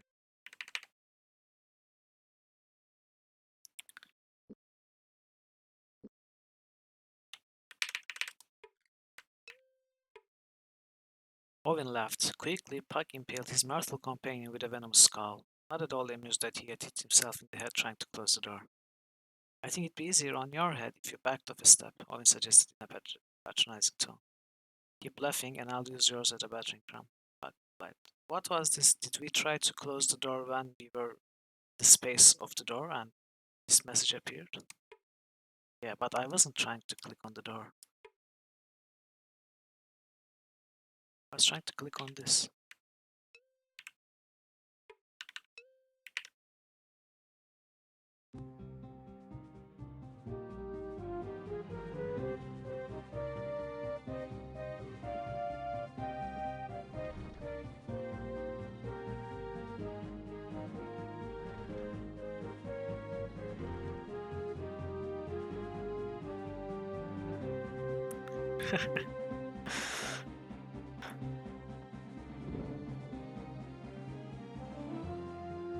Oh, these things take damage from Firestorm too. Oh, also another caveat with the Firestorm spell is they have to be in your field of vision. So since we couldn't kill this one, we couldn't target this one. Or apparently this one either, I don't know why. Yeah.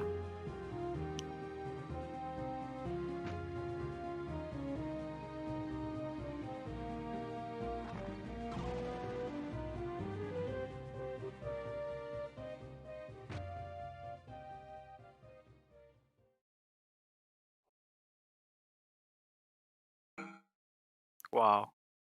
Killed over the armor.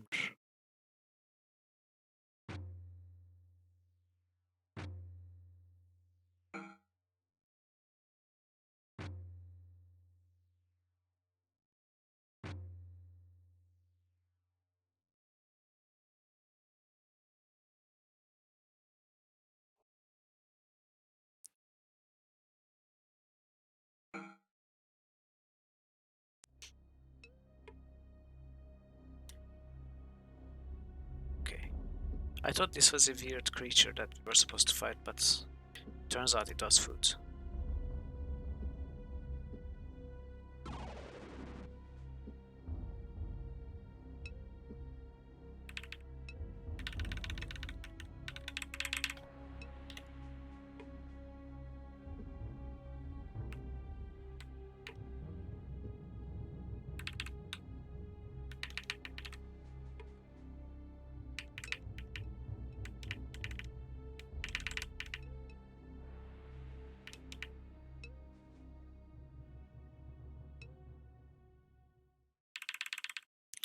Okay, this place is pretty big and complex.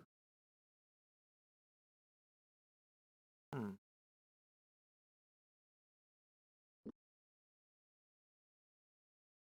So, what did we miss here? Did we miss something?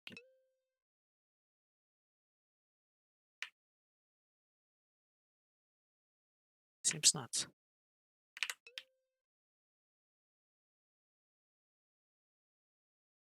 I guess we go back.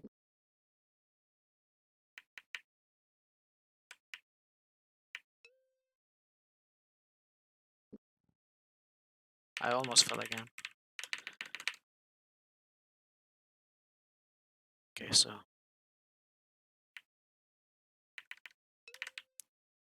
I feel like we missed something there.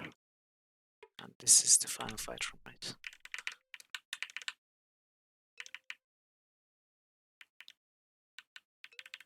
Oh, another big room. What is this? Pug approached the slab. He studied carefully for several minutes, tracing his finger over the 12 unintelligible symbols which were carved into the rock face. It appears to be nothing more than a large stone slab, he said. I was rather hoping there might be something else about it. As prominent as this, I was thinking perhaps it might have a notch or a groove in it somewhere. Perhaps it's a marker of some kind. Really, this is nothing?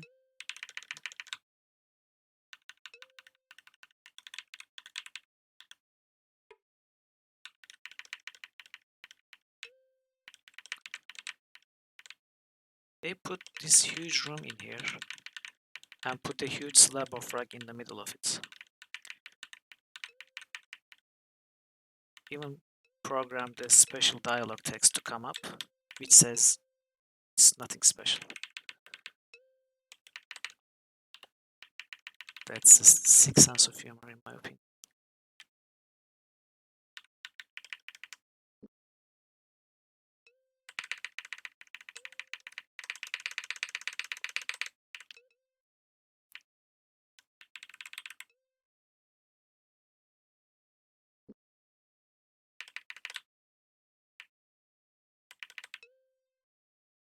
Perhaps, yeah, it might. After that fight, maybe.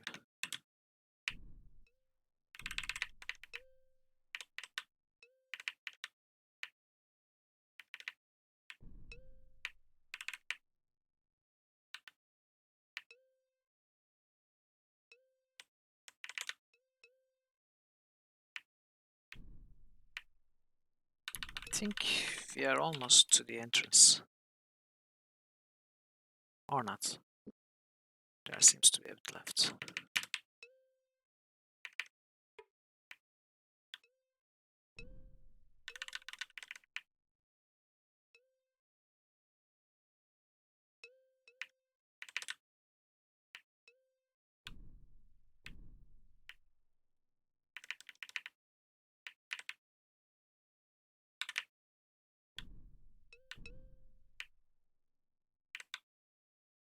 Yeah, this has got to be the entrance.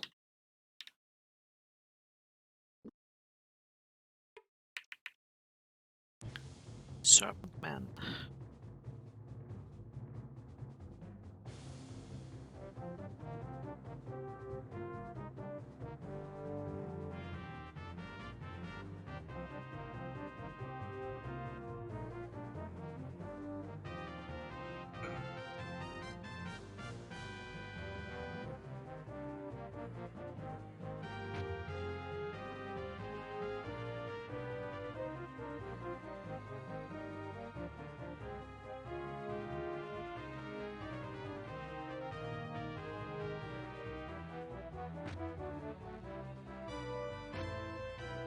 Snackman.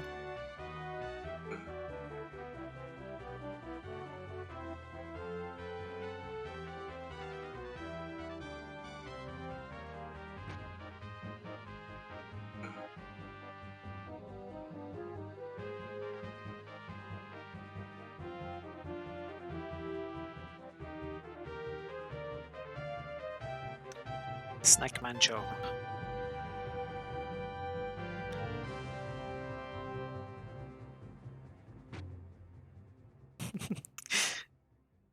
Where'd you find those emotes?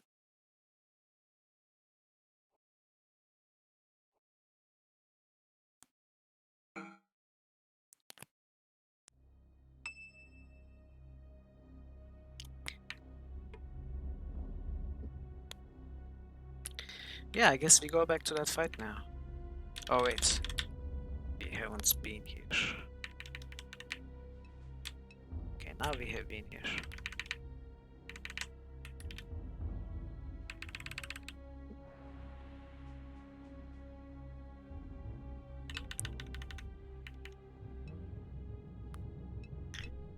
You have gotten a secret emote collection that I don't know about?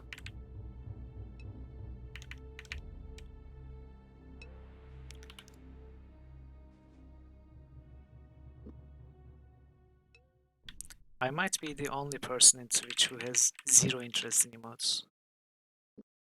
It's like the currency of Twitch in some ways. Driving people to sub, contribute to hype trains, more than anything else, more than supporting the actual streamer. People seem to be more interested in emotes.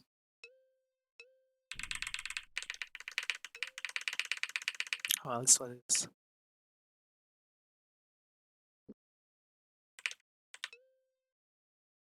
Okay then, so we are back here.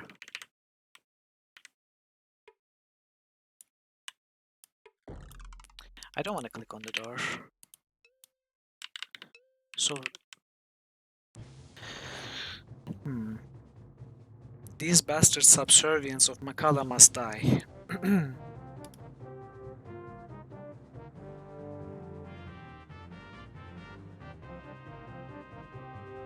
Okay, let's get rid of these first, in any case.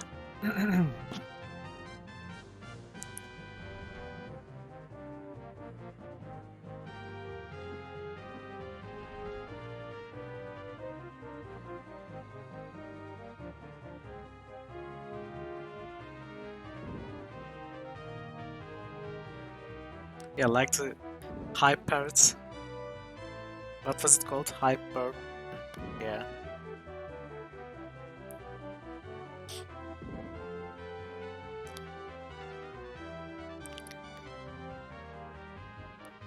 Oh, I couldn't kill this. Oh, hype squawk, yeah.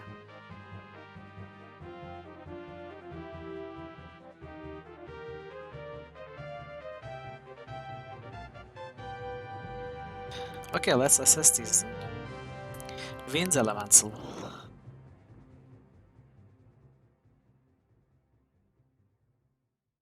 Wind elemental.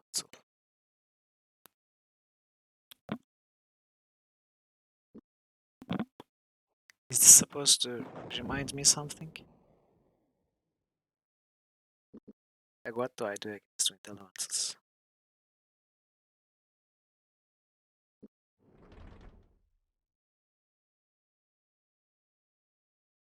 No, no wells.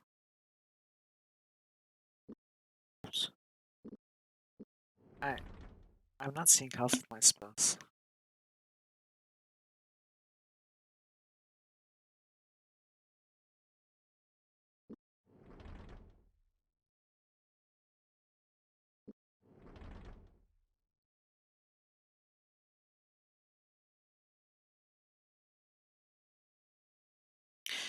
If it's something that I've gotten the knowledge of, but forgot, you could just remind me. I did? Oh, that's weird. I guess I must have been distracted somehow because I don't remember. What did I read? Can you remind me?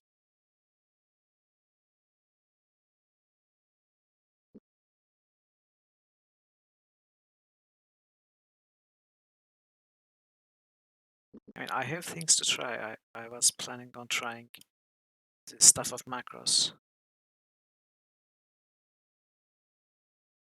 Oh, really? And I read this? Are you sure I read this?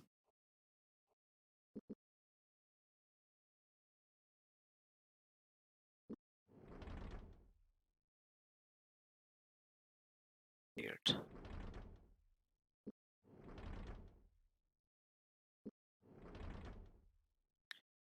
No, I don't. I'm not seeing. Oh, it's because there is no mana left in the.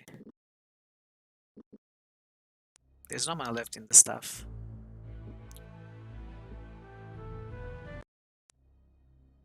I need to recharge it.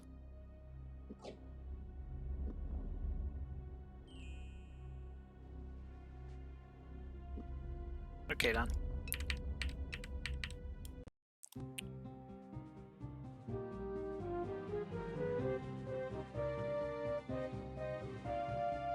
Where did I read it? Was I given the information when I was talking to the gods? Yeah.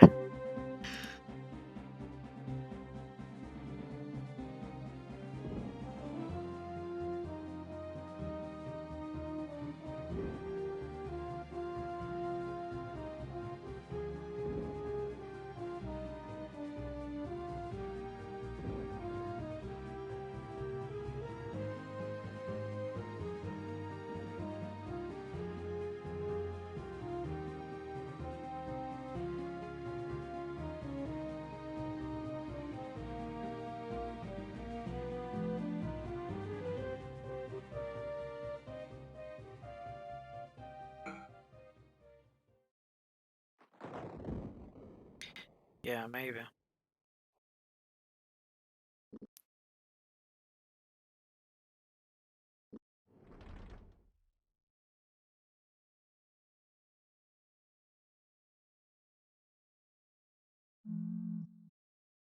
I'm not sure if it's working.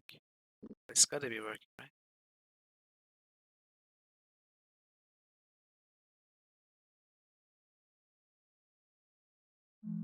Oh, actually died. Really? Did I go live? Where did you get the notification on Twitch?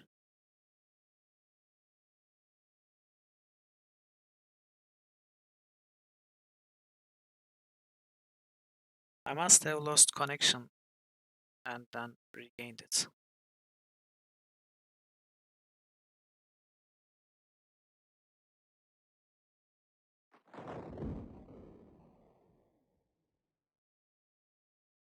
Okay.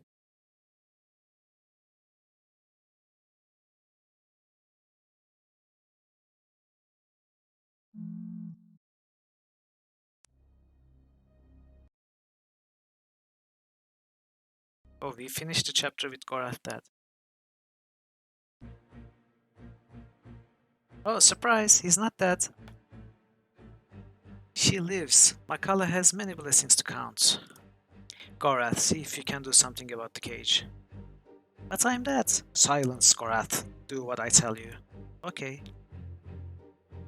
Cover your head and stand back.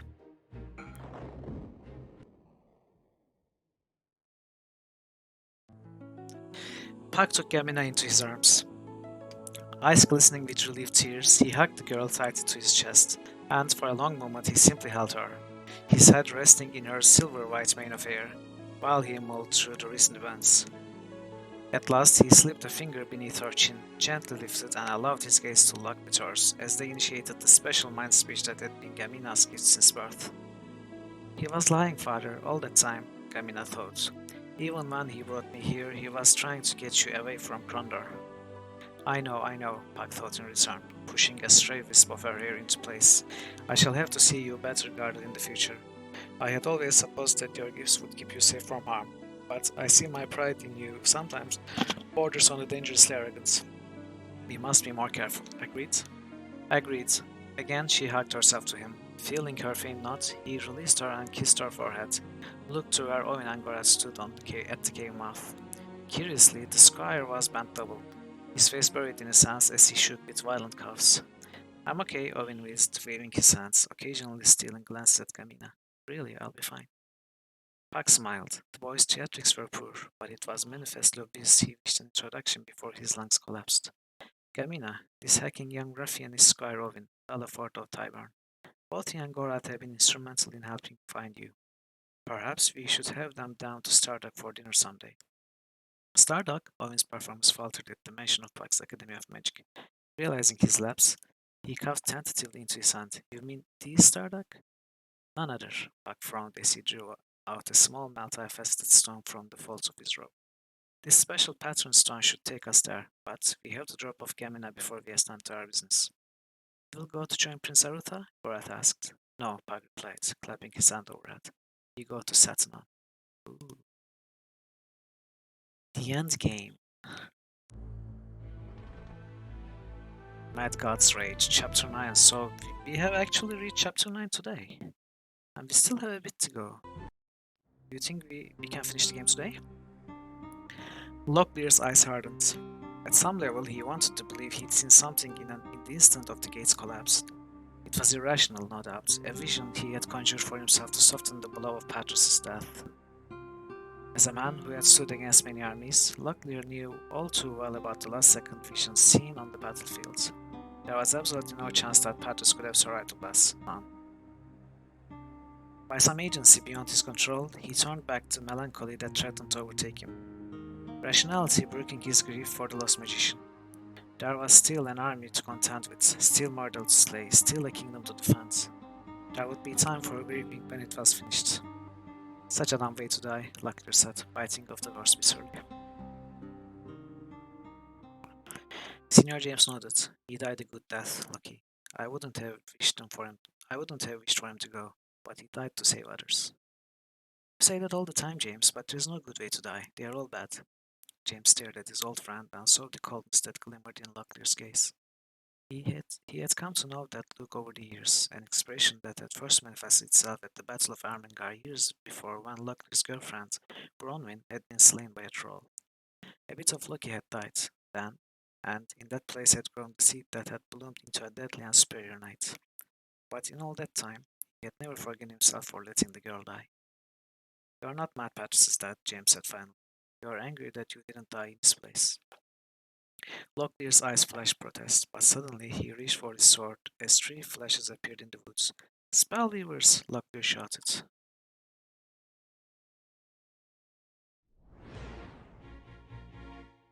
Disliking the fact that they would be at a disadvantage against a magical opponent without Patris, James steeled himself as he grabbed for his weapon. Stay your sword, signors. I believe it's still considered rude in the kingdom to skewer your friends. Duke Puck, never have I been so relieved to see a friendly face. We were expecting mortal magicians. Surani magicians, James, or rather magicians trained by a Surani. No mortal witch would have the capability to make a wit machine, nor would they chance going into battle with such poor odds of success. I still should like to know how exactly it was that Delican managed to make contact with Makala. I had hoped that the Moradal would be wary of another such attack following the defeat of Marmondamus 10 years ago. Prince Arutha said they hope to find Marmondamus and free him. The Moradal are convinced we've been holding him captive all these long years. So Gorath has told me. Doubtless Makala exploited that belief to his advantage. That, at least explains one wrinkle. The Moradal have never forgiven us for that loss. But why is Makala doing all of this? Obviously he isn't in this to rescue a dead Moradal leader. For the moment I believe I know, but I don't wish to say until I have taken a better look at something. This last problem I will have to unravel myself, with some assistance from Gorath and Owen. From here, I think we will be able to teleport into the caverns beneath Satanon. It is there our objective lies. What of Locklear and myself? Once Prince Arutha arrives with his reinforcements, deliver my assurance that he will not face anything magical from the Moradal. If Makala indeed has assistance, they will be uninterested in the prince. They will be waiting for me. Okay, I couldn't read it at all.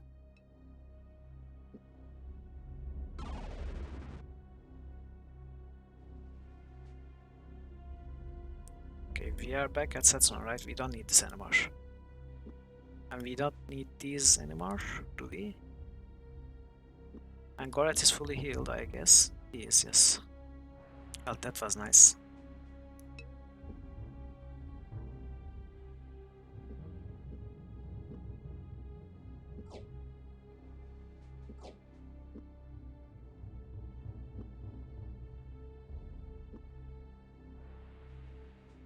Where are we? A new place. Caverns under Setsun. Oops, crap, okay. I'm going to reload.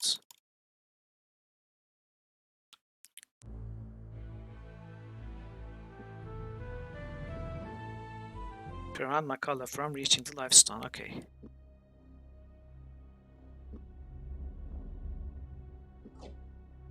We don't need these anymore, do we?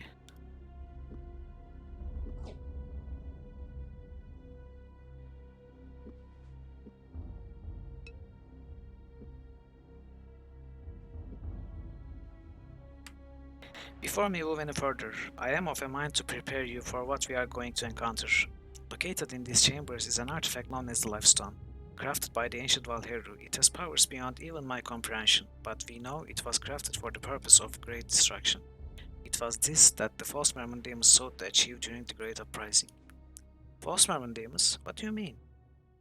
He was not truly Mordal, he was a Pantatian who took on the semblance of a Mordal so he could achieve his goal. Point is irrelevant. What he sought was to activate the Lifestone. If that had happened, the devastation of Timiriania would seem a garden compared to what would be left of Midkemia. If the Valheru are dead, what does it matter? If no one knows how to use it, then it can't be of any danger to us. Not so.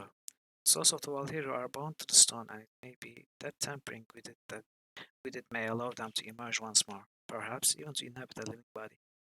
Even in a symbiotic state, we have no certain way of knowing what destruction they would be capable of. So Makala wants to destroy everything. He's not mad, but his curiosity may lead to more trouble than he imagines. Hopefully, we can find and stop him before he can do anything catastrophic. But why tell us about any of this? I'm a squire from Tyburn and Gorat is a renegade from the Northlands. Isn't that dangerous? Your stations are important. I was once a kitchen boy in the court of Cyril. I trust you because apparently Makros prefigured your involvement in this and did nothing to warn me before he left Kenya. For whatever reason, I think he believes it necessary you be involved in these events, and he invariably acts for the greater good, however mysterious his reasons may be. Okay, good. I'm going to take a few minutes break, then we are going to continue chapter 9. Be right back, everybody.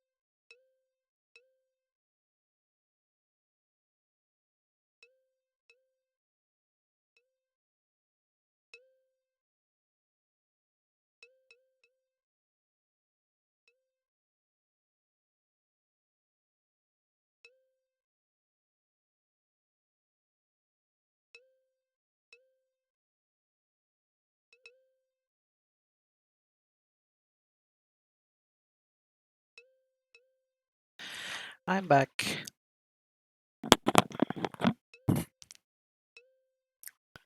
So, final chapter.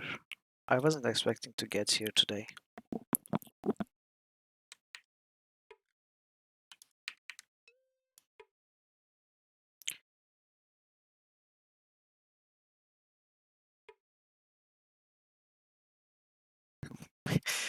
Wait. Look at this. Pug laughed. Quickly, Pug impaled his merciful companion with a venomous skull. So he's talking to himself.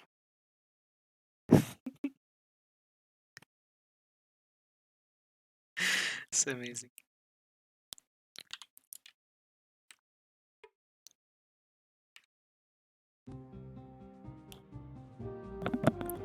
Goblins and dogs. Let's try the Firestorm, see how well it works.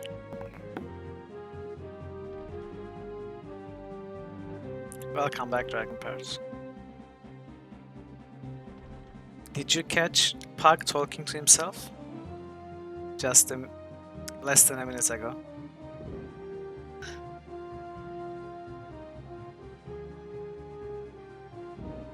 I'll try to get it to happen again. If I can't, then we'll find it on the WOD later. But I think I can get it to happen again.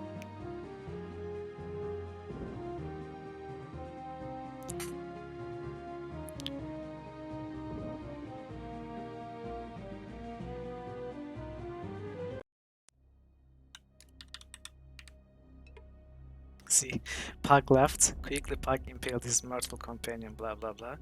Pug suggested in a patronizing tone. Pug replied. So the characters are randomly chosen, and for some reason chooses Pug for both characters sometimes.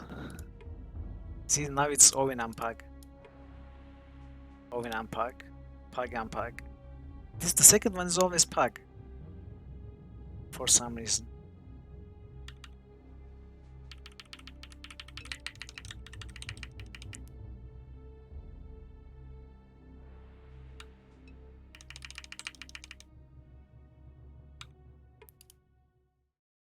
Oh, Lord of Rel and Sheb.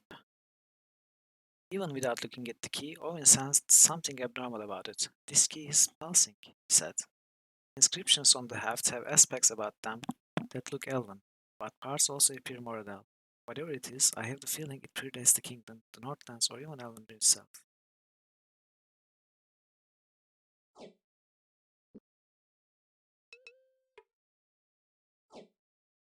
Rob. Okay, this might be the game telling us that we need Rob. So,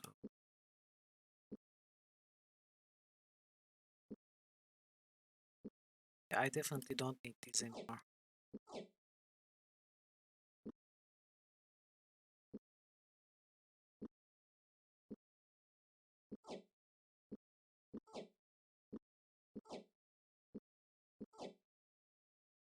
Do I need this? Probably not.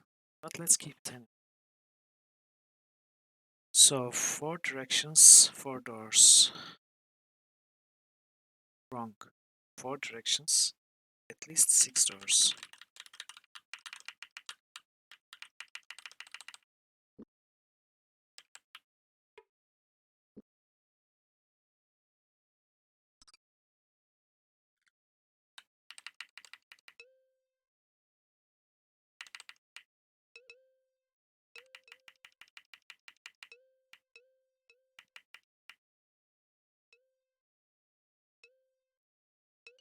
If the whole chapter takes place in here, it's gotta be a very big place.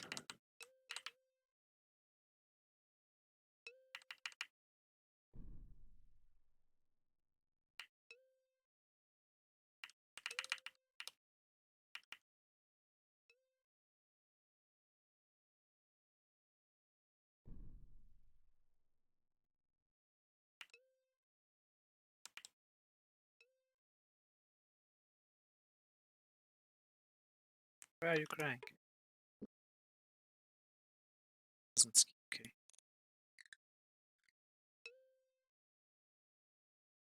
Oh,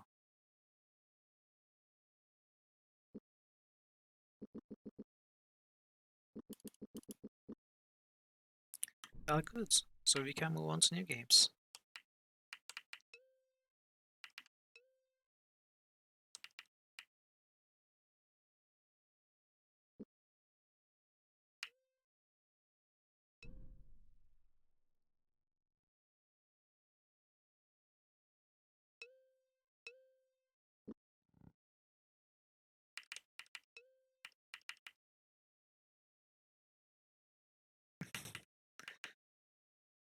You have something for betrayals, don't you?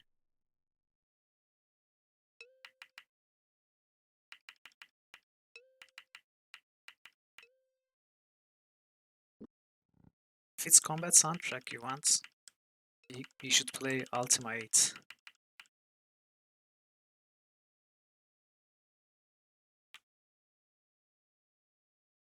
I'm going the wrong way.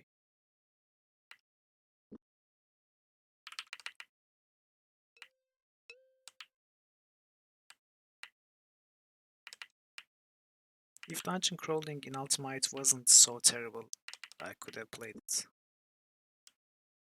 I love everything about the game except the dungeon crawling sections, especially necromancer caves and stuff.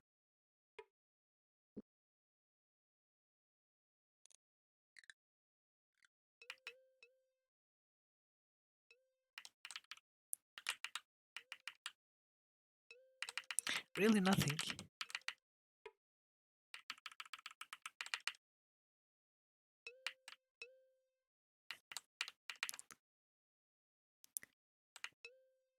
You could also read the books, Dragon Parrot, on stream. How many books there are? Not so sure. It would take a while to read them all, but I guess you'd be happy.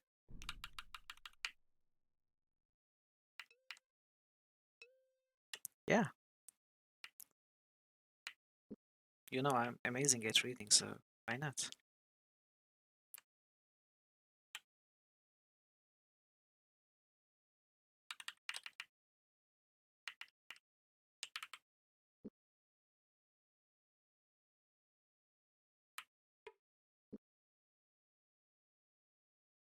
Okay, this is a special key. Is it this special key?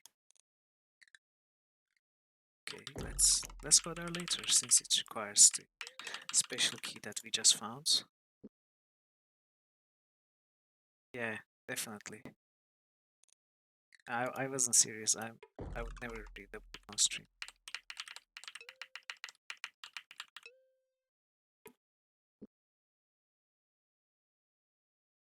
Okay, these all require the same key.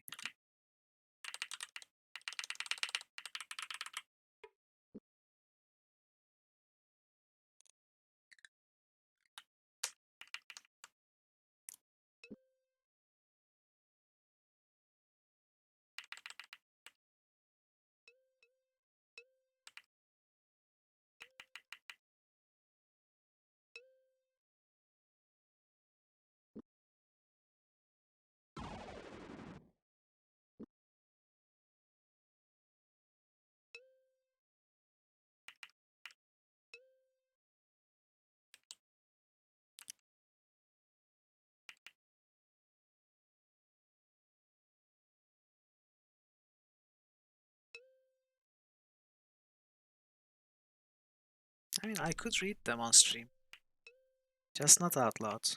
I could read them in my mind silently. Keep the stream running, and you can find something else to do while I'll do that.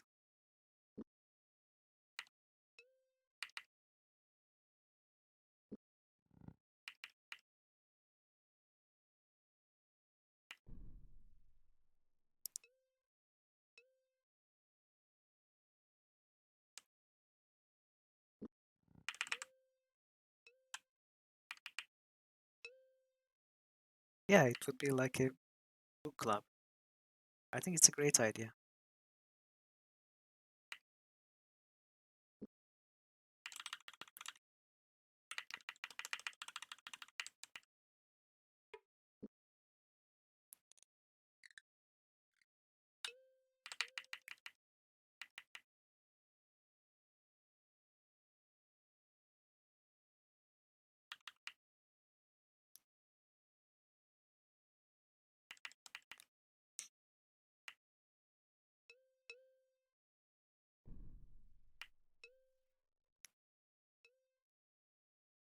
So far, all we encountered is dead ends and more dead ends. Except for one fight at the first middle room.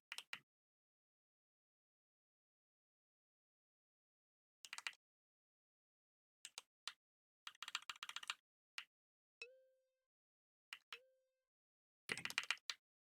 Another fights. At least another fights.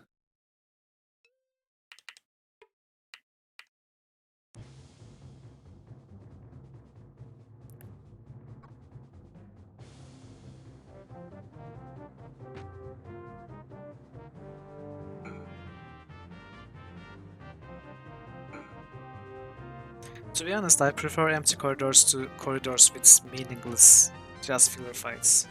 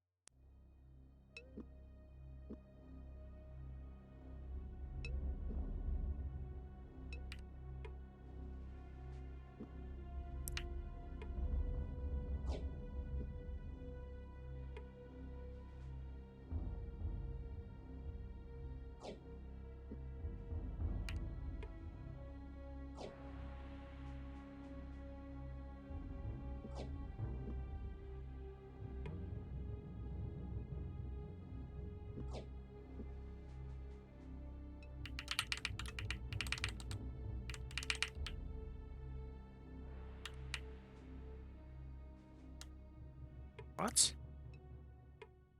Cave giants. Oh, is that a mortal warlock? Please, please, please, game.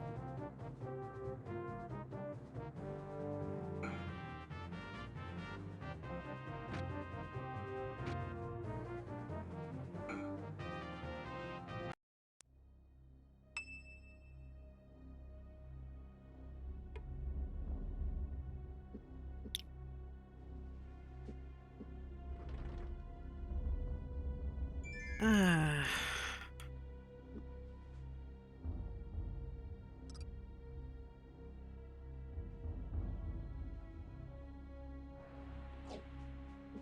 Game, why you tease us, game?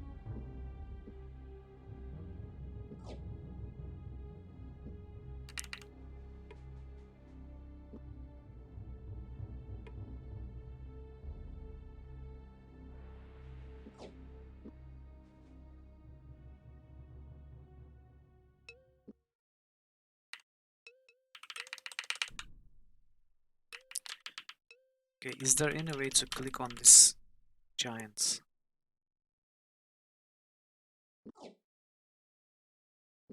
It's like a puzzle in itself to find the correct position to click on them sometimes.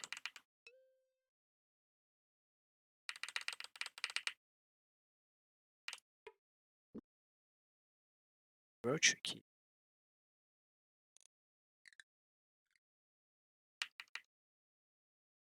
What? Did we find an exit?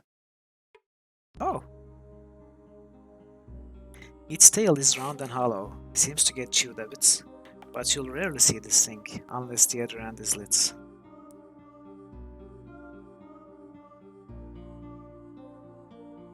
Hmm. Its tail is round and hollow. Seems to get chewed a bit. But you'll rarely see this thing, unless the other end is lit.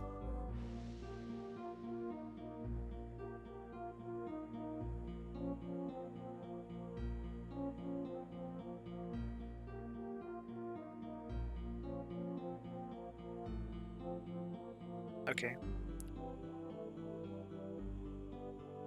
Oh, both of you solved it already. I guess I'm out of practice.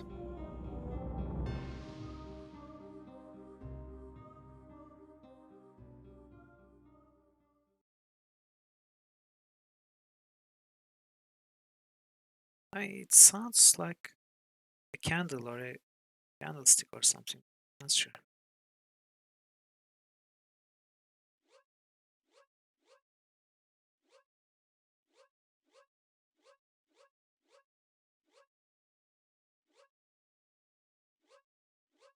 Exactly. Which doesn't include me, apparently.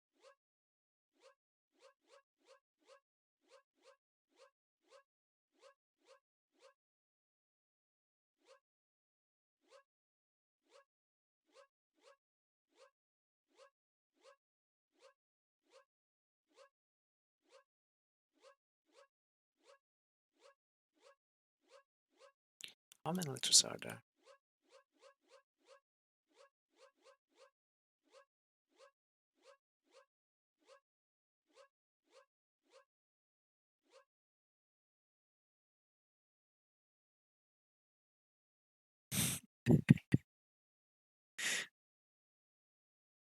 So burp.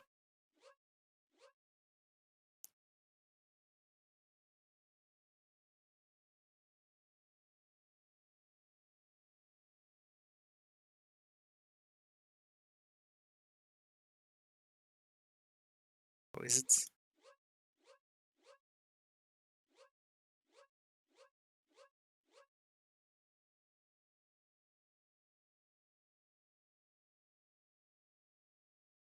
I thought it could be star or moon or something. Doesn't. Yeah. SHED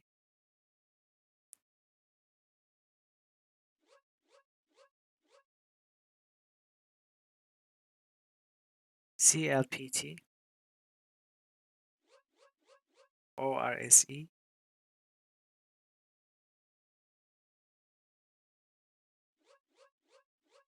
EIDR.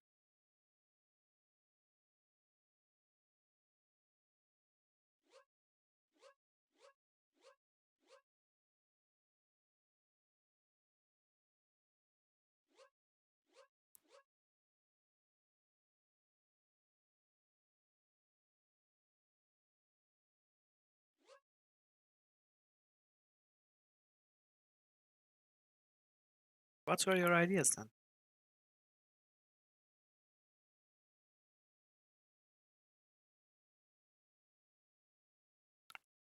Oh, a candle thing. Okay.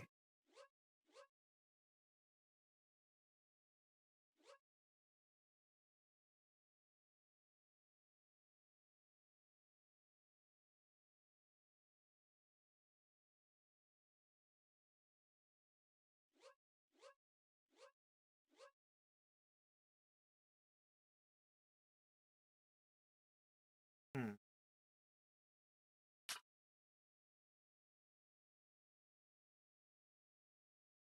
Yeah, let's take a bit to solve it.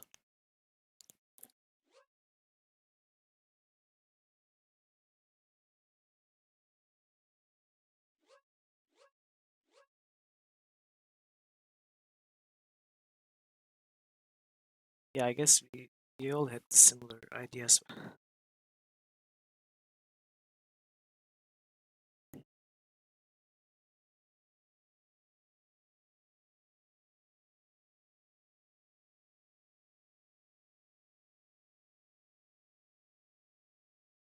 You solved it too.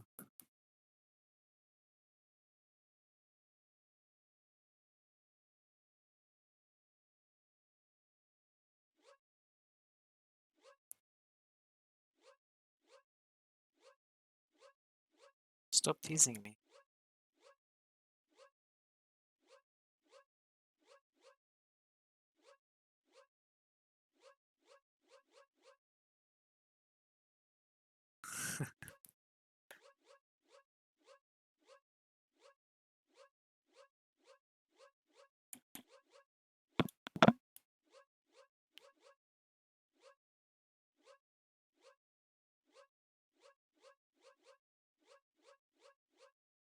Okay, I have no ideas that would work, so I can brute force, or you can tell me your answer and I can just put it in. So what you got?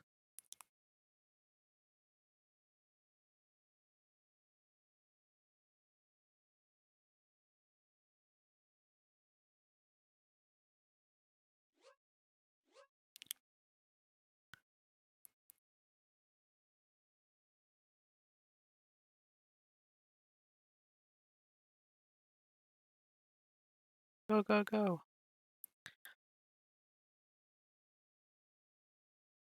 Pipe. Oh, right. Right, yeah. Makes sense. Nice one.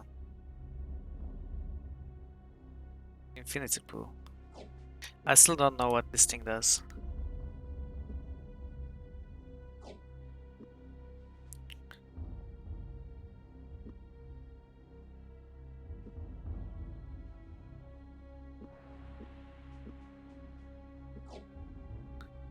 Well, maybe it's not final. We don't know. There may be more. So, I I don't want to go here yet, but no, we won't. We are going to finish this level first. There's still quite a bit that we haven't been to. I don't want to miss the final chests of the game.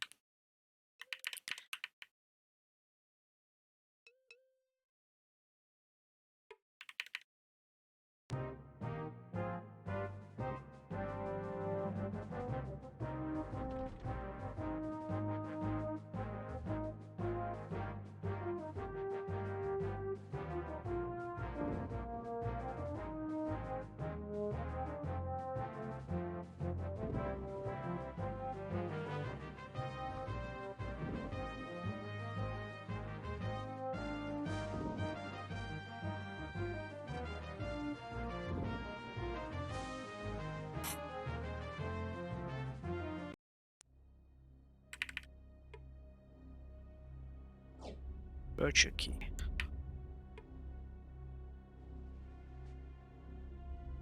Wow, we just find a random grief maker on a random enemy. I guess we are at that point in the game though.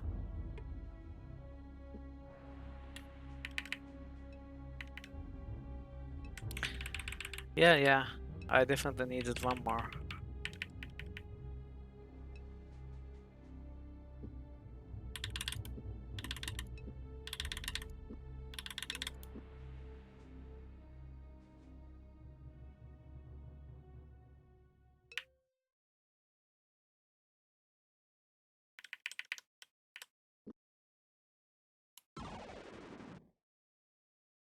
Let's see. Well, I have 44 peasant keys, 15 merchant keys.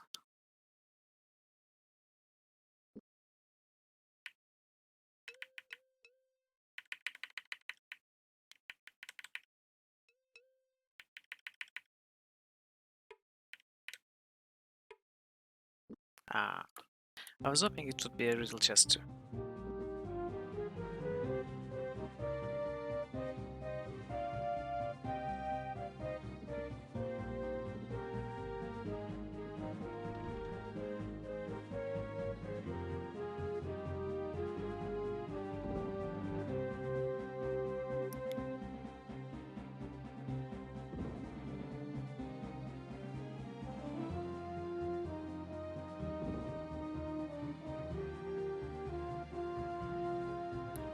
This is too much damage for 30 health or stamina. 120 damage on all enemies. It's really something. It's trapped, less safe.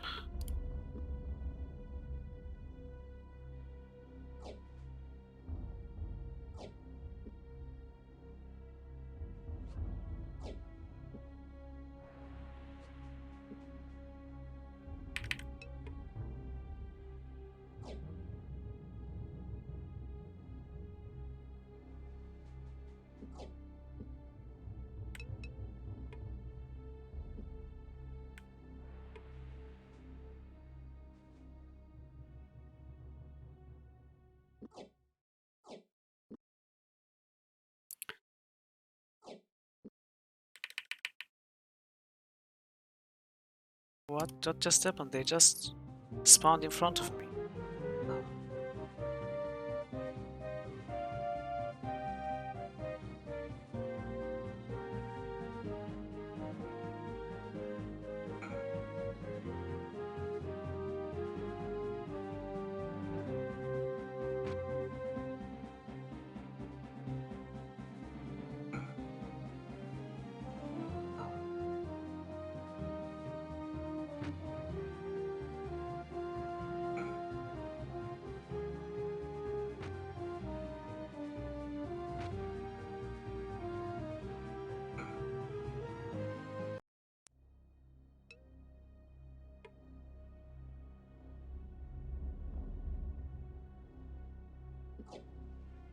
1 on E.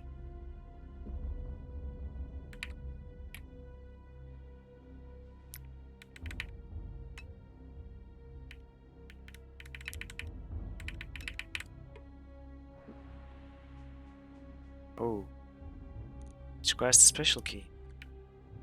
Exciting.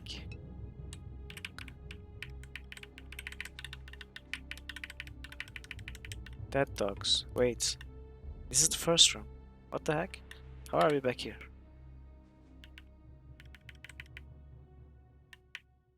Really?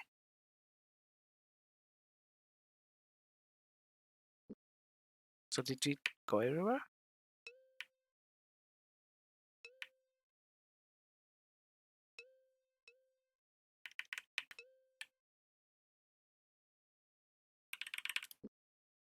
I guess we went everywhere, huh? Oh wait, this is new. Yeah, this is new.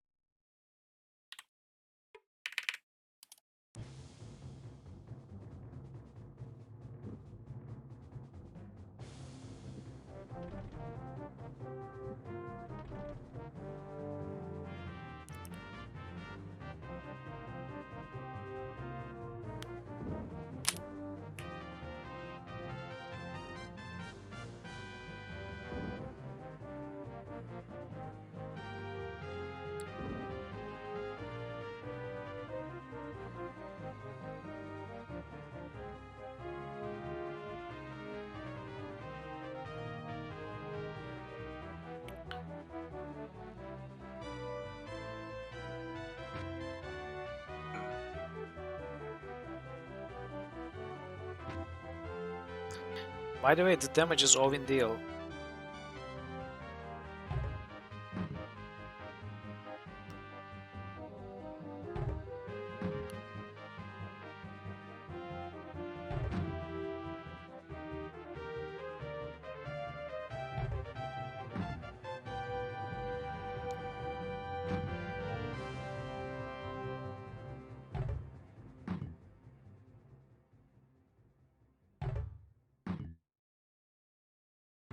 Yeah, but so what? I'm resting in the face of the giant throwing rocks at me. Feeling my health done, attacking the giant with Owen stuff, dealing 56 times, so...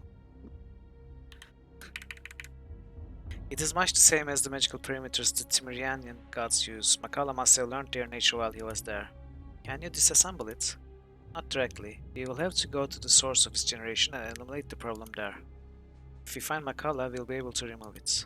No, Makala is already within, investigating the last stone as we speak. He will have spellweavers scattered through this location to maintain a shield of this power. I don't think he was absolutely certain that I would have found the cup. So he knew you were going to find it? About 2 years ago, he was absent from Midgemia for a number of months. Shortly after I informed him that I would divulge no more about this chamber and the events at the end of the great uprising of the Mordel. When he reappeared, he dismissed his absence, saying that he had been traveling. So you think he ran across the cup himself? Among other things, it's the only way he could have known about his powers and left it for me to discover. It's also probably about the time he decided to make contact with the Mordel. It's time we found the six. Pelican's magical assistants. Not having seen them, I can't be certain whether they are native or not, but I suspect they are Mordel spellweavers, despite whatever appearance they may be using. Makala has played your ruler for a fool. Pelican won't stand to benefit in the slightest from this raid, despite anything Makala might have indicated. Enough speculation. The sooner we find the six, the sooner we can get the shield down. Okay, so we can't go further. Wait, I don't know what it was you were thinking, Owen, but as you see, the barrier is still there. We will have to find the six and convince them to drop the shield. You mean kill them? If they are Surani, I suspect, it's very probable. Let's get to finding. Yeah, no, the two were not the six. Also, the six spellweavers, the illusionists we killed in the earlier chapter. Those were not the 6 either. So I guess we have found many 6s. Some of them in groups of 6 and some of them in groups of 2.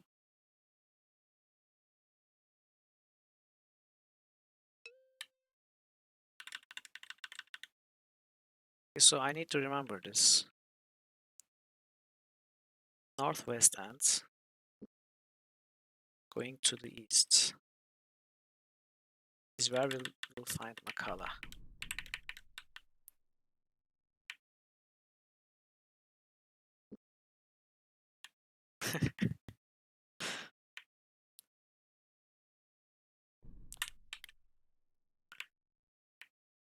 Okay, so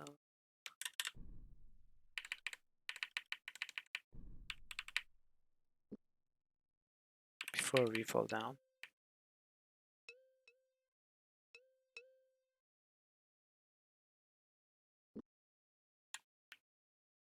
okay, let's heal up. Oh, right, I healed up during the combat.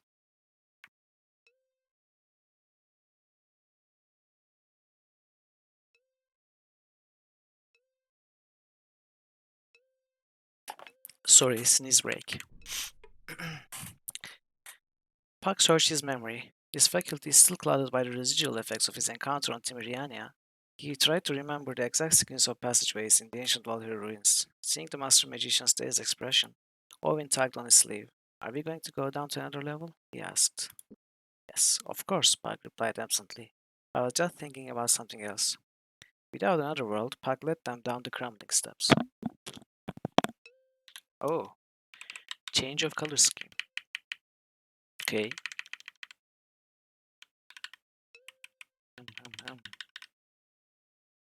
There's a chest in the wall. That's interesting.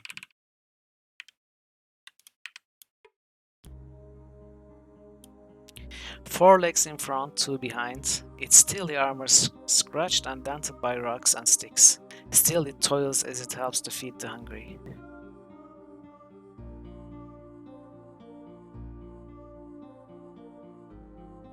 Hmm.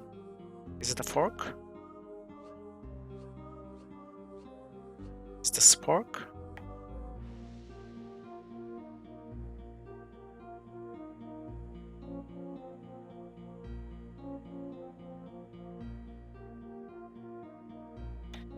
Four legs in front, 2 behind. Its steely armor scratched and dented by rocks and sticks. Still it toils as it helps feed the hungry.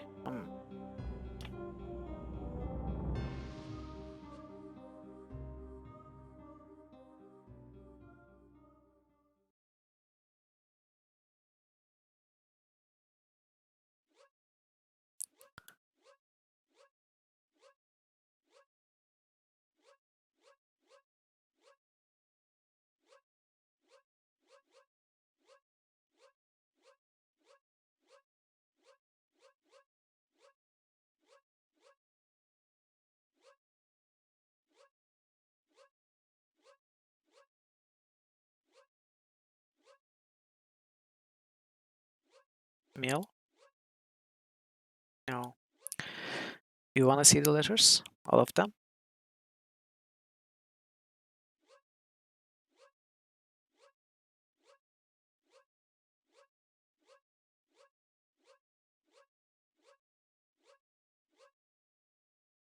Okay, THST.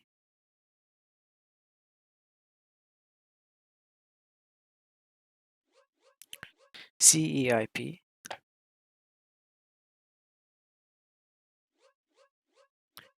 PRAY.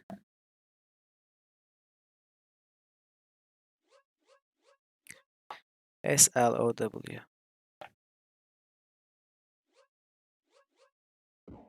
What? It was plow. Right. Well, I accidentally solved it. But yeah, it makes a lot of sense actually. I don't understand the 2 legs at the back though.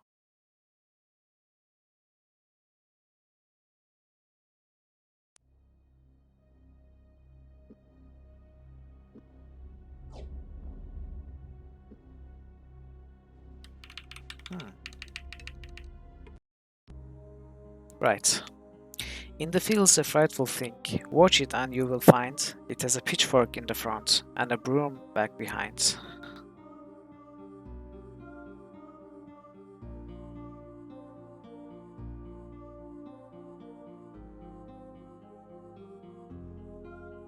What?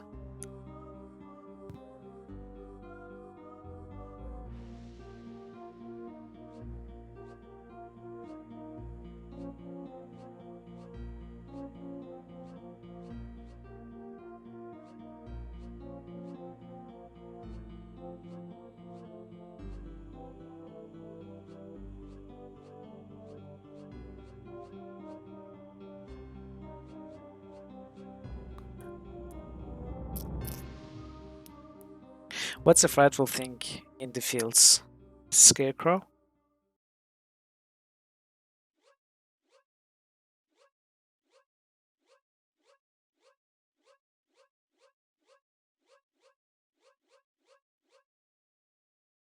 No, verbs are not frightful. A pitchfork in the front and a broom back behind. Oh, is it a barn?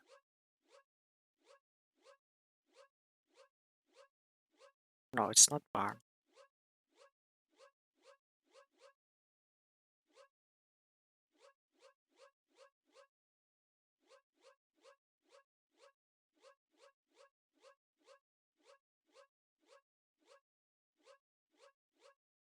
Oh, right, a bull. Wait, what's the broom back behind of the bull?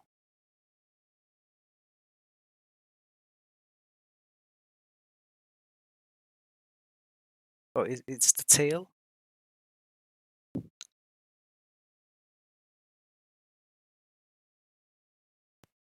Okay.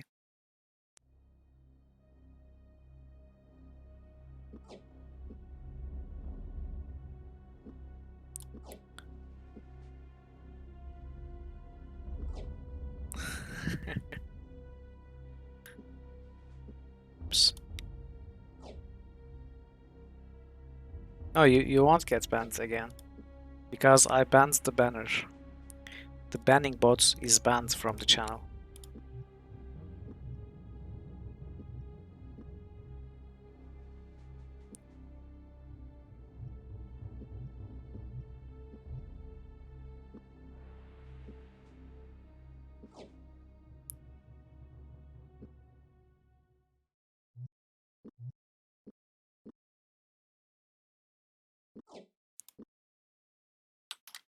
Are there any more? There might be more.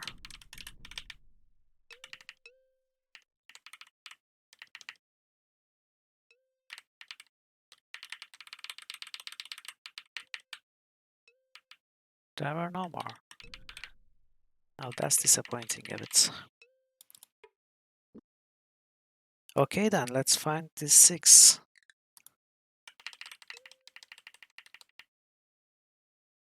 A foul smell filled the air. Somehow the creature before them had sensed their presence and now was turning to attack. Puck gasped at the strangeness of it, and glancing over his shoulder at Owen, he closed the dialogue screen and started to fight. Okay then, I guess we drain his strength.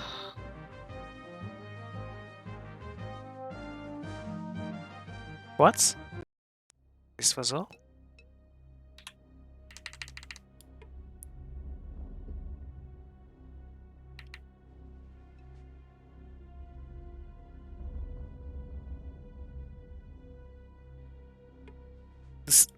Really? What the heck? The 6 put up a sign saying the 6.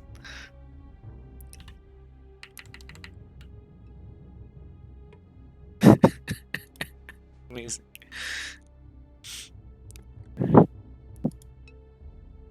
I guess so.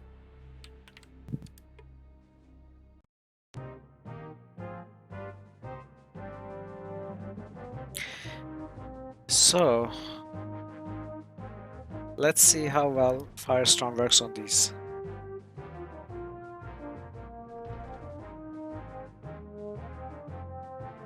Do they even take fire damage? They do.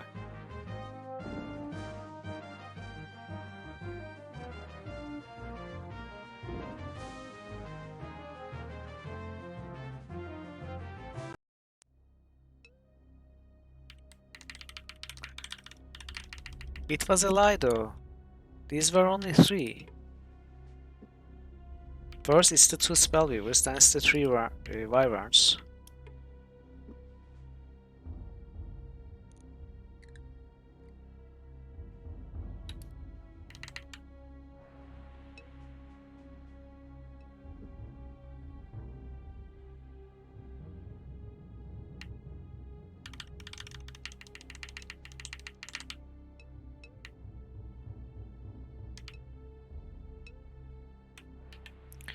This looks like the starter room, but it's not. Okay. Different room. A different empty room.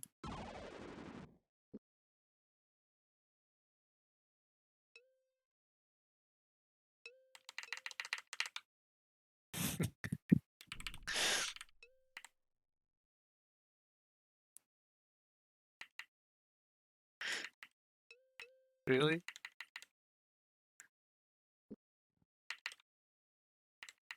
I should try it next time. Oh, I see something there. Puck snapped his fingers. Shouting something in Surani to the startled Spellweaver, he watched hard for a response from the magician and apparently saw what he had expected to see. What did you say to him? Owen asked. I offered peace, Puck said, nodding to the Great One, noting that the magician hadn't recovered from the surprise. Apparently, he isn't interested. What is this? Is this one of the 6?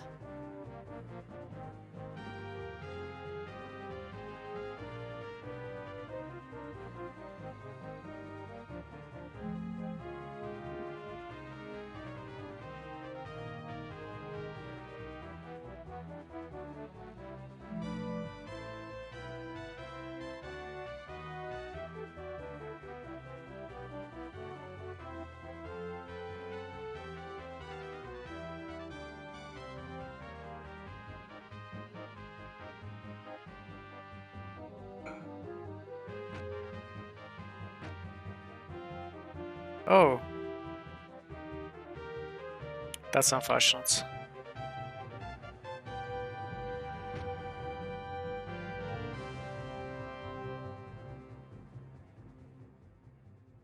Just stop, please stop.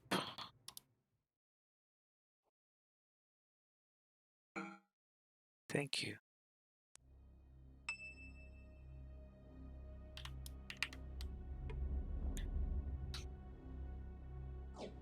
So, was this one of the 6?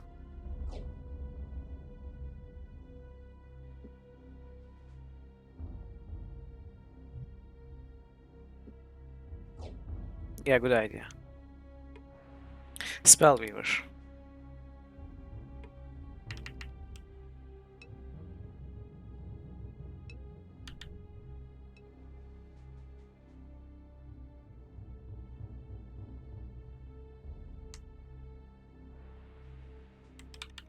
Do I see 2 chests here?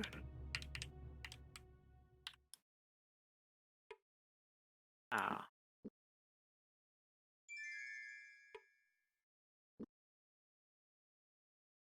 Wow. Why would the game want me to cast Night Fingers?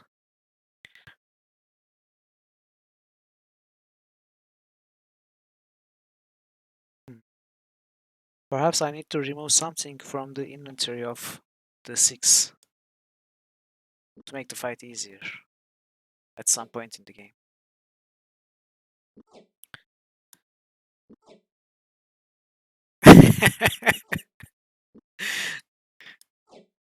Yes, and it offers us 3 hands.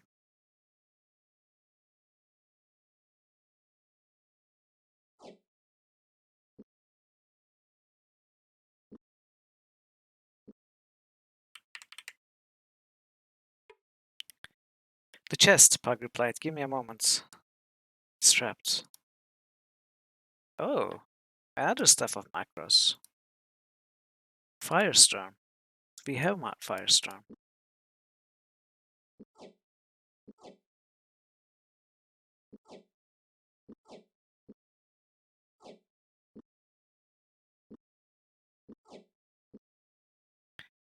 Actually, 12.5, 10.25. Okay, this is much better. Also, this gives 20 to every skill, right? Or just accuracy casting. Yeah, just accuracy casting. So Firestorm. We already have this on both characters. We don't need it.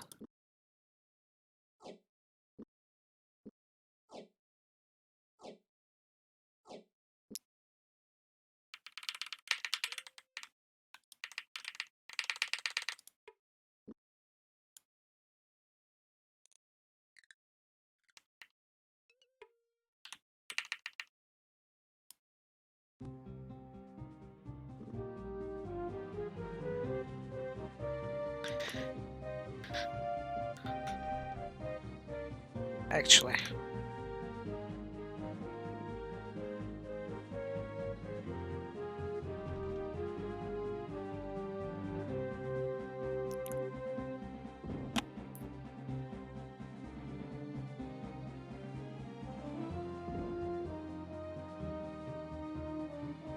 only 16 damage yet they die. That's interesting.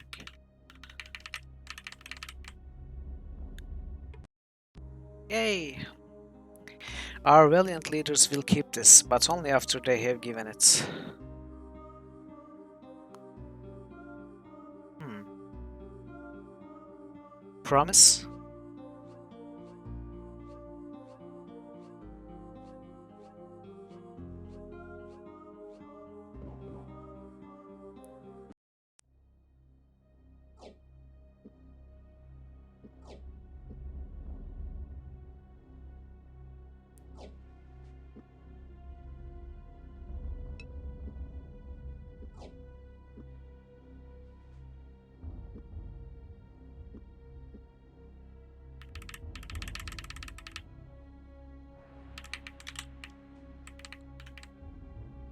Yeah, I agree actually.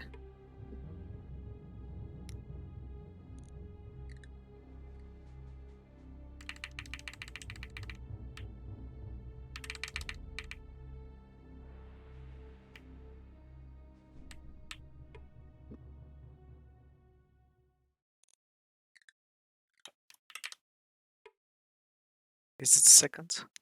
A Spellweaver awaited them. We were told to expect you, Milamber, Spellweaver said, raising his staff. And we were instructed you were not to pass into the Lifestone Chamber. You cannot win, Pug bluffed, not entirely certain he could match the Great One's power in his present state. From somewhere, the Surani magician found the resolve to continue. We shall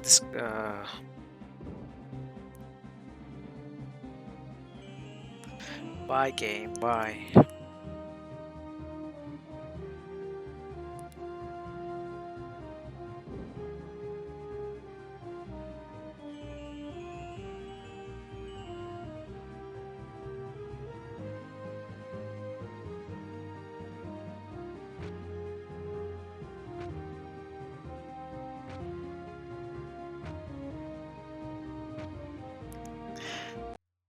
This is such a funny sight when you think about it.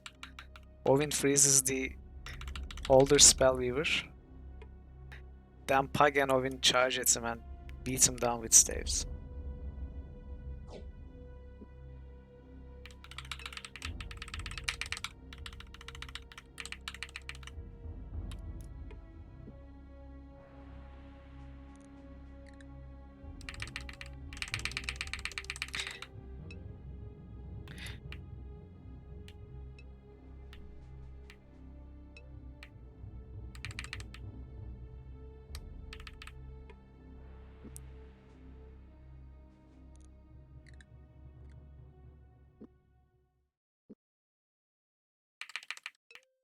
Oh, the third one. Spellweaver foiled their ambush. Okay.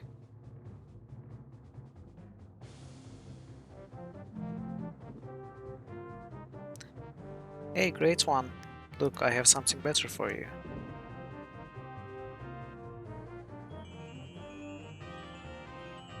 Okay, let's heal up.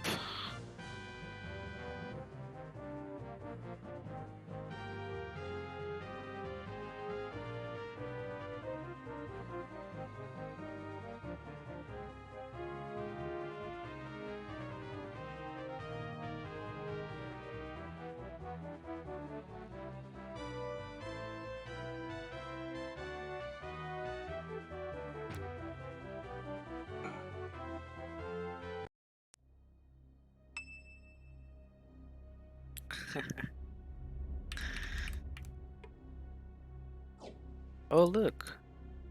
You got a Gilded Storm.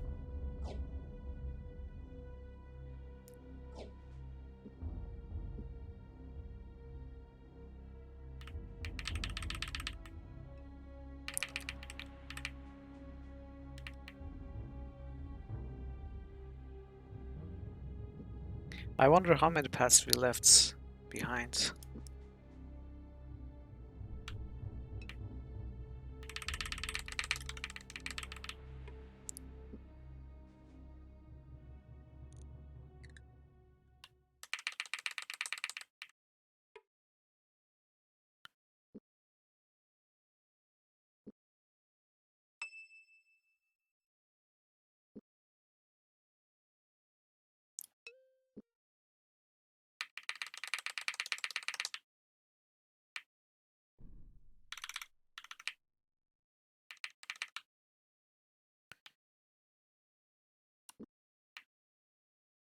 This floor is pretty big.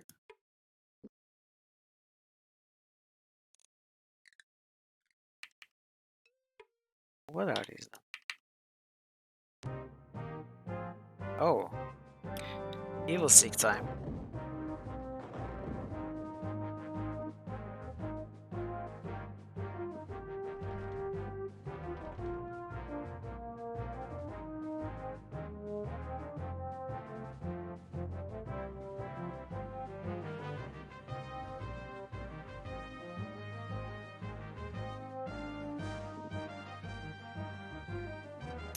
Yeah, actually you're right. As long as we have the line of sight, Firestorm deals 120 to all of them. For the same costs.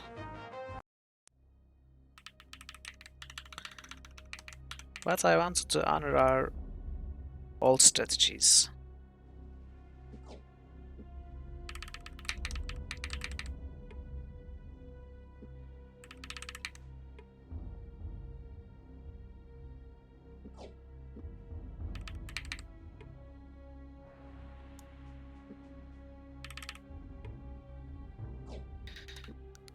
I'm still looting gold.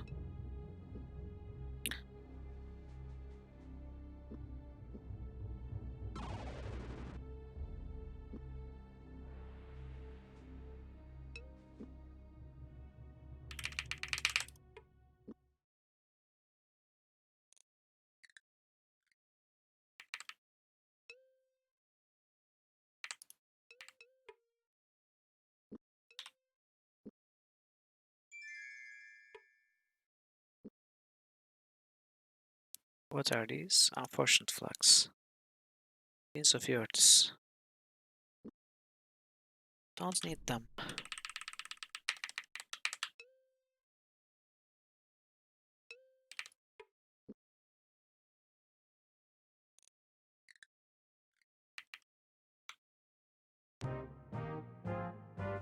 What's this?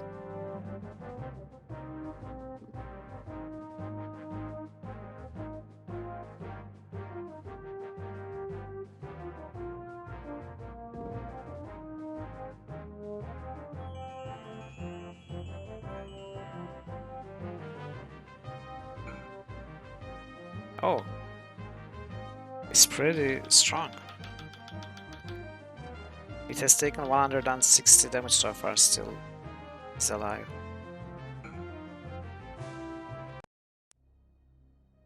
So what was this? Serve with Roflim's Kragma.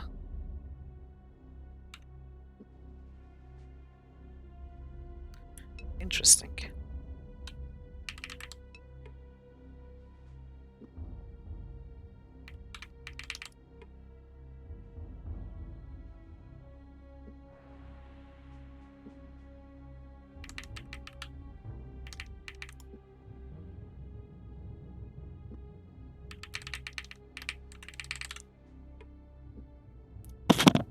Oops. Sorry.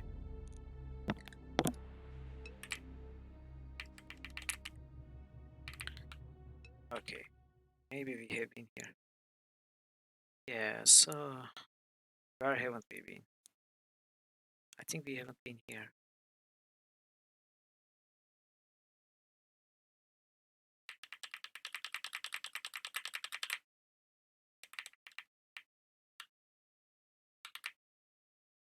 At least there were no holes.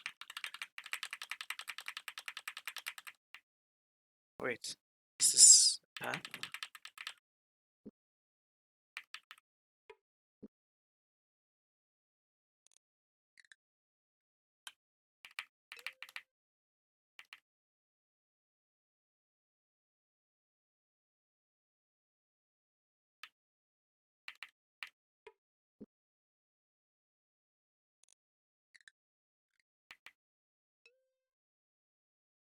Another.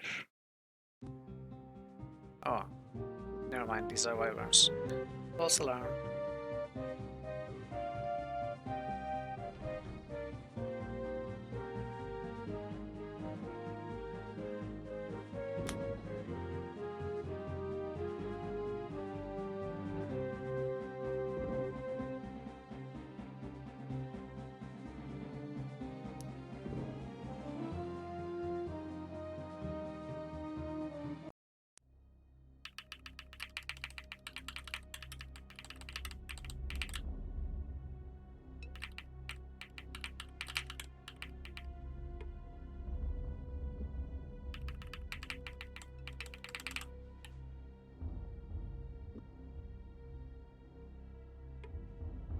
Is this...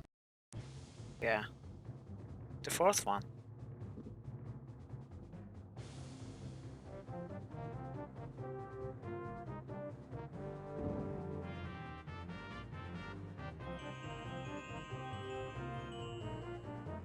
Should I?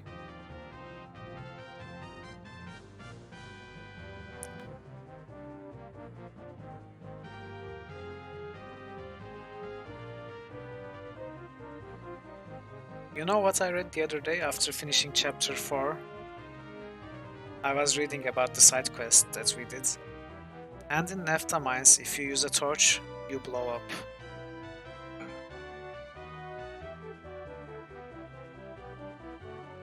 It would be nice to try it out.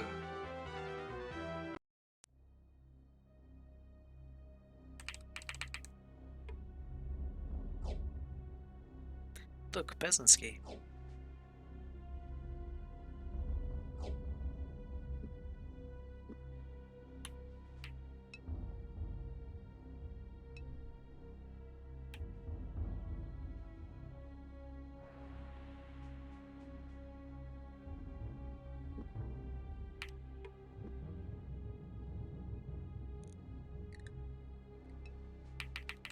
Oh, a hole.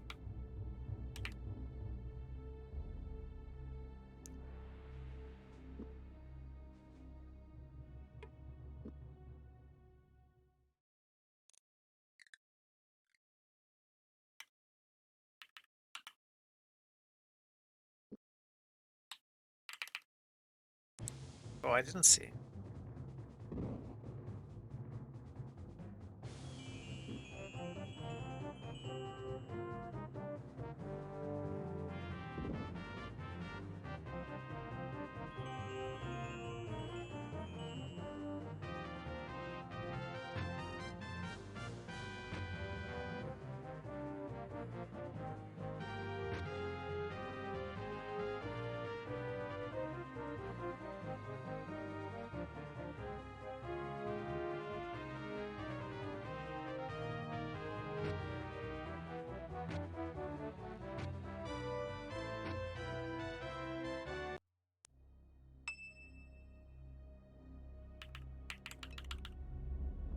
I don't know where you read your fables.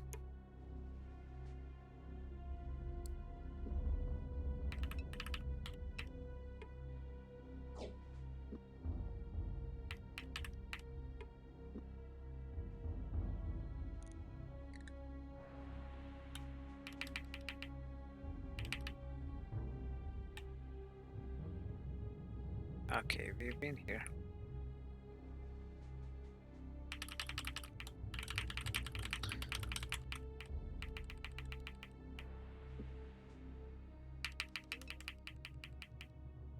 Where was that hole?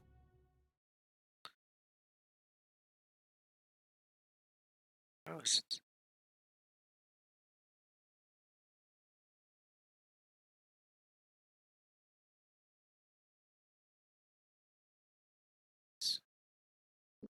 Was it across this room? Northeast? Are you sure?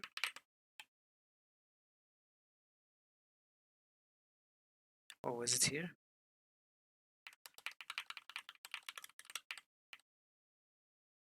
Yeah, I guess it was.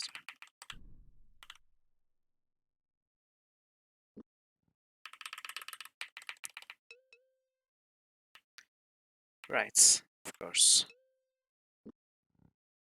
Okay, so where haven't we gone? Here, maybe.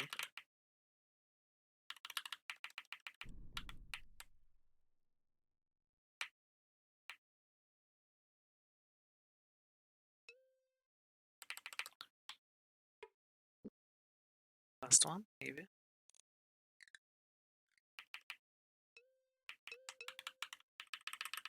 Hello?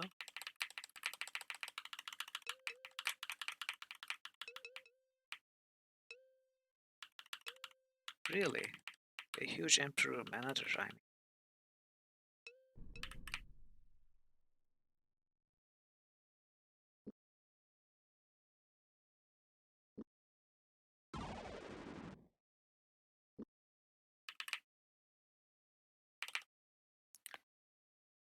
Okay, it wasn't here then.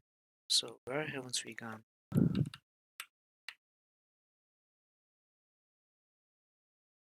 Have we seen the end of here?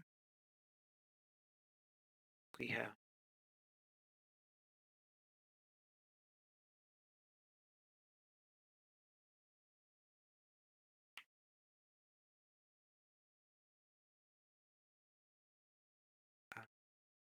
Here?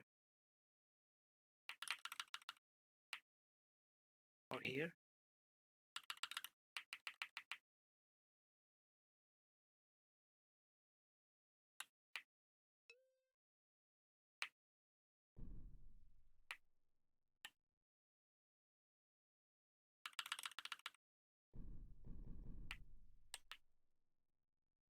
I think entrance is here.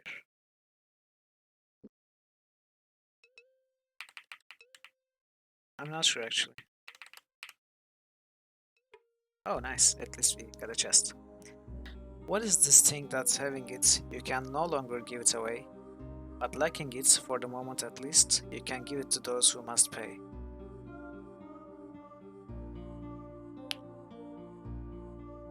So when you have it, you can no longer give it. If you don't have it, you can give it to those who must pay.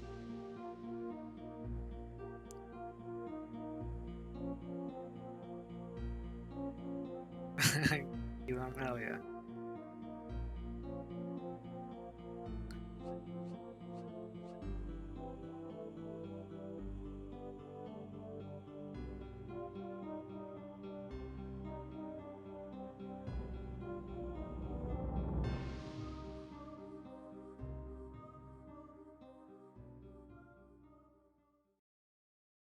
Hmm.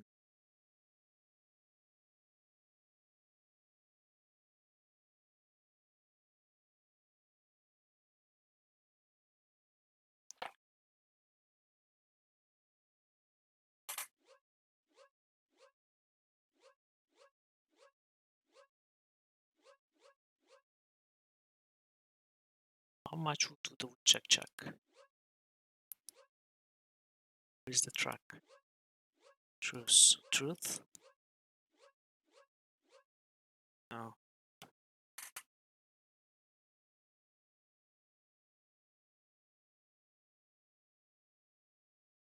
So if you have this, you cannot give it away.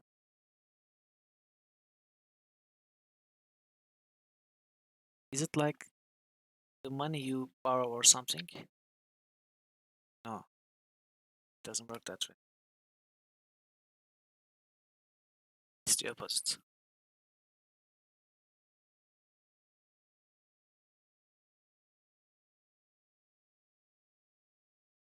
Truth.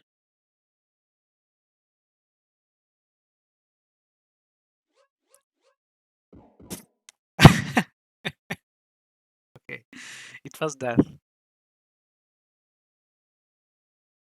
So if you have it, you cannot give it away. But if you have death, you cannot give it away. But if you lack death for the moment, you can give it to those who must pay. Oh, okay. So if you are alive, you can kill. If you have death, you cannot deal death. You cannot kill someone else. Yeah. But it's I don't know. It's far-fetched. I think the wording.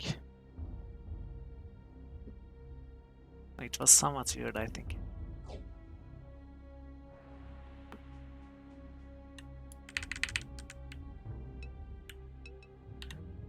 Yeah. Indeed. What about ghosts? I mean, we know in this world there are ghosts.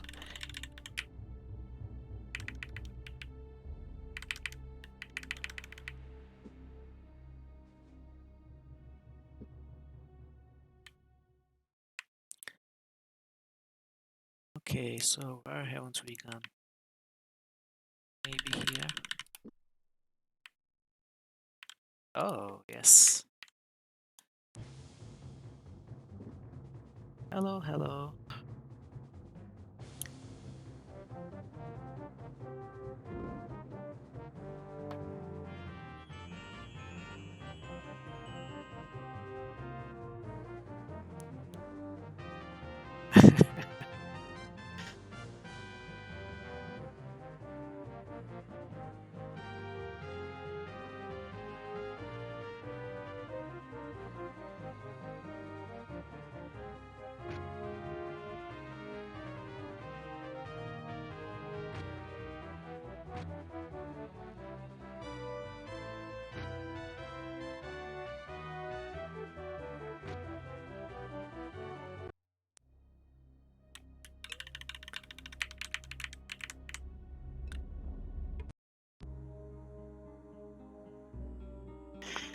Though not a plant has leaves, though not a beast has spine, though many wouldn't need this thing, it's more valuable than wine.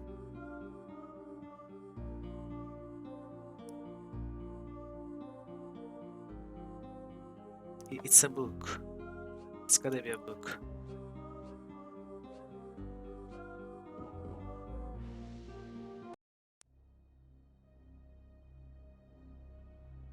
Another unfortunate flex. Sorry, I sold your I sold the riddle while you were joking around, but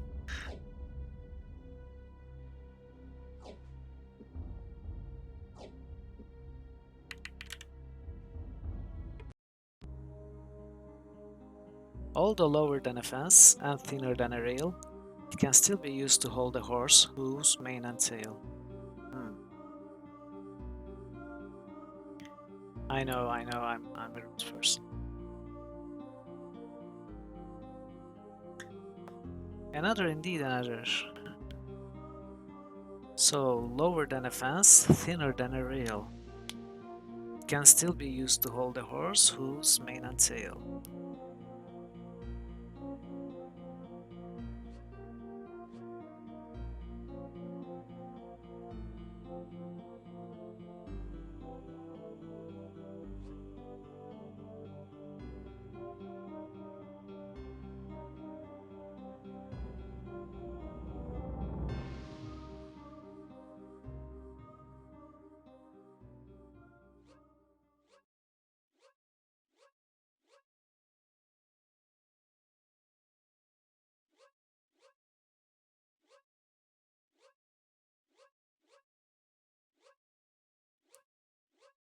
Okay, IHFMT tax,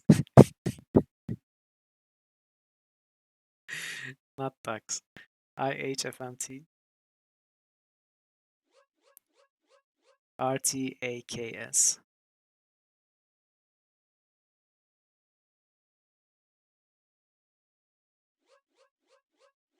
TEOEY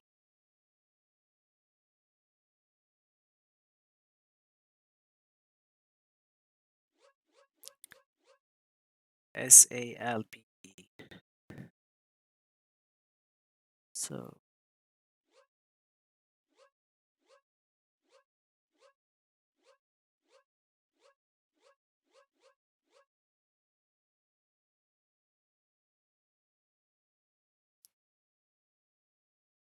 shame on.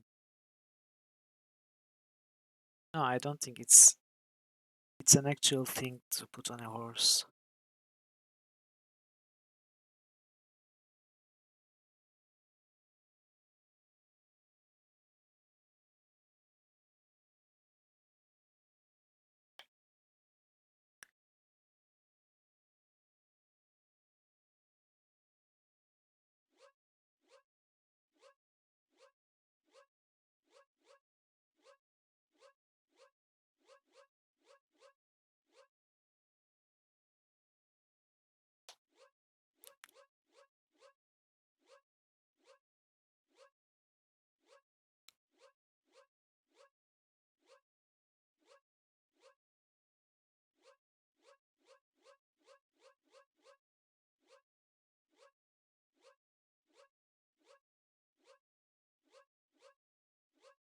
Steak?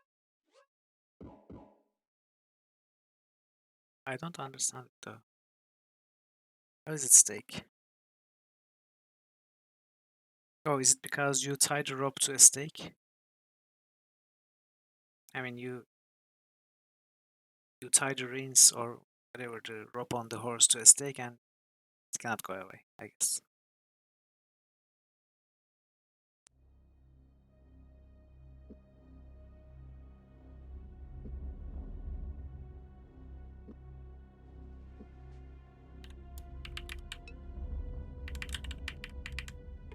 Oh, you saw this one, right?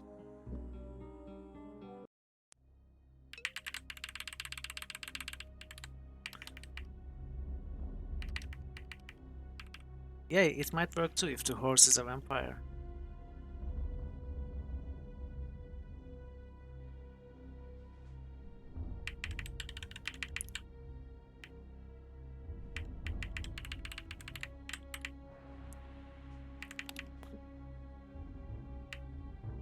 Okay then, so we got all 6. We checked every spot in the second level. So is it time for Makala?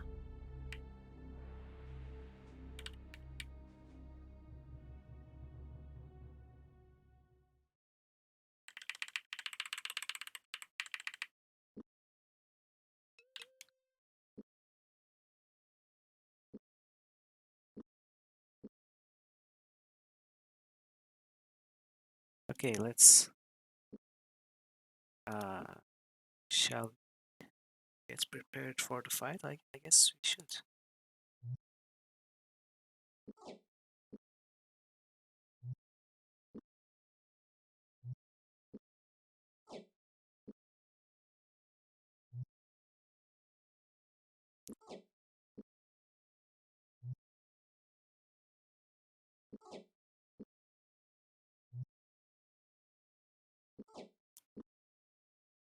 Let's put a better enchantment on the weapon. What else can we do? Yeah, we can drink this too.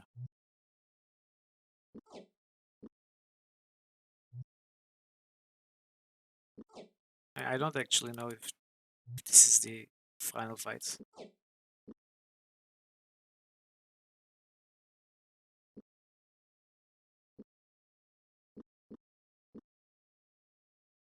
I'll come back.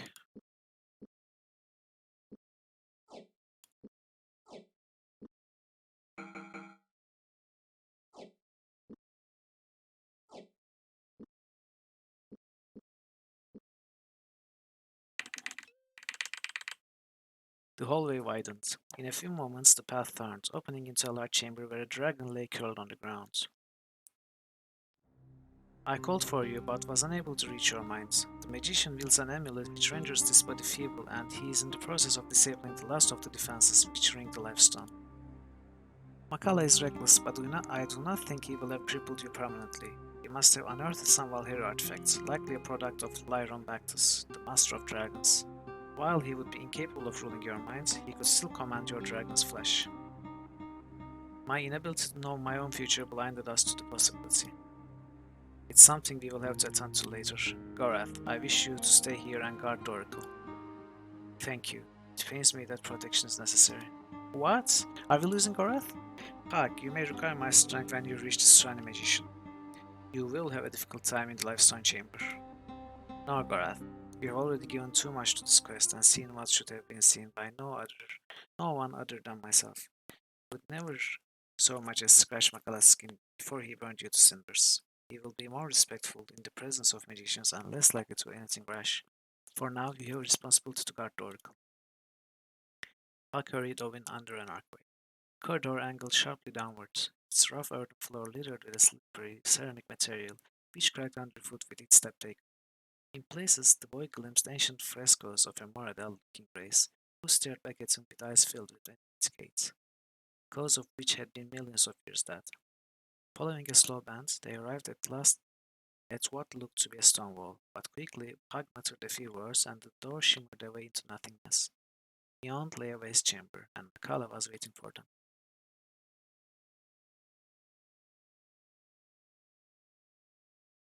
We won. I hoped more for you, Makala. When first you come to us years ago from the assembly, I sensed your heart full of dark calculation, but I had thought with us you would grow to gentleness. We Surani are of course bereft of that quality. Save your prating for the assembly. You have returned my friendship with cold contempt, treated with my daughter as a wolf to his prey, and have defied my interdict to visit Setnon. Assume nothing between us now other than the respect due between practitioners. Why has the Assembly of Magicians seen fit to interpose itself into Midkemian affairs? As a whole, the Assembly was unable to reach consensus on this matter. They hesitate to dabble in matters that might arouse your ire. Otherwise, disposed with a small problem concerning House Akoma, they decided those who felt this investigation necessary could conduct it of their own volition. I undertook that responsibility. I should be careful taking such weight upon your shoulders. It may yet crush you. 10 years ago, you engaged in a battle to bar the Valhero entrance to your world. A battle in which you requested the service of several companies of Surani foot soldiers. As such, the battle became a matter of imperial interest and fell within the jurisdiction of the Assembly. You, however, have thwarted all our efforts to gather information about that battle and have forbade our investigation of Satnan. Many sons of great houses fell, but their bodies were never recovered for the proper rites. Your attempts at evasion are execrable, Makala. Never has the Assembly concerned itself with the souls of the dead, and I don't believe they are practicing a newfound piety. You wish to learn how I defeated the Valheru. Indeed, how could we not? The Valheru were a race of unspeakable evil and dread power who once nearly destroyed our world. Although my brothers harbor you the greatest respect, Pug, you would be incapable of turning aside such monstrous power unaided. Judging by the numerous defenses that ring this abandoned town, they assumed the only possible solution: to conceal the thing of power in the caverns here. I cannot fault your fears, but your methodology has been despicable. Lifestone was created in the darkest days of the Mad God's rage, a war in which the Valheros strove to destroy the gods of Midkemia. With it, they believed they could conquer every corner of the universe, and in all likelihood, they could have. It must be eternally locked away here, and its existence must die with the small handful of us that have looked upon it. You will speak to none of the assembly about what you have found here, or you shall answer to me. I cannot in good conscience keep such a secret. What if such a weapon were wielded against the Empire? Could not such a weapon lay waste to all her children? Cannot simply bury such a weapon. It must be destroyed for the good of all future generations of the Empire and the King. Impossible. We have no way to know what would happen if we attempted to destroy it. This may not be tested without potentially disturbing the Valheru whose souls now occupy the stone. As I suspected, you have done nothing to study it. Great though your power may be, you haven't an inkling what's lie within the stone. Its very existence is obscene. Must not fall into the hands of a hostile power. Makala, do not tamper with the stone. It must be left untouched for the good of all.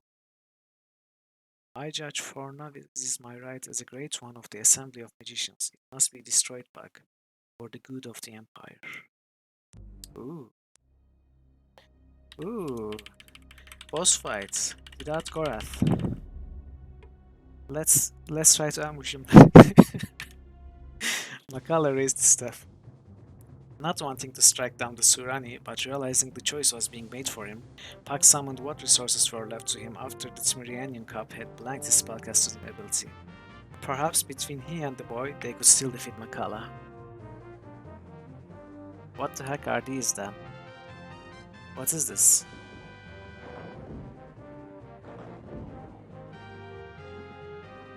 Okay, can we cast Mad God's Rage and kill him?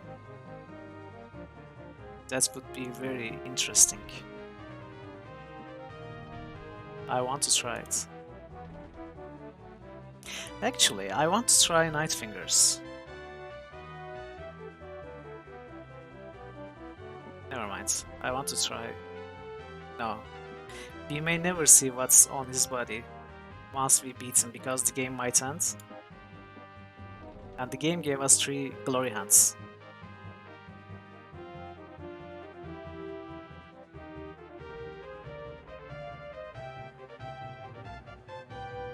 Can we take these? Oh, we can't, okay. So it was a waste of a turn, but still.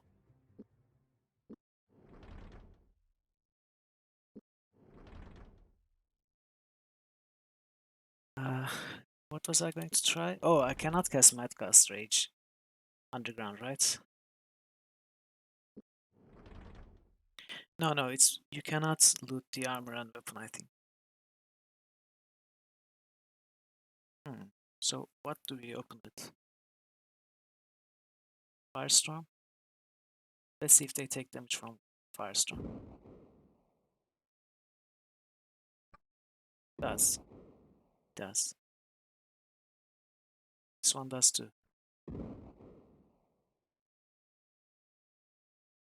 Ooh. Okay, so already that.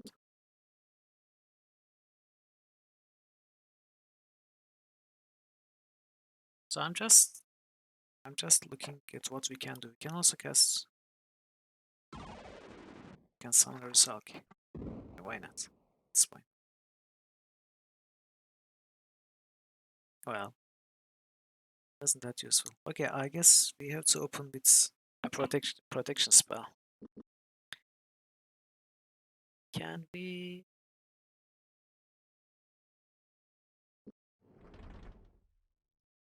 cast a full length Skin of the Dragon and heal up? Actually, let's just lose this one and go again.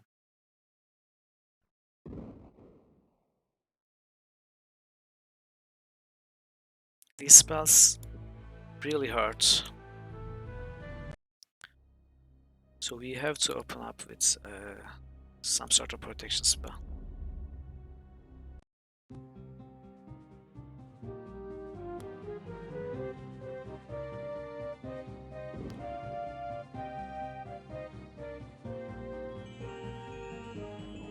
If Pug survives the opening, of course.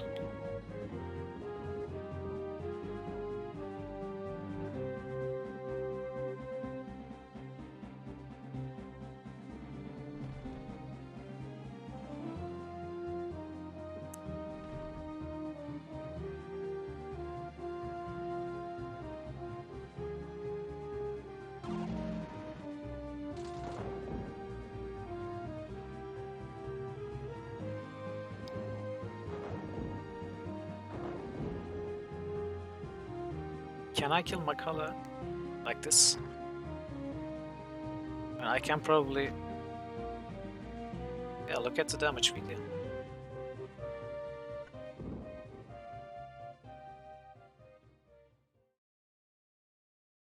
Where are you going? Oh, we are not dealing much damage. Maybe with a swing.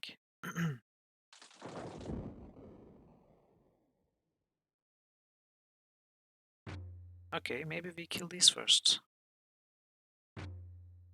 Oh, they're not strong.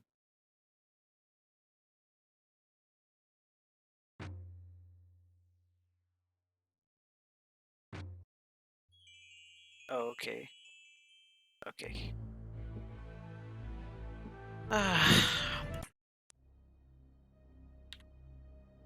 Well, maybe we freeze him first. Okay, okay, that's good. Owen got the first attack. Come on, really?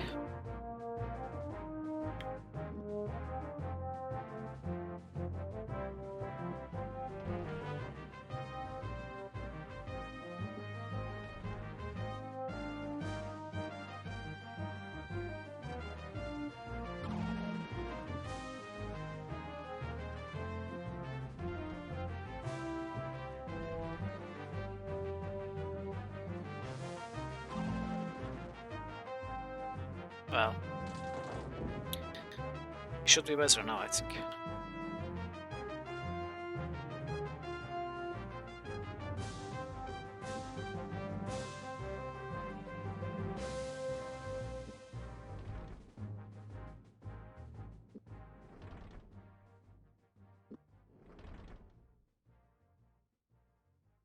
Let's see if we can freeze him.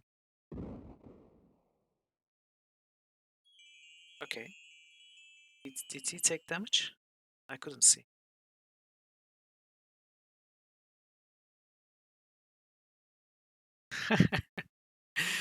Indeed. Said Krondor has the most amazing soundtrack.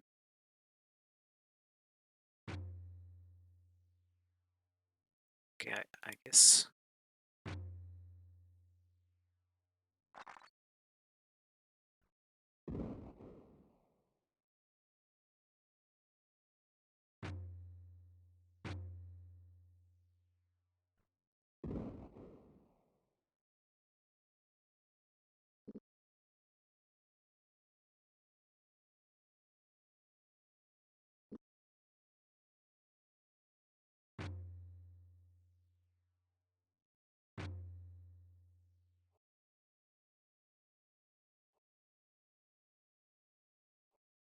Oh no.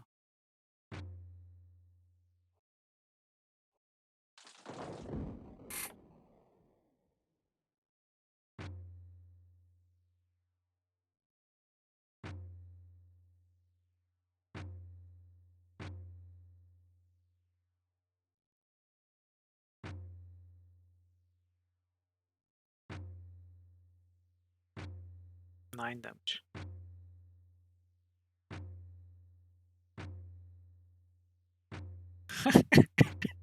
This is one way to kill the final boss, I guess.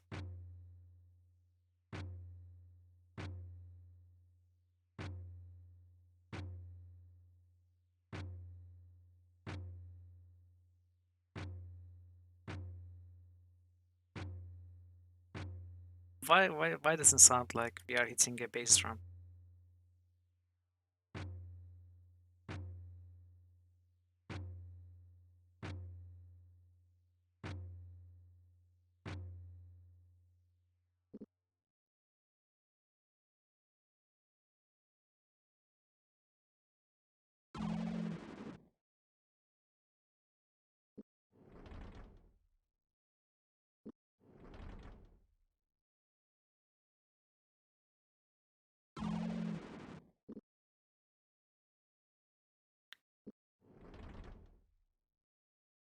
Oh, would this work?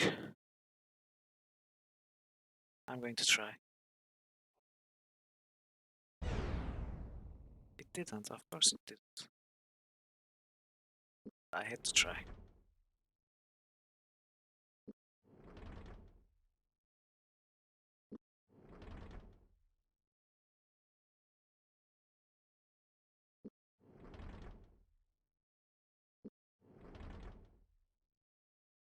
There you are.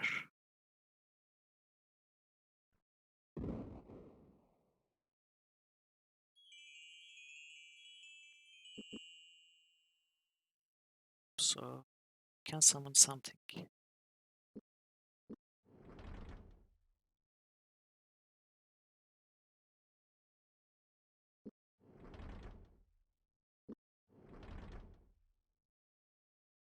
Okay, River Song.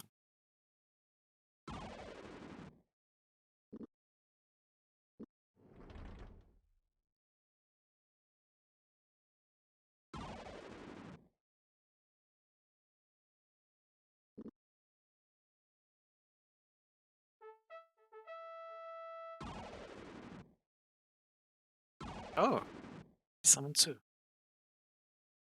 let's rest while they do the job.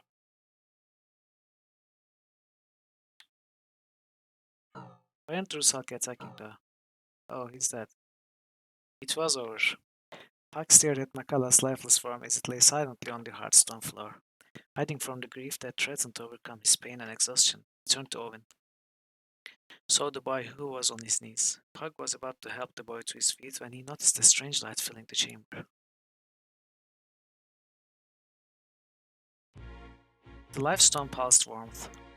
Rays of emerald light touched Owen's solemn features, deepening the hollows of his face as he approached the blasted turf occupied moments before by Macalla's towering rage. Nearby, Puck spoke softly, his voice diffusing off the cavern walls into a thousand bouncing whispers. It may be difficult, Puck said, but don't judge him too harshly, Owen.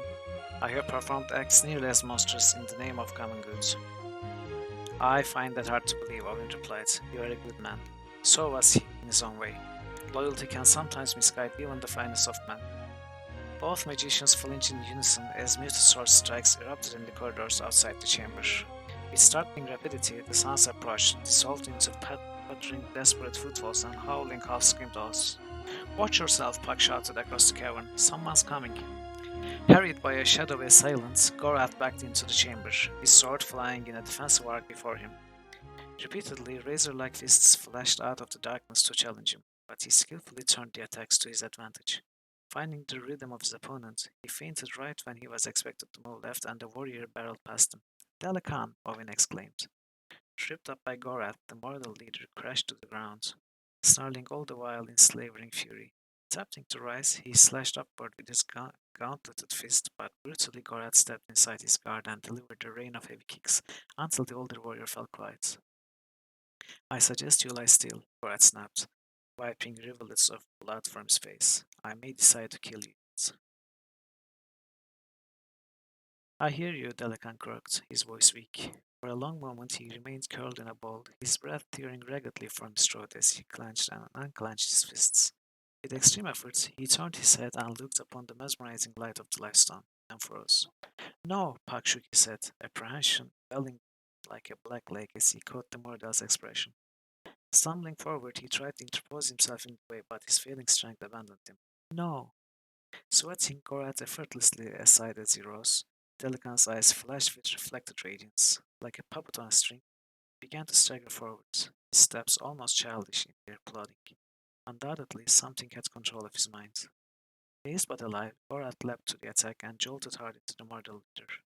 His miscalculated blow carrying both of them not down but forward, forward into the lifestone. Together they reached for the sword.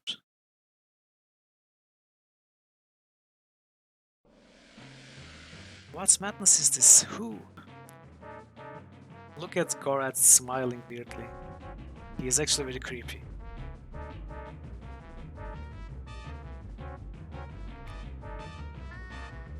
Something within the sword consumes, can't fight it, him, ashen sugar. The Valhalla souls trapped within the stone are slipping their bonds. We will have to kill them both. But what about Gorath? You must, Owen. Evil can't fight it him much longer. Can't hold him. Now. Now. Oof. Owen stared blankly at the lifestone. We killed him, Owen said, a bitter heart in his words. He came to the kingdom to warn us, and we killed him. Don't be petulant, Owen. This isn't the time for it. Glaring at Puck with shock, Owen opened his mouth to reply, but found that adequate words failed him. Angered, he turned as if to leave, but felt the master's magician's hand on his shoulder. Wait, Pack said, his voice more gentle than it had been. Meeting the boy's hateful gaze, he motioned for him to stay. You must understand, Korath was dead the minute he touched the sword. If he had hesitated another moment longer, both he and Delican would be dead and an unspeakable evil would be loose on our world. When Delican began to change, you could see the Valheri were attempting to mold them into a form they could use. Do you remember the terrible devastation we saw on Timidiania? That would be a paradise compared to the lives you would lead under their run. I'm telling you this because you now have the knowledge and abilities which come with terrible responsibilities. You will have to make decisions far worse than this someday if you continue down the path you are on. You are going to have to learn to think before you act, but never to regret your decisions, right or wrong. Otherwise, you will slowly not to make decisions at all. But how can I know which are the right decisions? Owen asked. How can I be sure? Matt squeezed his shoulder. You need to live to a ripe old age to know that, and I am not nearly old enough to have an answer. All I know is what Macross the Black once told me. He said to train those around me well, to make them powerful, but also to make them loving and generous. I see those things in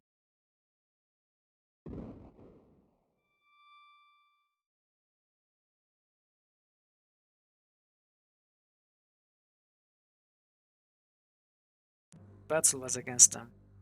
Enraged, war leader Morov growled orders to his terror-stricken lieutenants as he reviewed their weakening lines from the safety of an elm-shaded hill, watched with fury as his forward ranks of pikemen retreated under an unexpectedly heavy rain of kingdom longbow fire. In a short while, the combined mass of Prince Arutha's relief forces and the garrison at Setanon would be in a position to push them into the only quarter of the city where they would be unable to retreat. And then, it would only be a matter of hours before they would be forced to surrender or die in a blaze set to flash them out. War leader Marlov, you must come quickly. Hearing a commotion to his left, he muttered a silent curse on Delican's head for leading them on this fool's errand. Then snapped his attention to a small group of Moradel who were advancing towards him, face flushed with excitement. Their leader, a scar-faced whelp of 20 summers, knelt reverently at his feet before breathlessly delivering his message. At the keep, your father has taken Prince Arutha, and I believe the Mark I is within. The tide of the battle turns. Stalking skeptically after these messengers, he progressed through a ruined avenue and into a cobbled central square filled with conversing mortal warriors. Above them, Delican mounted the fire-blackened parapet walk of the keep, preceded by a mysterious robed figure and the Prince of Krondor, the later bound hand and foot, unable to do anything but follow where he was led. Brethren, silence fell over the square as the robe-clad figure stepped past Aruta and Delican and into an archer's turret, a hand placed over his right breast. Ripping open his white garment, he revealed a body made gaunt with hunger, but bearing an unmistakable curling purple birthmark which resembled a dragon, and was the mark of legend. Instantly, a chant rose among the mortal warriors, many of them falling to their knees in ecstatic reverence.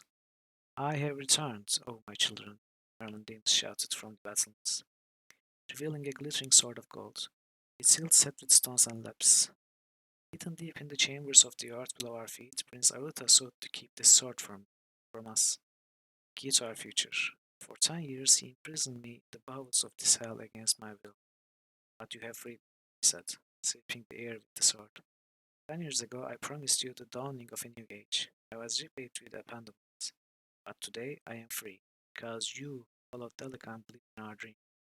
You have demonstrated your worthiness and loyalty, and as a reward you shall all bear witness to the death of the Lord of the West, and the final fulfillment of the prophecy. A dark cheer rippled through the crowd as Marmondamus held the sword aloft and faced Arutha. His lips curled back in a wicked smile as he advanced on the dazed prince, considering the things that had been done to him. The crowd thought it likely their former leader would execute Arutha slowly, and they were ripe for the spectacle. Abruptly, Marmondamus halted. Beneath him, the stones of the keep began to tremble, as if the entirety of the structure were being shaken by an invisible hand. His look of proud defiance suddenly turned to outrage. What treachery is this? Marmondamus screamed. Who meddles with the prophecy? As if in answer, thunder pealed overhead, announcing the arrival of a great dragon rider, a pair seemingly having formed from the very air itself. Floating down from the dizzying heights, they descended to a point level with the keep's foot rooftops, and dragon's wings beating great gales of wind against the crowd. Prophecy is false, Marmondamus, as are you. Puck shouted from the dragon's back. You have betrayed the folk of the kingdom and those of your own people for a lie. It is time for your terror to come to an end. At Puck's command, Arutha ducked, narrowly averting death as the dragon skimmed low overhead, lashing the battlements with its titanic whip-like tail, hurling both Myrmidons and Delican, screaming like babes into the horrified horse who watched far below. Fanning away from the impact of the two, bystanders hastened to escape, fearing a possible second attack from the flying dragon and its equally menacing rider. Standing in the midst of the crowd, Marov looked on, void of fear and fear, his voice calm and clear as he addressed the golden lieutenant who stood near him. Gather your kin and call retreat. Lord Marov, may still win, lead us. Calling the green-skinned creature, Marov lifted him off his feet. I now lead the nations of the north, and my first command is that I shall lead us home. Call the retreat. Marov spat, hurling the golden backwards. The day is theirs, but I must see to something first. Disregarding the panicked warriors who sought egress from the square, Marov picked his way over the burning rubble to where his father lay dead, his wolfish eyes reflecting only the clouds of smoke which drifted through Satanan. For all his father's grand schemes, for all the things he had thought to accomplish, he was nothing now, nothing but a hulk of dead flesh. He had been a fool to trust the Surani magician. Leaning over the dead body, Marov snatched up the golden sword which Myrmidons had retrieved from the caverns below. Although he knew very little of the prophecy which had inspired both his father and Myrmidons to their deaths, he had no intention of wasting what little they had gained in that battle. Perhaps, when he returned to the Northlands, he could still find a way to harness the power of the artifact, assuming it had any power set. Marov. Turning, the mortal war leader had no time to react before the lightning-quick assassin was upon him, driving a knife skillfully through his left eye and deep into his brain, killing him instantly. Without a sound, he crumpled to the ground across his dead father, dropping the sword even before he could raise it. Smiling coldly, Narab withdrew his knife and wiped clean the grey flesh from its one blade, then snatched Myrmidon's prized sword from where it lay abandoned on the ground. One by one, he had borne witness to the destruction of his rivals, Gorath of the Ardanian, his own brother Nago, Delacan, and his son Marov, all destroyed by their own greed or inaction. Now there would be the matter of dealing with which Lielan had been Delacan's mate, and then he might even claim the throne of Sarsagot for himself, assuming no bastard get of the former war leader claimed the rights. It would be of small consequence, however, for now he possessed what they had all sought. Assuming he lived, he would learn to exploit this newfound advantage. Resheathing his knife in his boot, he spotted a slow-moving band of Mordal limping towards Timwood, and he hurried to join them, blending in with the crowd in the same manner in which he had come to Satanan, as an unrecognizable face in a mob of beaten and angry. Aruta watched with mild wonder as Puck conjured the prince's duplicate into non-existence, then just as quickly eliminated remarkably lifelike illusions of Delican and Myrmidons who lay crumpled on the ground below the keep. The corpse of Delican's son would have to be removed later, by a less arcane means. A shame we didn't have you with us at Armengar, cousin. Puck, Aruta said. A performance such as that before Myrmidons' troops might have won us the battle.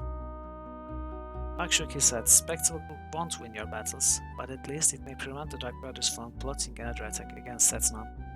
The dozen or more mortal witnesses you left alive on the battlefield, most of them should return alive to the Northlands, having seen their leaders die and possessing the object Myrmidons sought. They'll have little reason to return here. Let us hope, Aruta said. I have little desire to do this again. What about the artifact, Odin said. A useless sword, Puck replied with a grin. The Oracle of Al indicated a hidden room where I might find it when I asked for assistance with the plan. Shortly after that, Mordal gentleman picked it up and returned to Sarsagot. He will discover it useless and curse the names of both of them for having spilled so much mortal blood on false prophecies. Seeing James and Locklear poking about in the ruins near the keep, Aruta scowled. I have a feeling those two are going to keep me busy for months with their questions about this place. Fortunately, they are loyal. If I tell them the subject is closed, they'll both trust me enough to leave the issue alone. You can always tell them the sword was truly what was buried here, Olin suggested. The answer is good enough for the Mordal. Aruta shook his head.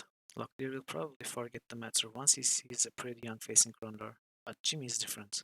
He won't accept it, though he will never ask anything more. I don't like that I will have to lie to him. He's as loyal a subject as I've ever had. What about the Surani? Owen asked, nodding. Aruta seemed equally concerned with Bug's answer. I shall have to talk with them. A well-respected member of the Assembly of Magicians named Hochopepa already knows something of the event, and he will help me assuage their fears, Bug said. Thankfully, they have their hands tied with another bothersome individual at the moment.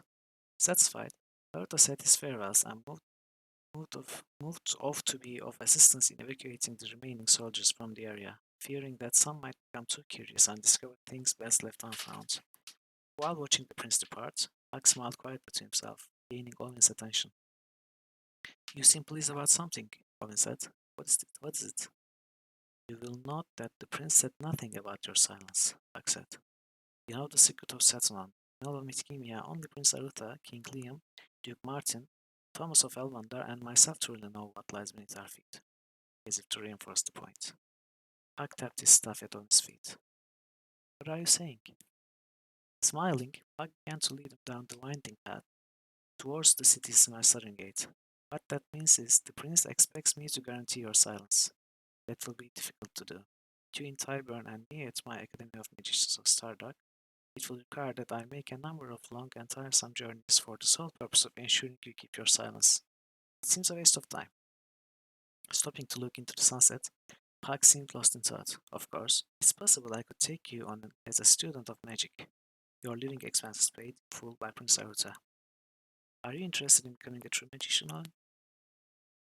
Laughing for the first time in great while, Owen twirled his staff in his hands. I've never wanted anything else.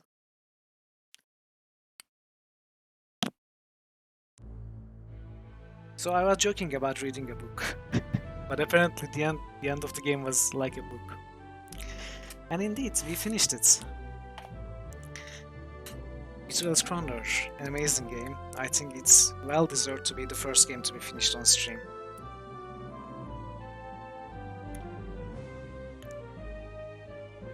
Oh, it was really good the end. As I was reading through what was happening between Marmondamus and Naruto, I was like, what the heck is happening? Where did Marmondamus come from? How are they winning right now? And it turns out to be all an illusion. Wow, what an end. Thank you, thank you. I wasn't expecting to finish the game today. I was pleasantly surprised. And thank you all for watching. I mean, I'm just playing a game. It's nothing to thank for. But I should thank you for watching me play. In any case, I was planning more Betrayal Gronder for Friday. So I guess I have to plan something else now. You could start White and Magic 6, but maybe we do something else for a day. Maybe not critical hits. I got a few ideas in mind. I'll think about it today and tomorrow and tell you on Discord before the stream. So I guess I end the stream now. I mean, there's nothing else to do.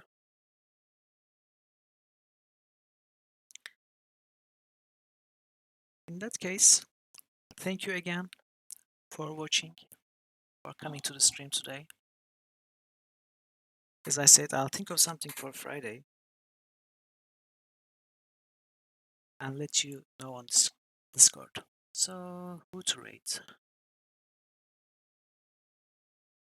Oh, Elliot is streaming. Oh, he's streaming Project Zomboid.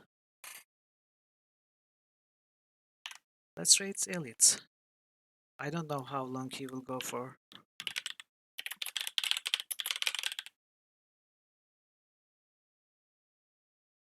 Hopefully he goes on for a while.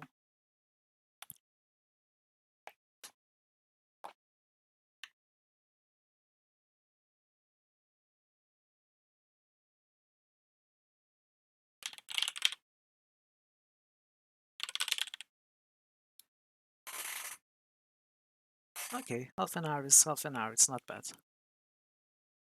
Alright then. Tell him hi. and let's enjoy a little project zone breakdown. Okay, perfect. All right, guys, everyone, see you later.